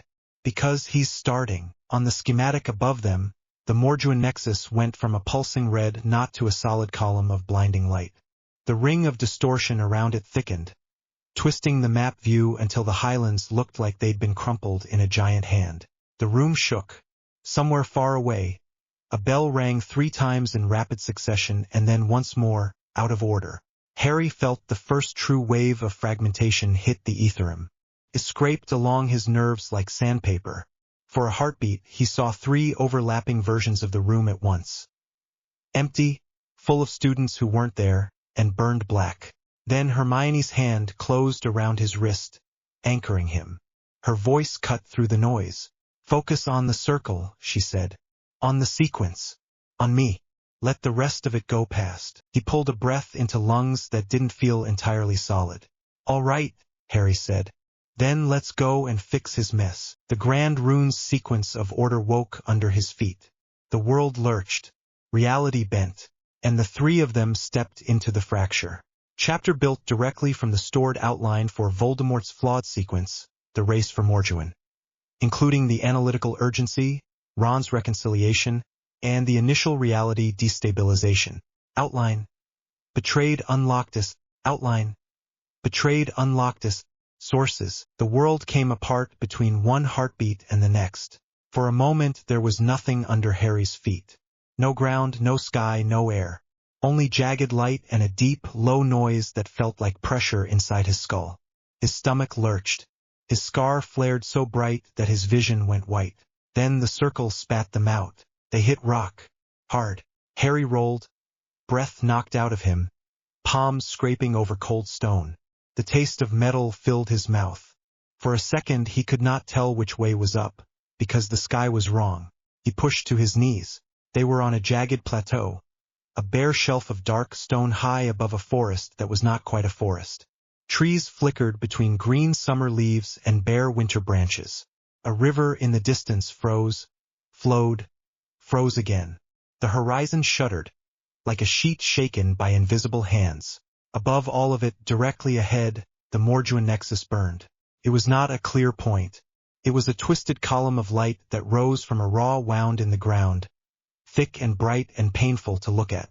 Runes hung in the air around it, not drawn on anything, just suspended in the shaking space. They spun and clicked in and out of place, sometimes there, sometimes not. Each time they vanished, Harry felt a tug in his chest, as if something had been cut and tied again wrong. Between him and that wound stood Voldemort. On the plateau below, a wide circle of chalk and carved stone had been cut into the rock. Voldemort stood at its center, skeletal figure framed by wild strands of Morjuin light that lashed around him like whips. His eyes glowed a flat, unnatural red. His robes flapped wildly, although there was no wind Harry could feel. Around the circle, masked Death Eaters crouched or knelt. Some tried to hold wands steady. Some had their hands over their heads. A few lay very still, half in and half out of the lines of the array, as if reality had lost track of where to keep their bodies. Hermione stumbled to her feet beside Harry. Ron swore under his breath and grabbed Harry's arm to keep him from pitching forward. On page roster, Harry, Hermione, Ron. Harry forced air into his lungs. The essentia here was thick, almost solid.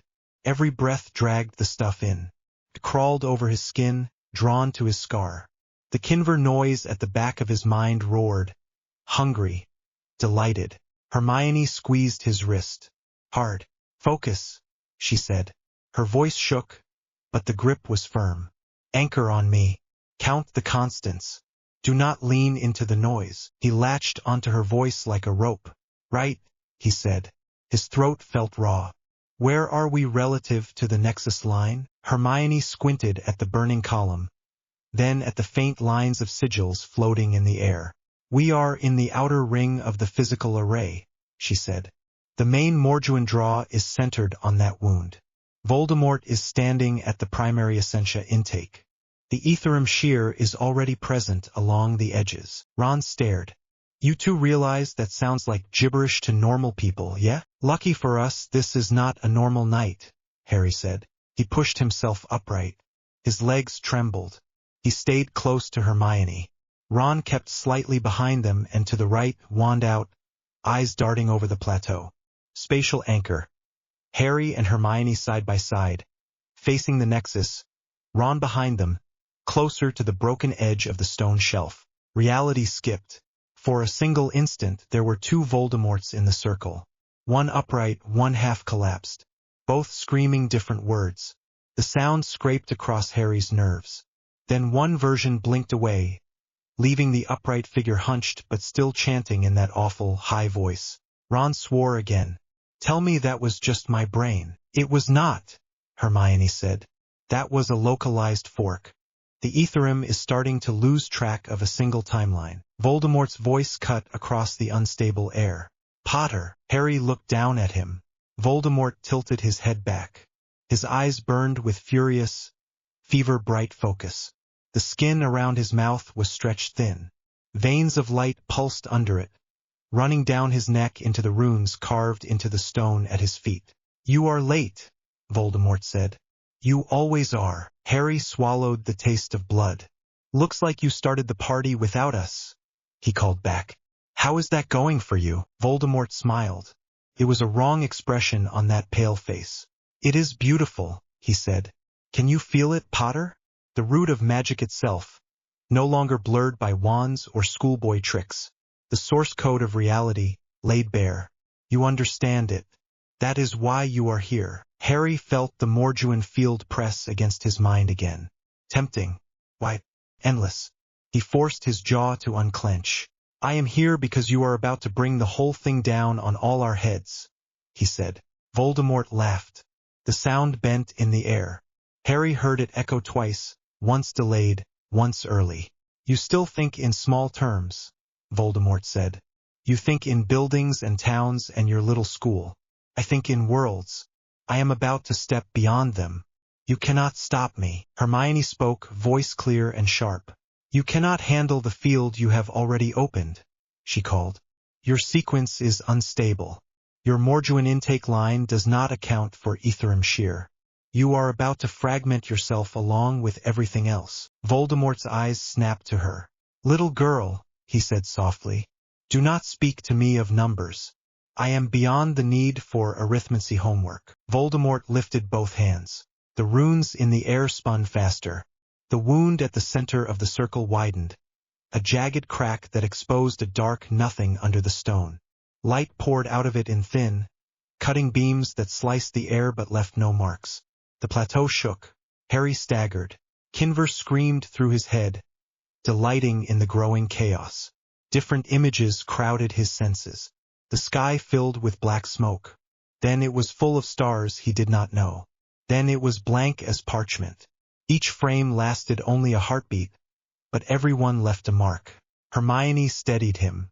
"Grand sequence," she said in his ear. "Now." He nodded, forced his eyes away from the swirling Morjuan column and down to the stone at their feet. The grand rune's sequence of order was already there, faint but present, superimposed on the rock. It mirrored Voldemort's array in size but not in design. Instead of wild, jagged sigils, it was careful and layered. Hermione had built the frame. Harry had woven the Essentia paths through it. Now it needed power. A lot of power. Harry stepped forward until he reached the inner line of his own circle. The runes warmed under his boots. His scar pulsed in agreement. "Ron," he said, not taking his eyes off the Morjuan wound. "Guard position. Hold anything that tries to come at us from behind. Keep spells away from Hermione." "On it," Ron said at once. He moved a few paces back, set his feet, and raised his wand toward the narrow track that led up to the plateau. Spatial anchor update.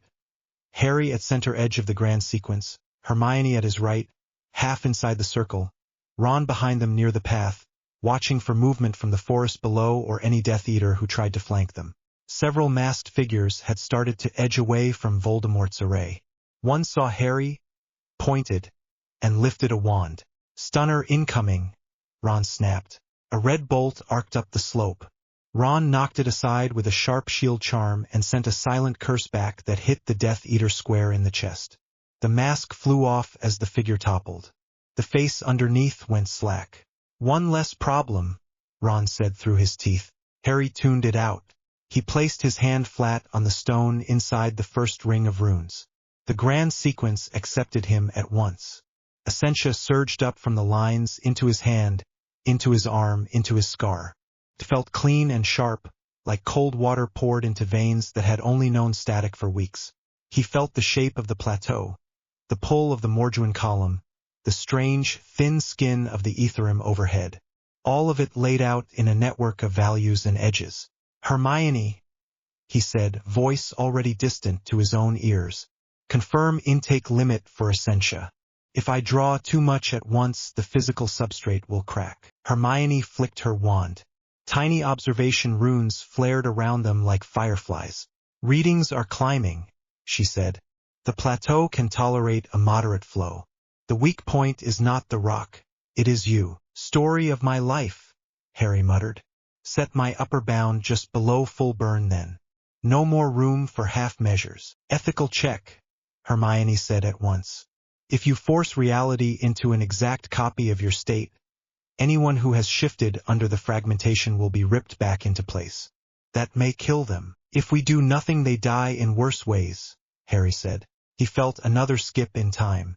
His hand left the stone, then was back with no gap. His head spun. We need a target state that stabilizes the ethereum without forcing absolute alignment on every cell and atom, Hermione said quickly.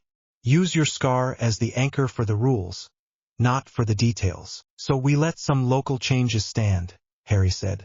As long as they do not break large-scale physics or the new runecraft mesh. Exactly. Fine. Write it in. The sequence at his feet shifted. Symbols rearranged themselves without moving physically, drifting like impressions on the air. Hermione fed the adjustment in through a side sigil cluster, her wand moving in tight, precise strokes. Ron risked a glance back at them. You two realize nobody has any idea what you are saying, right? He said. You do not need to, Hermione snapped. You just need to keep hexes away from us. Doing my best, Ron said. 2 more Death Eaters tried to climb the path. Ron stunned the first, shielded against a cutting curse from the second, then hit that one with a full body bind that pinned the figure flat. His breathing was harsh. Sweat ran down his face. Voldemort lifted his arms higher. The Morjuan light thickened. The wound in the ground widened again, past the edges of his array. The stone cracked. Sections of the plateau fell away into dark space and simply vanished instead of falling. For a moment, there was nothing there but empty black. Then the missing chunks flickered back, slightly out of place. The sky failed. It did not go dark. It went wrong. The sun jumped between positions. The clouds slid sideways, then stopped. A line of stars appeared in the middle of the day like a scar. Voldemort shouted in a language that was not English and not Latin. Harry recognized some sigil names twisted into sounds. The Morjuan column answered with a flare of white light that washed color from everything. The ethereum tore. Harry felt it like a pressure change in his bones. A thin line above the Morjuan wound split. On the other side was not sky. It was a flat, gray space that did not have depth. Runes flickered against it, shapes that were not human writing. Something on the other side moved. Slow. Watching. The grand sequence screamed in his mind. Now, Hermione said. Harry, now. We pass the point of no return in under a minute. He closed his eyes. He was still aware of the stone under his hand, the wild Morjuan surge, the fraying ethereum. But now he focused on the runes of the grand sequence like a pattern in his thoughts. He had built them line by line. Hermione had carved the checks and balances into place. Start main execution, he said. Essentia roared into him. His scar felt as if it split open. His vision flared white, then black, then a strange blank that was neither. He did not fall. The sequence held him upright, a fixed point in the middle of madness. Hermione's voice came from far away and very close. Intake at 90% of limit. Kinver background noise rising. You must not let it sing to you, Harry. Stay on the numbers. Give me the level of Morjuan flux at the nexus, he said through clenched teeth. Spiking, then dipping, she said. His sequence is cycling. He is trying to lock his own state as the new constant, but every pulse bleeds into the ethereum tear. So we use his own mess as input, Harry said. He pushed the grand sequence to reach out. Not physically. In code. He reached for the shapes of the runes that spun around Voldemort and grabbed them as variables. The grand sequence pulled them into its own structure. The effect hit at once. Voldemort staggered. As if someone had punched him, he snapped his head toward Harry, eyes wide. What are you doing? Voldemort hissed. His voice came from 3 directions at once. Refactoring your rubbish code, Harry said. His own voice shook. He is going to try to cut you out of the Morjuan field, Hermione warned. He will attack the channel you made through your scar. He can try, Harry said. Voldemort lifted one hand and slashed it down. A bolt of raw Morjuan energy, not even dressed in a spell, tore through the air toward Harry. The beam cut nothing and burned nothing because it was not quite inside normal space. It moved through several possibles at the same time. Harry felt it anyway. It pushed against the part of his mind that had opened to run the sequence. The grand sequence reacted. On the stone around him, several sigils flared. Essentia flooded in and met the incoming Morjuan line. Rather than field against field, it was rule against rule. Harry and Hermione had written a conditional that caught wild input and wrapped it in safety language before it touched him. The Morjuan bolt hit that wrapper. For a second Harry saw both possible outcomes. In one, it struck him full force, burned through his mind, and left him empty on the ground. In the other, the wrapper caught it, bled the energy off into the sequence, and quarantined it in a safe node. The second outcome won. The first faded out like a ghost. Harry gasped. Harry? Hermione's grip on his forearm tightened. Her nails dug into his skin hard enough to hurt. I am here, he said. Do not let go. Reality stuttered again. The plateau shifted under their feet. For a second, Hermione stood on the other side of him, then snapped back. Ron swore and braced his legs as a slice of the path slid sideways, leaving a narrow gap that opened onto nothing. A chunk of stone fell through, vanished, then appeared back in place with no sound. Ron fired 3 spells in quick bursts at shapes that tried to climb the broken path. One curse hit a Death Eater who had duplicated for a heartbeat. One version slumped. The other flickered and vanished. The duplication effect is getting worse, Hermione said. We need to stabilize the Ethereum layer now, or the whole region will be a mess of overlapping frames. Then give me the correction, Harry said. Hermione rattled off a string of values. She spoke quickly, but each number was clear. You align the Essentia vectors along these angles, she said. You enforce time flow in a single direction for this zone. You permit minor variation in local states but lock in gravity and causal ordering. Ethical check? Harry rasped. We accept some personal details shifting, she said. We do not allow this world to lose the basic rules that let people live in it. Said it, he said it. The grand sequence pulsed. New lines lit up under his hand. The runes in the air around them responded, drawn to the stronger pattern. For a moment, Voldemort's wild array and the grand sequence clashed. Sparks flared where concepts met. Voldemort screamed. You dare, he shrieked. You dare rewrite my ascension. He drove both hands down. The Morjuan column surged. The tear in the Ethereum widened. On the other side, shapes moved. Harry could not describe them. They were not bodies or faces, not lines or clouds. They were shifts in attention. Places where the gray flat space seemed to lean in. He felt minds touch the edge of their universe, curious. The grand sequence sent him a warning. External contact detected. Hermione's checks lit up, yelling at him not to answer that attention. Ignore them, she said urgently. They are not our problem today. Focus on closing the tear. If I close it fully, we cut off runecraft from Morjuan, Harry said. No, Hermione said. You change the gate rules. You do not shut the gate. You make sure nobody can kick it off its hinges again. Kinver Noise tried to surge again. Promised shortcuts. It showed him possible worlds where he simply let the Morjuan column rip through Voldemort and the Highlands, then walked away into a stable little pocket with Hermione and Ron. Safe. Quiet. Hermione's hand on his arm. Ron's ragged breathing behind him. The memory of students screaming in the Great Hall pushed that image away. No, Harry said aloud. He dragged more Essentia into himself. Past the safe limit. Past the line Hermione had told him would start to burn him out. Pain flared in his chest, not sharp but deep. His magic core cramped, if such a thing was possible. It felt like an overworked muscle that finally tore. Hermione heard the change in his breathing. Harry, she said, you are going too far. There is no point saving myself if the world folds into nonsense, he said. His voice was calm even as his hands shook. You said it yourself. No one else can anchor this. Ethical check. she said again, voice rising. We cannot justify sacrificing you as a person to fix a system. You are not a component. You are my friend. He turned his head enough to see her face. Her eyes were wide and bright with fear and anger. It was always going to cost me something, he said. I would rather pay that price than let him win by breaking the rules for everyone. Keep the sequence safe. If I fall, lock it. Do not let anyone else redraw it. Her throat worked. She nodded once. Then we do it properly, she said. No half measures, but no cruelty either. We hold the line between those 2 points. The grand sequence absorbed the rest of the Morjuan flow. Harry felt the process with painful clarity. Voldemort tried to pull the field into himself. Harry diverted the same flow into the rule set that reinforced reality.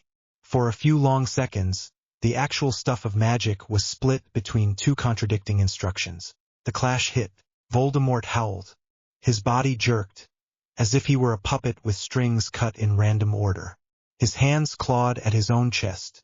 The skin there bulged, thin and overfilled with light.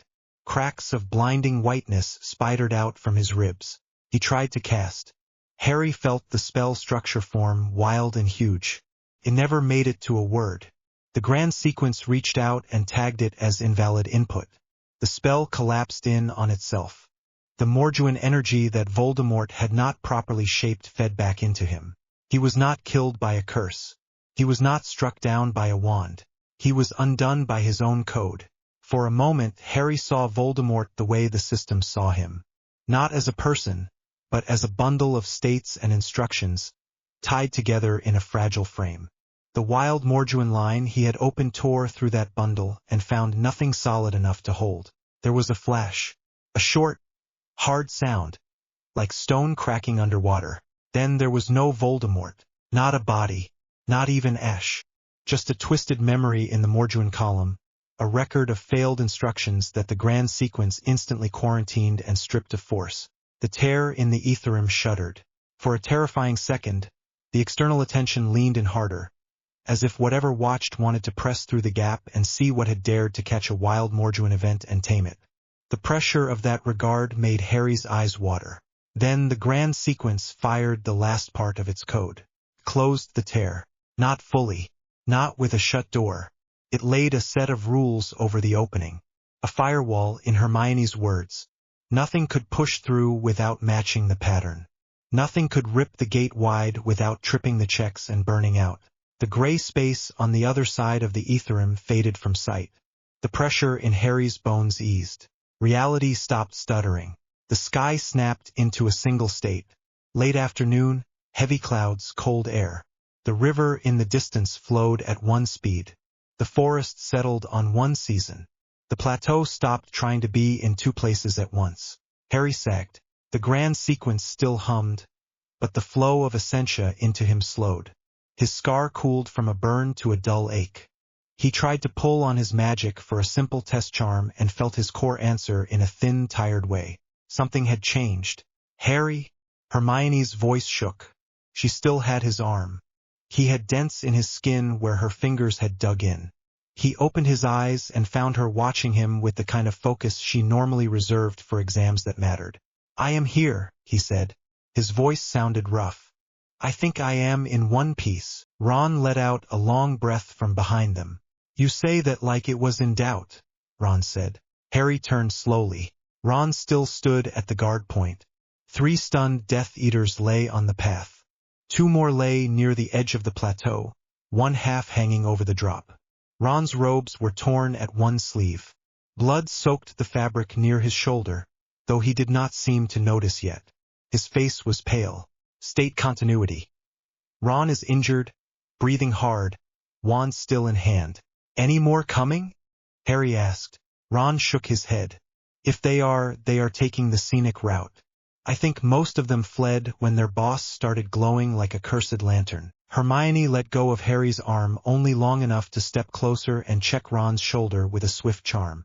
It is just a deep graze, she said. A cutting curse skimmed you. You will need Madame Pomfrey, but you will live. Nice to know, Ron muttered. He looked past Hermione to the center of the plateau. Is he really gone? Ron asked quietly. You know who? Nobody. No white bits. Nothing. Harry turned his gaze back to the circle. The stone there was cracked and scorched. The runes of Voldemort's array were burned into it like scars. The Morduan column had shrunk to a thin, steady beam that ran from the wound in the stone up to the sky, then vanished where the Aetherim now sat thick and reinforced. There was no sign of Voldemort. No robes. No wand. No bones. Yes, Harry said. The word felt heavy and strange. He is not hiding in a Horcrux or floating around waiting for another chance. His code failed at the most basic level. There is nothing left for the system to run. Ron scratched at the back of his neck with his free hand. You could just say he is dead, you know, he said. Harry almost smiled. It did not make it all the way to his eyes. He is dead, Harry said. In the only way that matters here. Hermione looked from the shrunk Morduan beam to the grand sequence that still glowed faintly under Harry's boots. You did it, she said softly. You used the system to fix itself. We did it, Harry said. You built half of this. Without your checks, I would have burned the world into a neat little box and locked everyone inside it. She frowned at him. Do not say that like it was ever an option, she said. He wanted to argue, then saw the tightness around her eyes and let it go. The plateau was quiet now. The only sounds were Ron's breathing, distant wind over the forest, and the soft hum of the grand sequence cooling down. The Death Eaters who still breathed groaned occasionally. None of them moved with purpose. A faint ringing reached them from far away. Church bells, or maybe alarms in some village that had felt the earlier shocks as an earthquake. Harry tried again to pull on his magic. This time he aimed for a tiny charm at the edge of his awareness. A light at the tip of his wand. A simple charm he had known since first year. Lumos. The light came, but it was dim, dampened. He felt the effort like a weight on his chest. Hermione saw his slight flinch. Core damage, she said quietly. She did not dress it up. She did not try to soften it. Yes, he said. I pushed it past safe use. It is not going to bounce back to what it was. Ron swallowed. How bad? He asked. Harry thought about it. He tested the connection again. The Morduan link was still there, the sense of the source field and the higher planes. It was more controlled now, shaped by the rules of the grand sequence. His regular magic, the gentle current he had grown up with, felt thinner. I am not empty, he said. I can still cast. I can still reach Morduan through the runes. But the raw well is smaller, burnt around the edges. That is the price for tonight. Ron grimaced. You saved the world, Ron said. If the cost is that you cannot fire off ridiculous spellstorms anytime you fancy, I call that a fair trade. It is not only about power, Hermione said sharply. She caught herself, then sighed. It is about what it means for him, she added more softly. For what he wanted to do with his life. Harry reached for her hand. She let him take it. I wanted to build something that could outlast me anyway, he said. The sequence is here. The rules are set.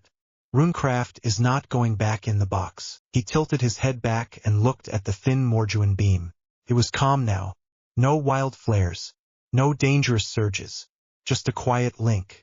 We will have to guard it, Hermione said. People will want to use this for stupid things. For control. For shortcuts. Someone will try to repeat what he did. Then we do what we did tonight, Harry said. We learn the rules faster than they do. We build better safety nets. We do not let anyone push the system into chaos for the sake of ego. Ron snorted.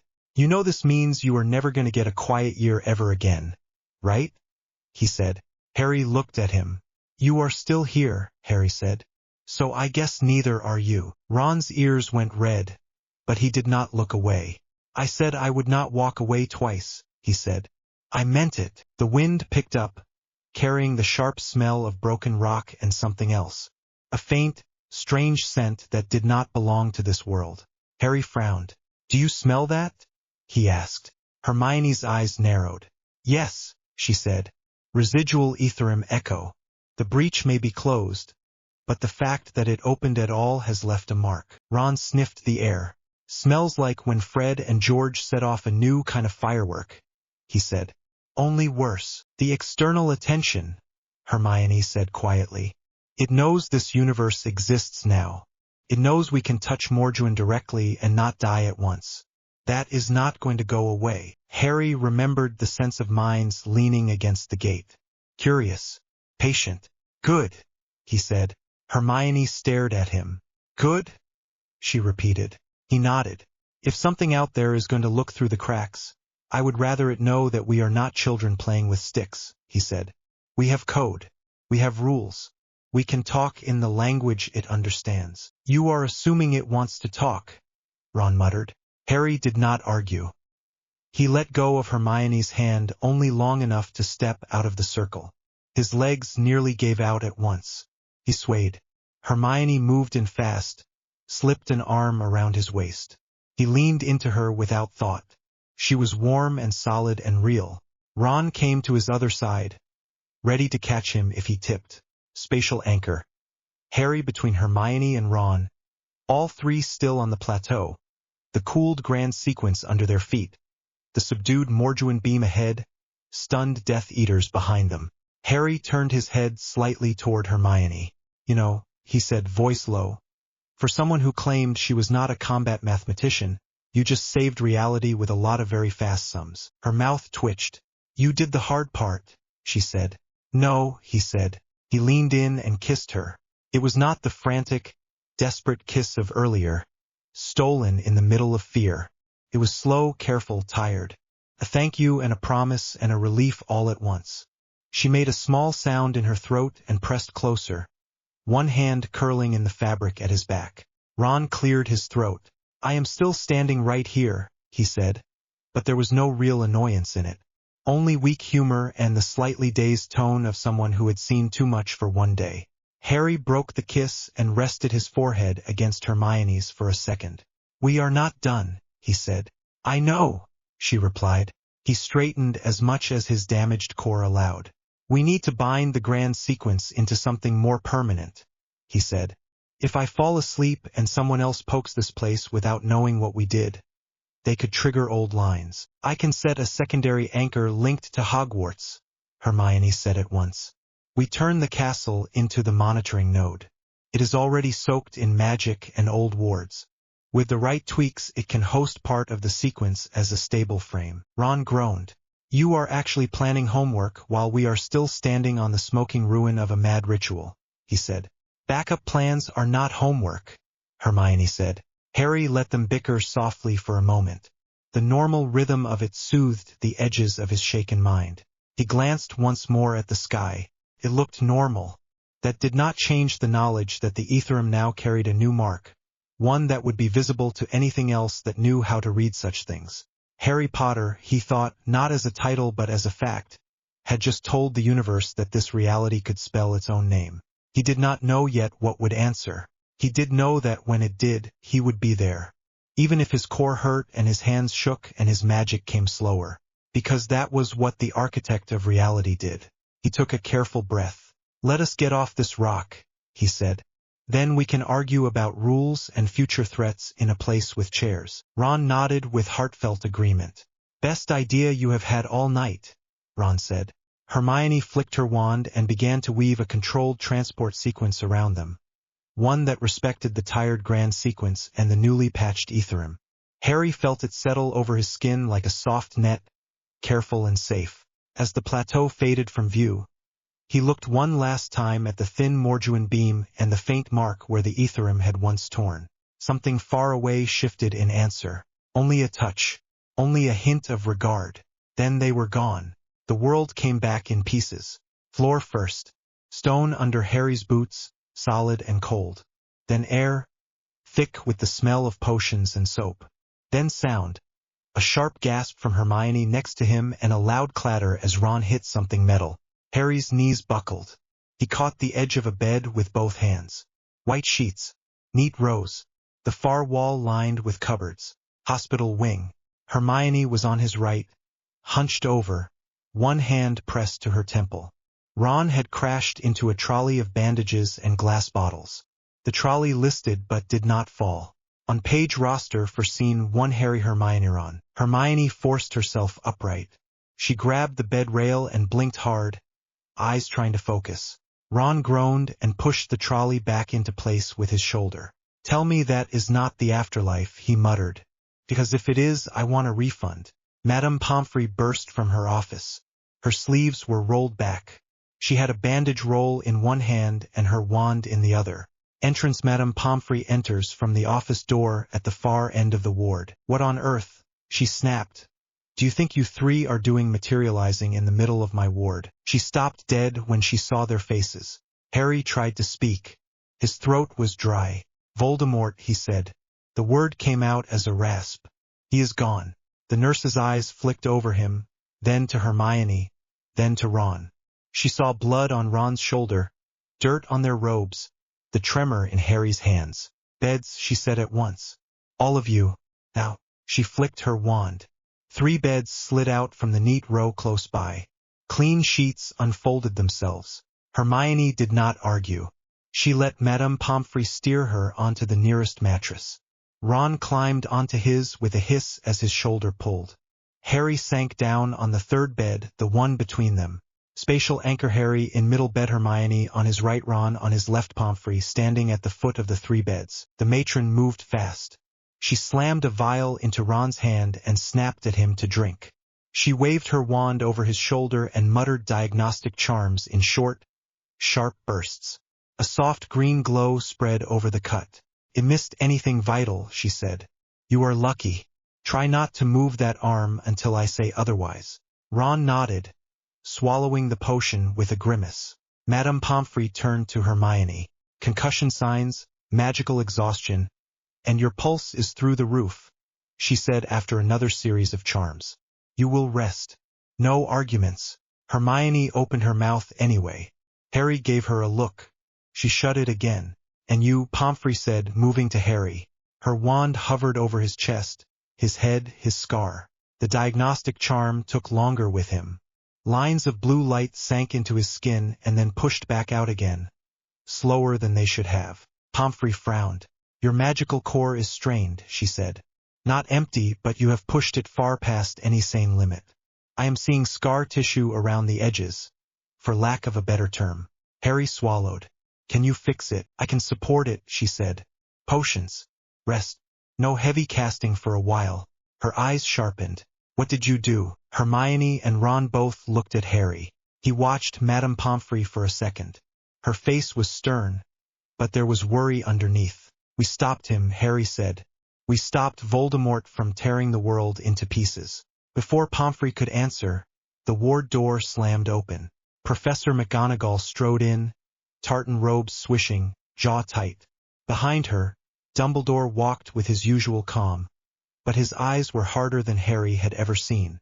Entrance. McGonagall and Dumbledore enter through main ward doors. "Harry," McGonagall said, voice sharp.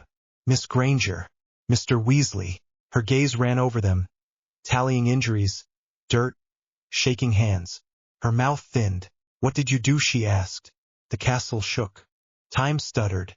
Some of the portraits are still arguing about what order the hours arrived in. The ward screamed for a full minute. Dumbledore did not speak at first. He stood beside her, hands clasped loosely, eyes on Harry. Harry pushed himself up on his elbows. His arms trembled at once. Hermione reached across and touched his wrist. "Let him sit," she said to Pomfrey, quiet but firm. "He needs to talk." Madame Pomfrey huffed but nodded. 5 minutes, she said. "Then I throw you all out and you can argue in the morning." She withdrew a little but stayed within earshot, arms folded. McGonagall stepped closer to the beds. Spatial anchor. Update. McGonagall at foot of Harry's bed. Dumbledore beside her. Pomfrey near the end of the row. "Explain," McGonagall said. Harry looked at Dumbledore. "The short version," Harry said, "is that Voldemort tried to use the runecraft system to break the rules of the world and make himself a god. He failed. We stopped the tear. He is gone." Dumbledore's fingers tightened together.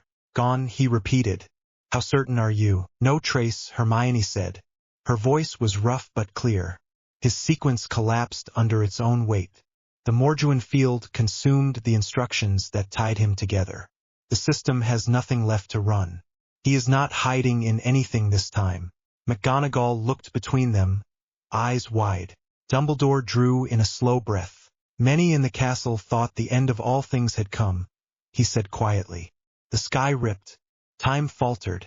I felt the wards on this school strain in ways I did not know they could. Then suddenly, everything snapped back. No dark mark. No surge of hostile magic. Just silence. His gaze went to Harry's scar. I also felt something in the very bones of this place shift, he added.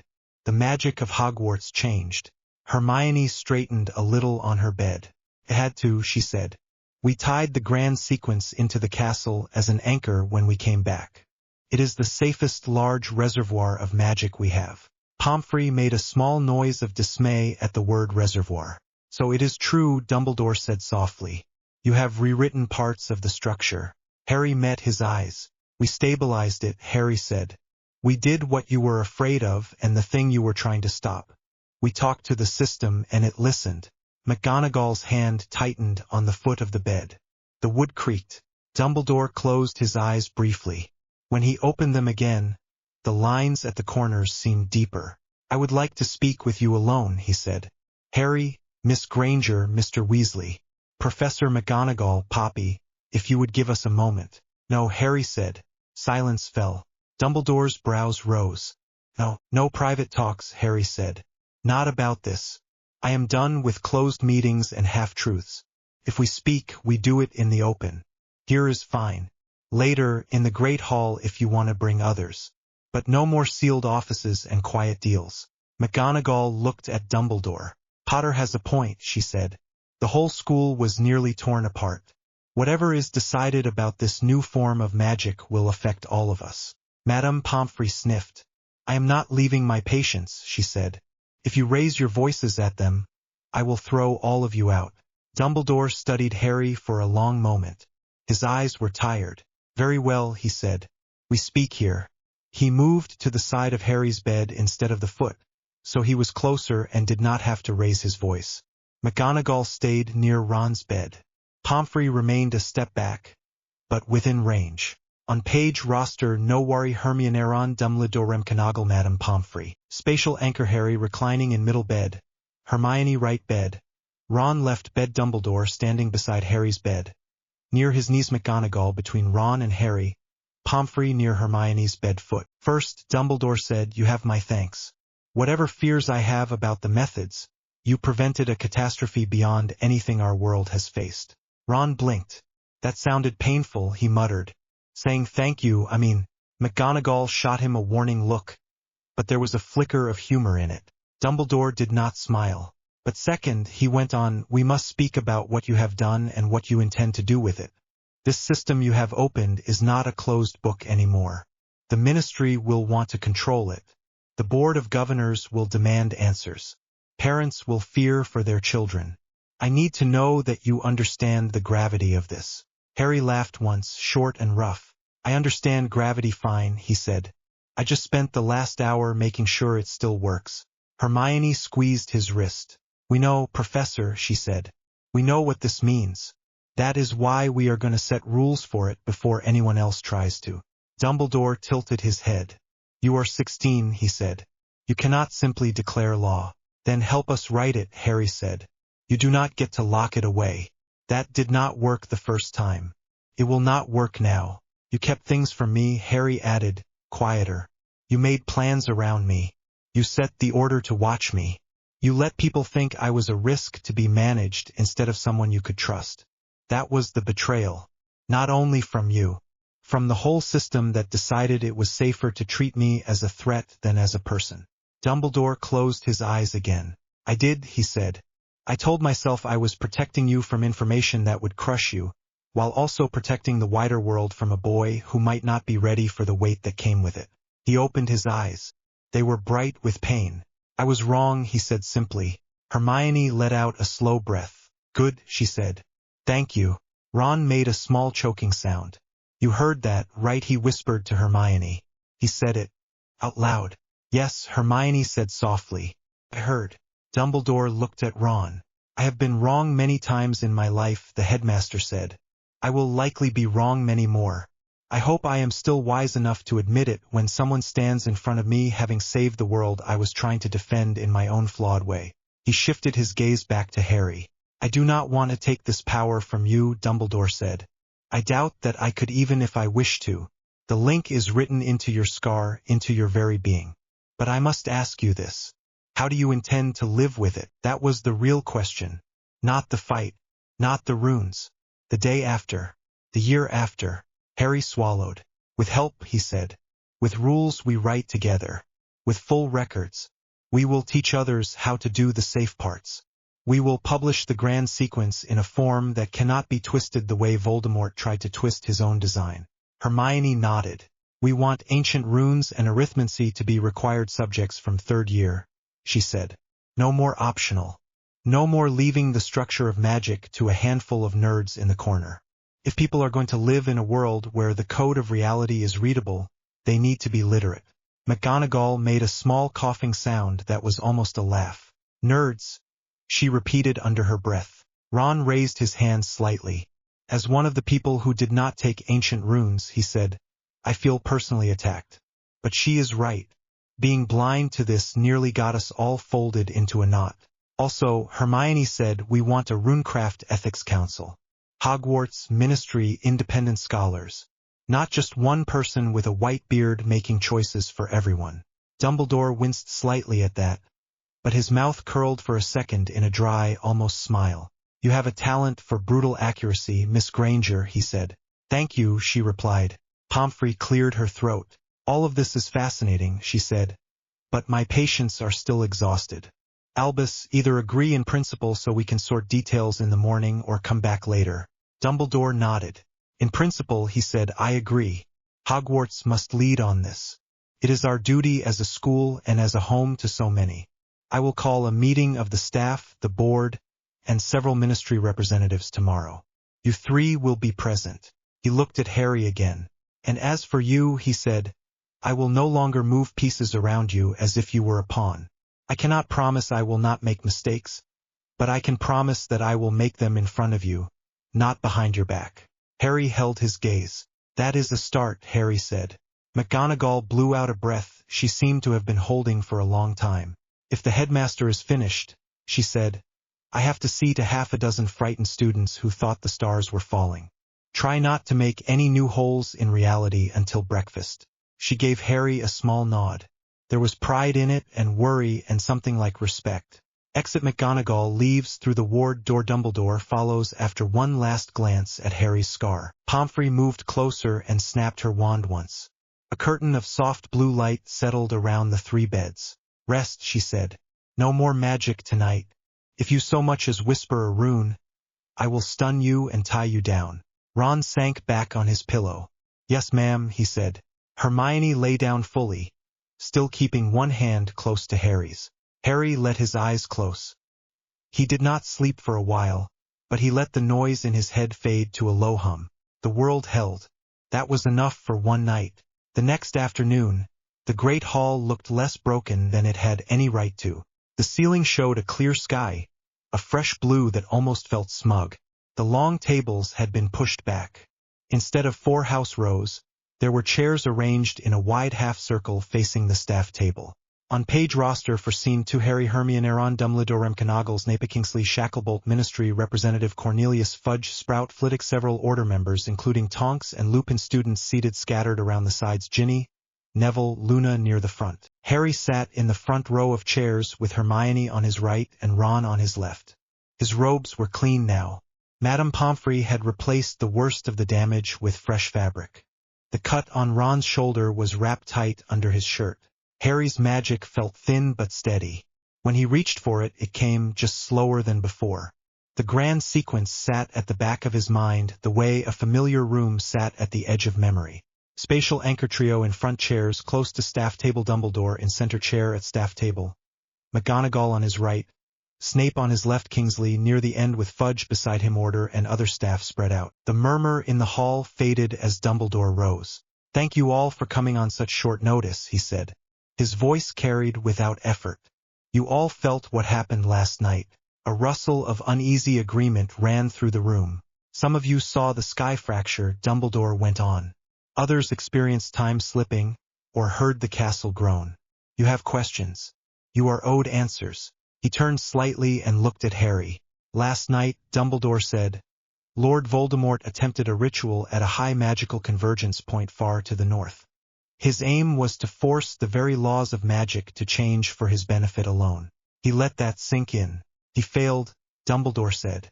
He failed because 3 of our students understood the system he was trying to abuse better than he did. Mr. Potter, Miss Granger, and Mr. Weasley stopped him at great cost. Several heads turned toward them. Ginny sat a few rows back with Neville and Luna. Ginny had both hands clenched in her lap. Neville looked pale. Luna had the dreamy expression she always wore, but her eyes were sharp. Harry shifted in his chair. Hermione sat straighter. Ron fiddled with the edge of his sleeve, then forced his hands still. We are not here to praise or to blame, Dumbledore continued. We are here to decide what we do with what they have learned. Kingsley Shacklebolt stood. His aura robes were neat, and he looked like he had not slept much. Before we talk about rules, Kingsley said, I want to confirm one thing. Is he gone? Yes, Harry said, standing. Dumbledore gestured for him to come forward. Harry walked up to the space between the front row and the staff table. His legs felt heavy, but he kept them steady. Spatial anchor update. Harry now standing in front of the trio chairs facing the hall. Hermione and Ron still seated behind him. Voldemort is dead, Harry said. He did not raise his voice much, but the silence made every word clear. He tried to bind himself into the system at its highest layer. He underestimated what that layer does. It does not care about ego. It only runs instructions that make sense. His instructions did not. Fudge shifted in his seat. His pale face was slick with sweat. Young man, Fudge began, this talk of systems and instructions is all very clever, I am sure, but the public will need a simple answer. Is the threat gone? Will there be more of these sky-ripping incidents? Harry looked him straight in the eye. The threat from him is gone, Harry said. The threat from the misuse of this new knowledge is not. That is what we need to talk about. Kingsley nodded. What do you propose? He asked. Hermione stood and joined Harry at the front. Ron followed on instinct and took up a spot just behind them, close enough to be part of the line, a half step back. On page roster near the front now Harry, Hermione, Ron, Kingsley, Fudge, Dumbledore at the table. Hermione took a breath. We want 3 things, she said. 1. Education. 2. Oversight. 3. Transparency. Professor Snape snorted softly. You want to turn the most dangerous discovery of the century into a school essay, he said. Hermione met his sneer without flinching. No, she said. I want children who can read the structure of their world so they are not lied to about it. A low sound of agreement came from somewhere in the Hufflepuff group. Professor Sprout smiled faintly. Ancient runes and arithmancy should not be optional, Hermione said. If people know how to draw the code that sits under spells, they are harder to fool and harder to push into rituals they do not understand. McGonagall nodded once. Sharp. I support that, she said. The curriculum can be adjusted. We have been lazy about treating certain branches of study as specialties. That must change. Fudge frowned. That would require approval from the board and the ministry, he said. There are budgets, exams, public concerns. Which is why we are standing here now instead of hiding in an office, Harry said. We are not asking for secret exceptions. We want public changes. Kingsley looked thoughtful. Oversight, he said. You mentioned that. Hermione nodded. We want a Runecraft Council, she said. Hogwarts, the Ministry, independent researchers. A group that writes rules for how deep work with the system is done, and that publishes those rules so anyone can read them. Snape raised an eyebrow. You expect every reckless magical prodigy to obey a committee. No, Harry said. But I expect that if someone tries what Voldemort did, there will be people who know exactly why it is wrong and how to counter it. Lupin spoke from his seat along the wall. That would have helped many of us, he said quietly. There were far too many things we were told to accept without understanding in our school days. There was a murmur of agreement from several teachers. And the third point, Dumbledore asked, transparency. Harry and Hermione exchanged a quick look. No more secrets about what I am, Harry said. No more whispers about cursed scars and strange surges. I am tied into this system. The grand sequence is bound to me and to Hogwarts. I am not walking away from that.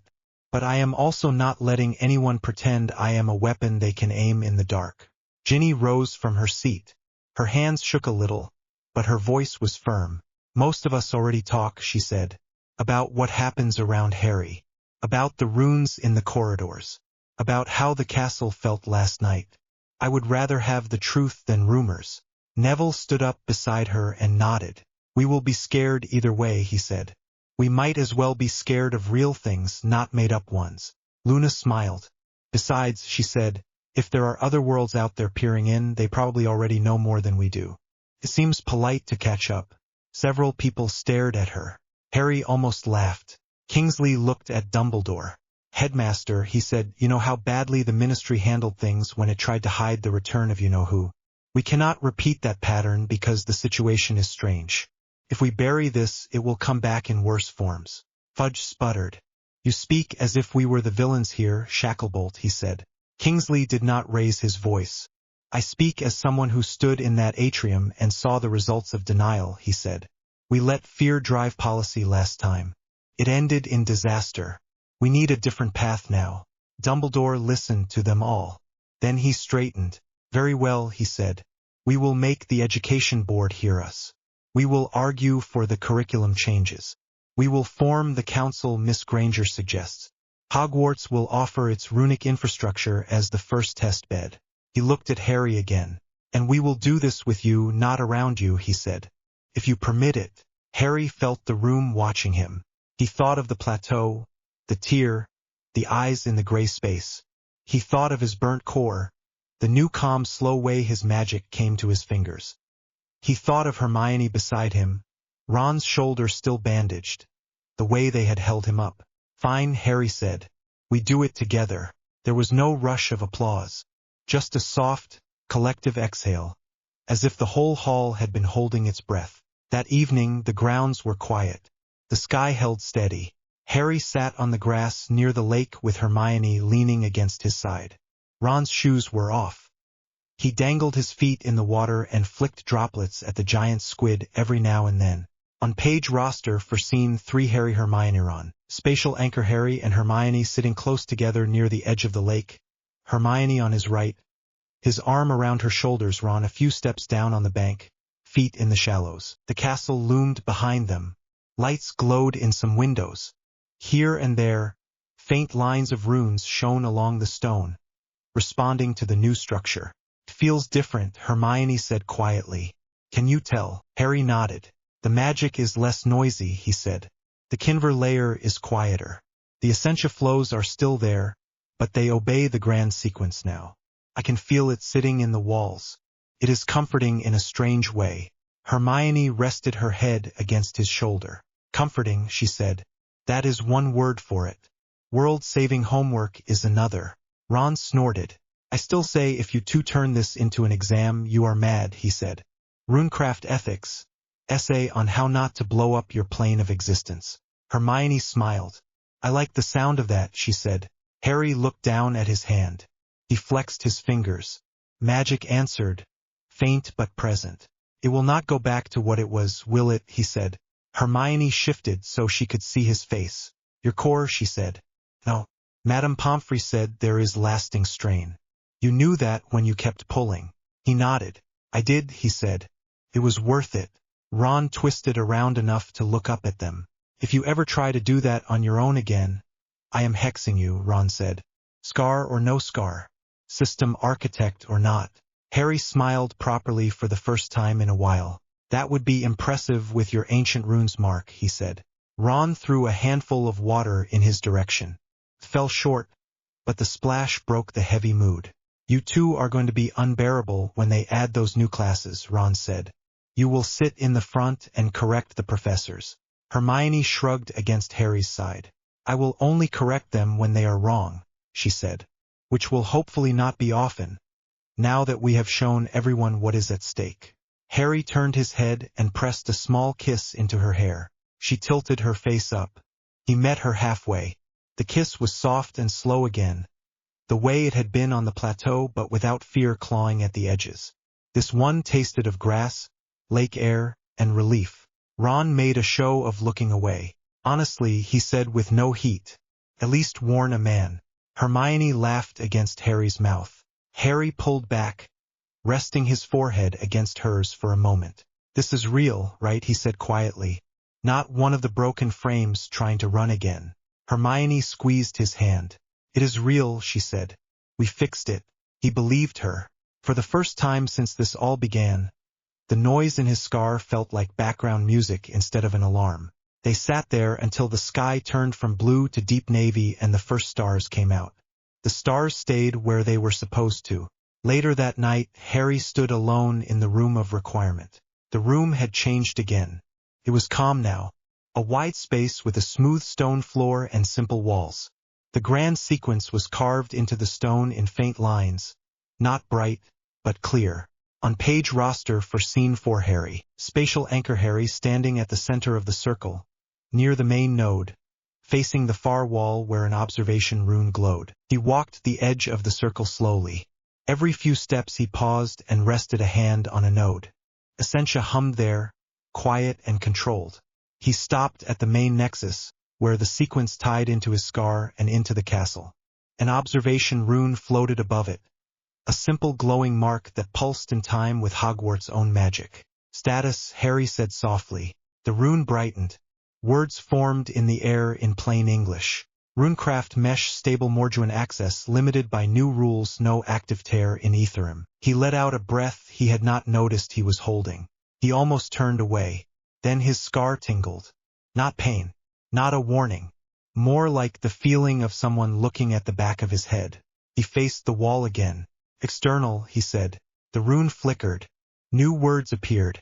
Distant attention detected no breach, no active contact. He saw again, for a moment, the flat gray space beyond the tear. The sense of minds that did not think in bodies looking in. They know we are here now, he said.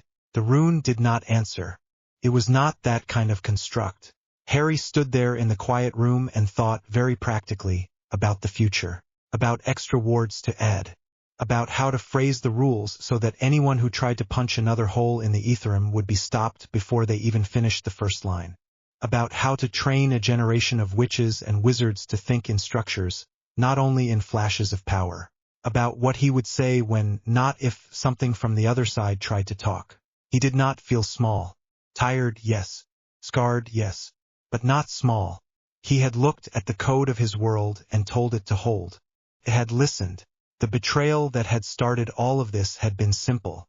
Adults who chose secrecy and fear over trust. He could not undo their choices.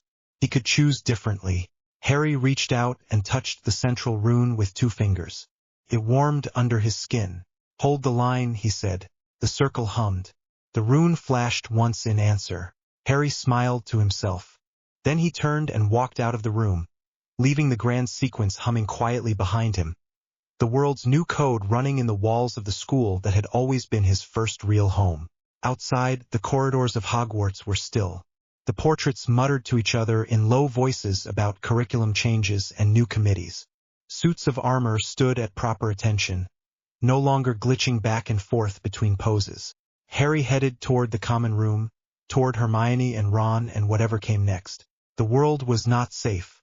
Probably never would be. But it was stable. For now, that was enough.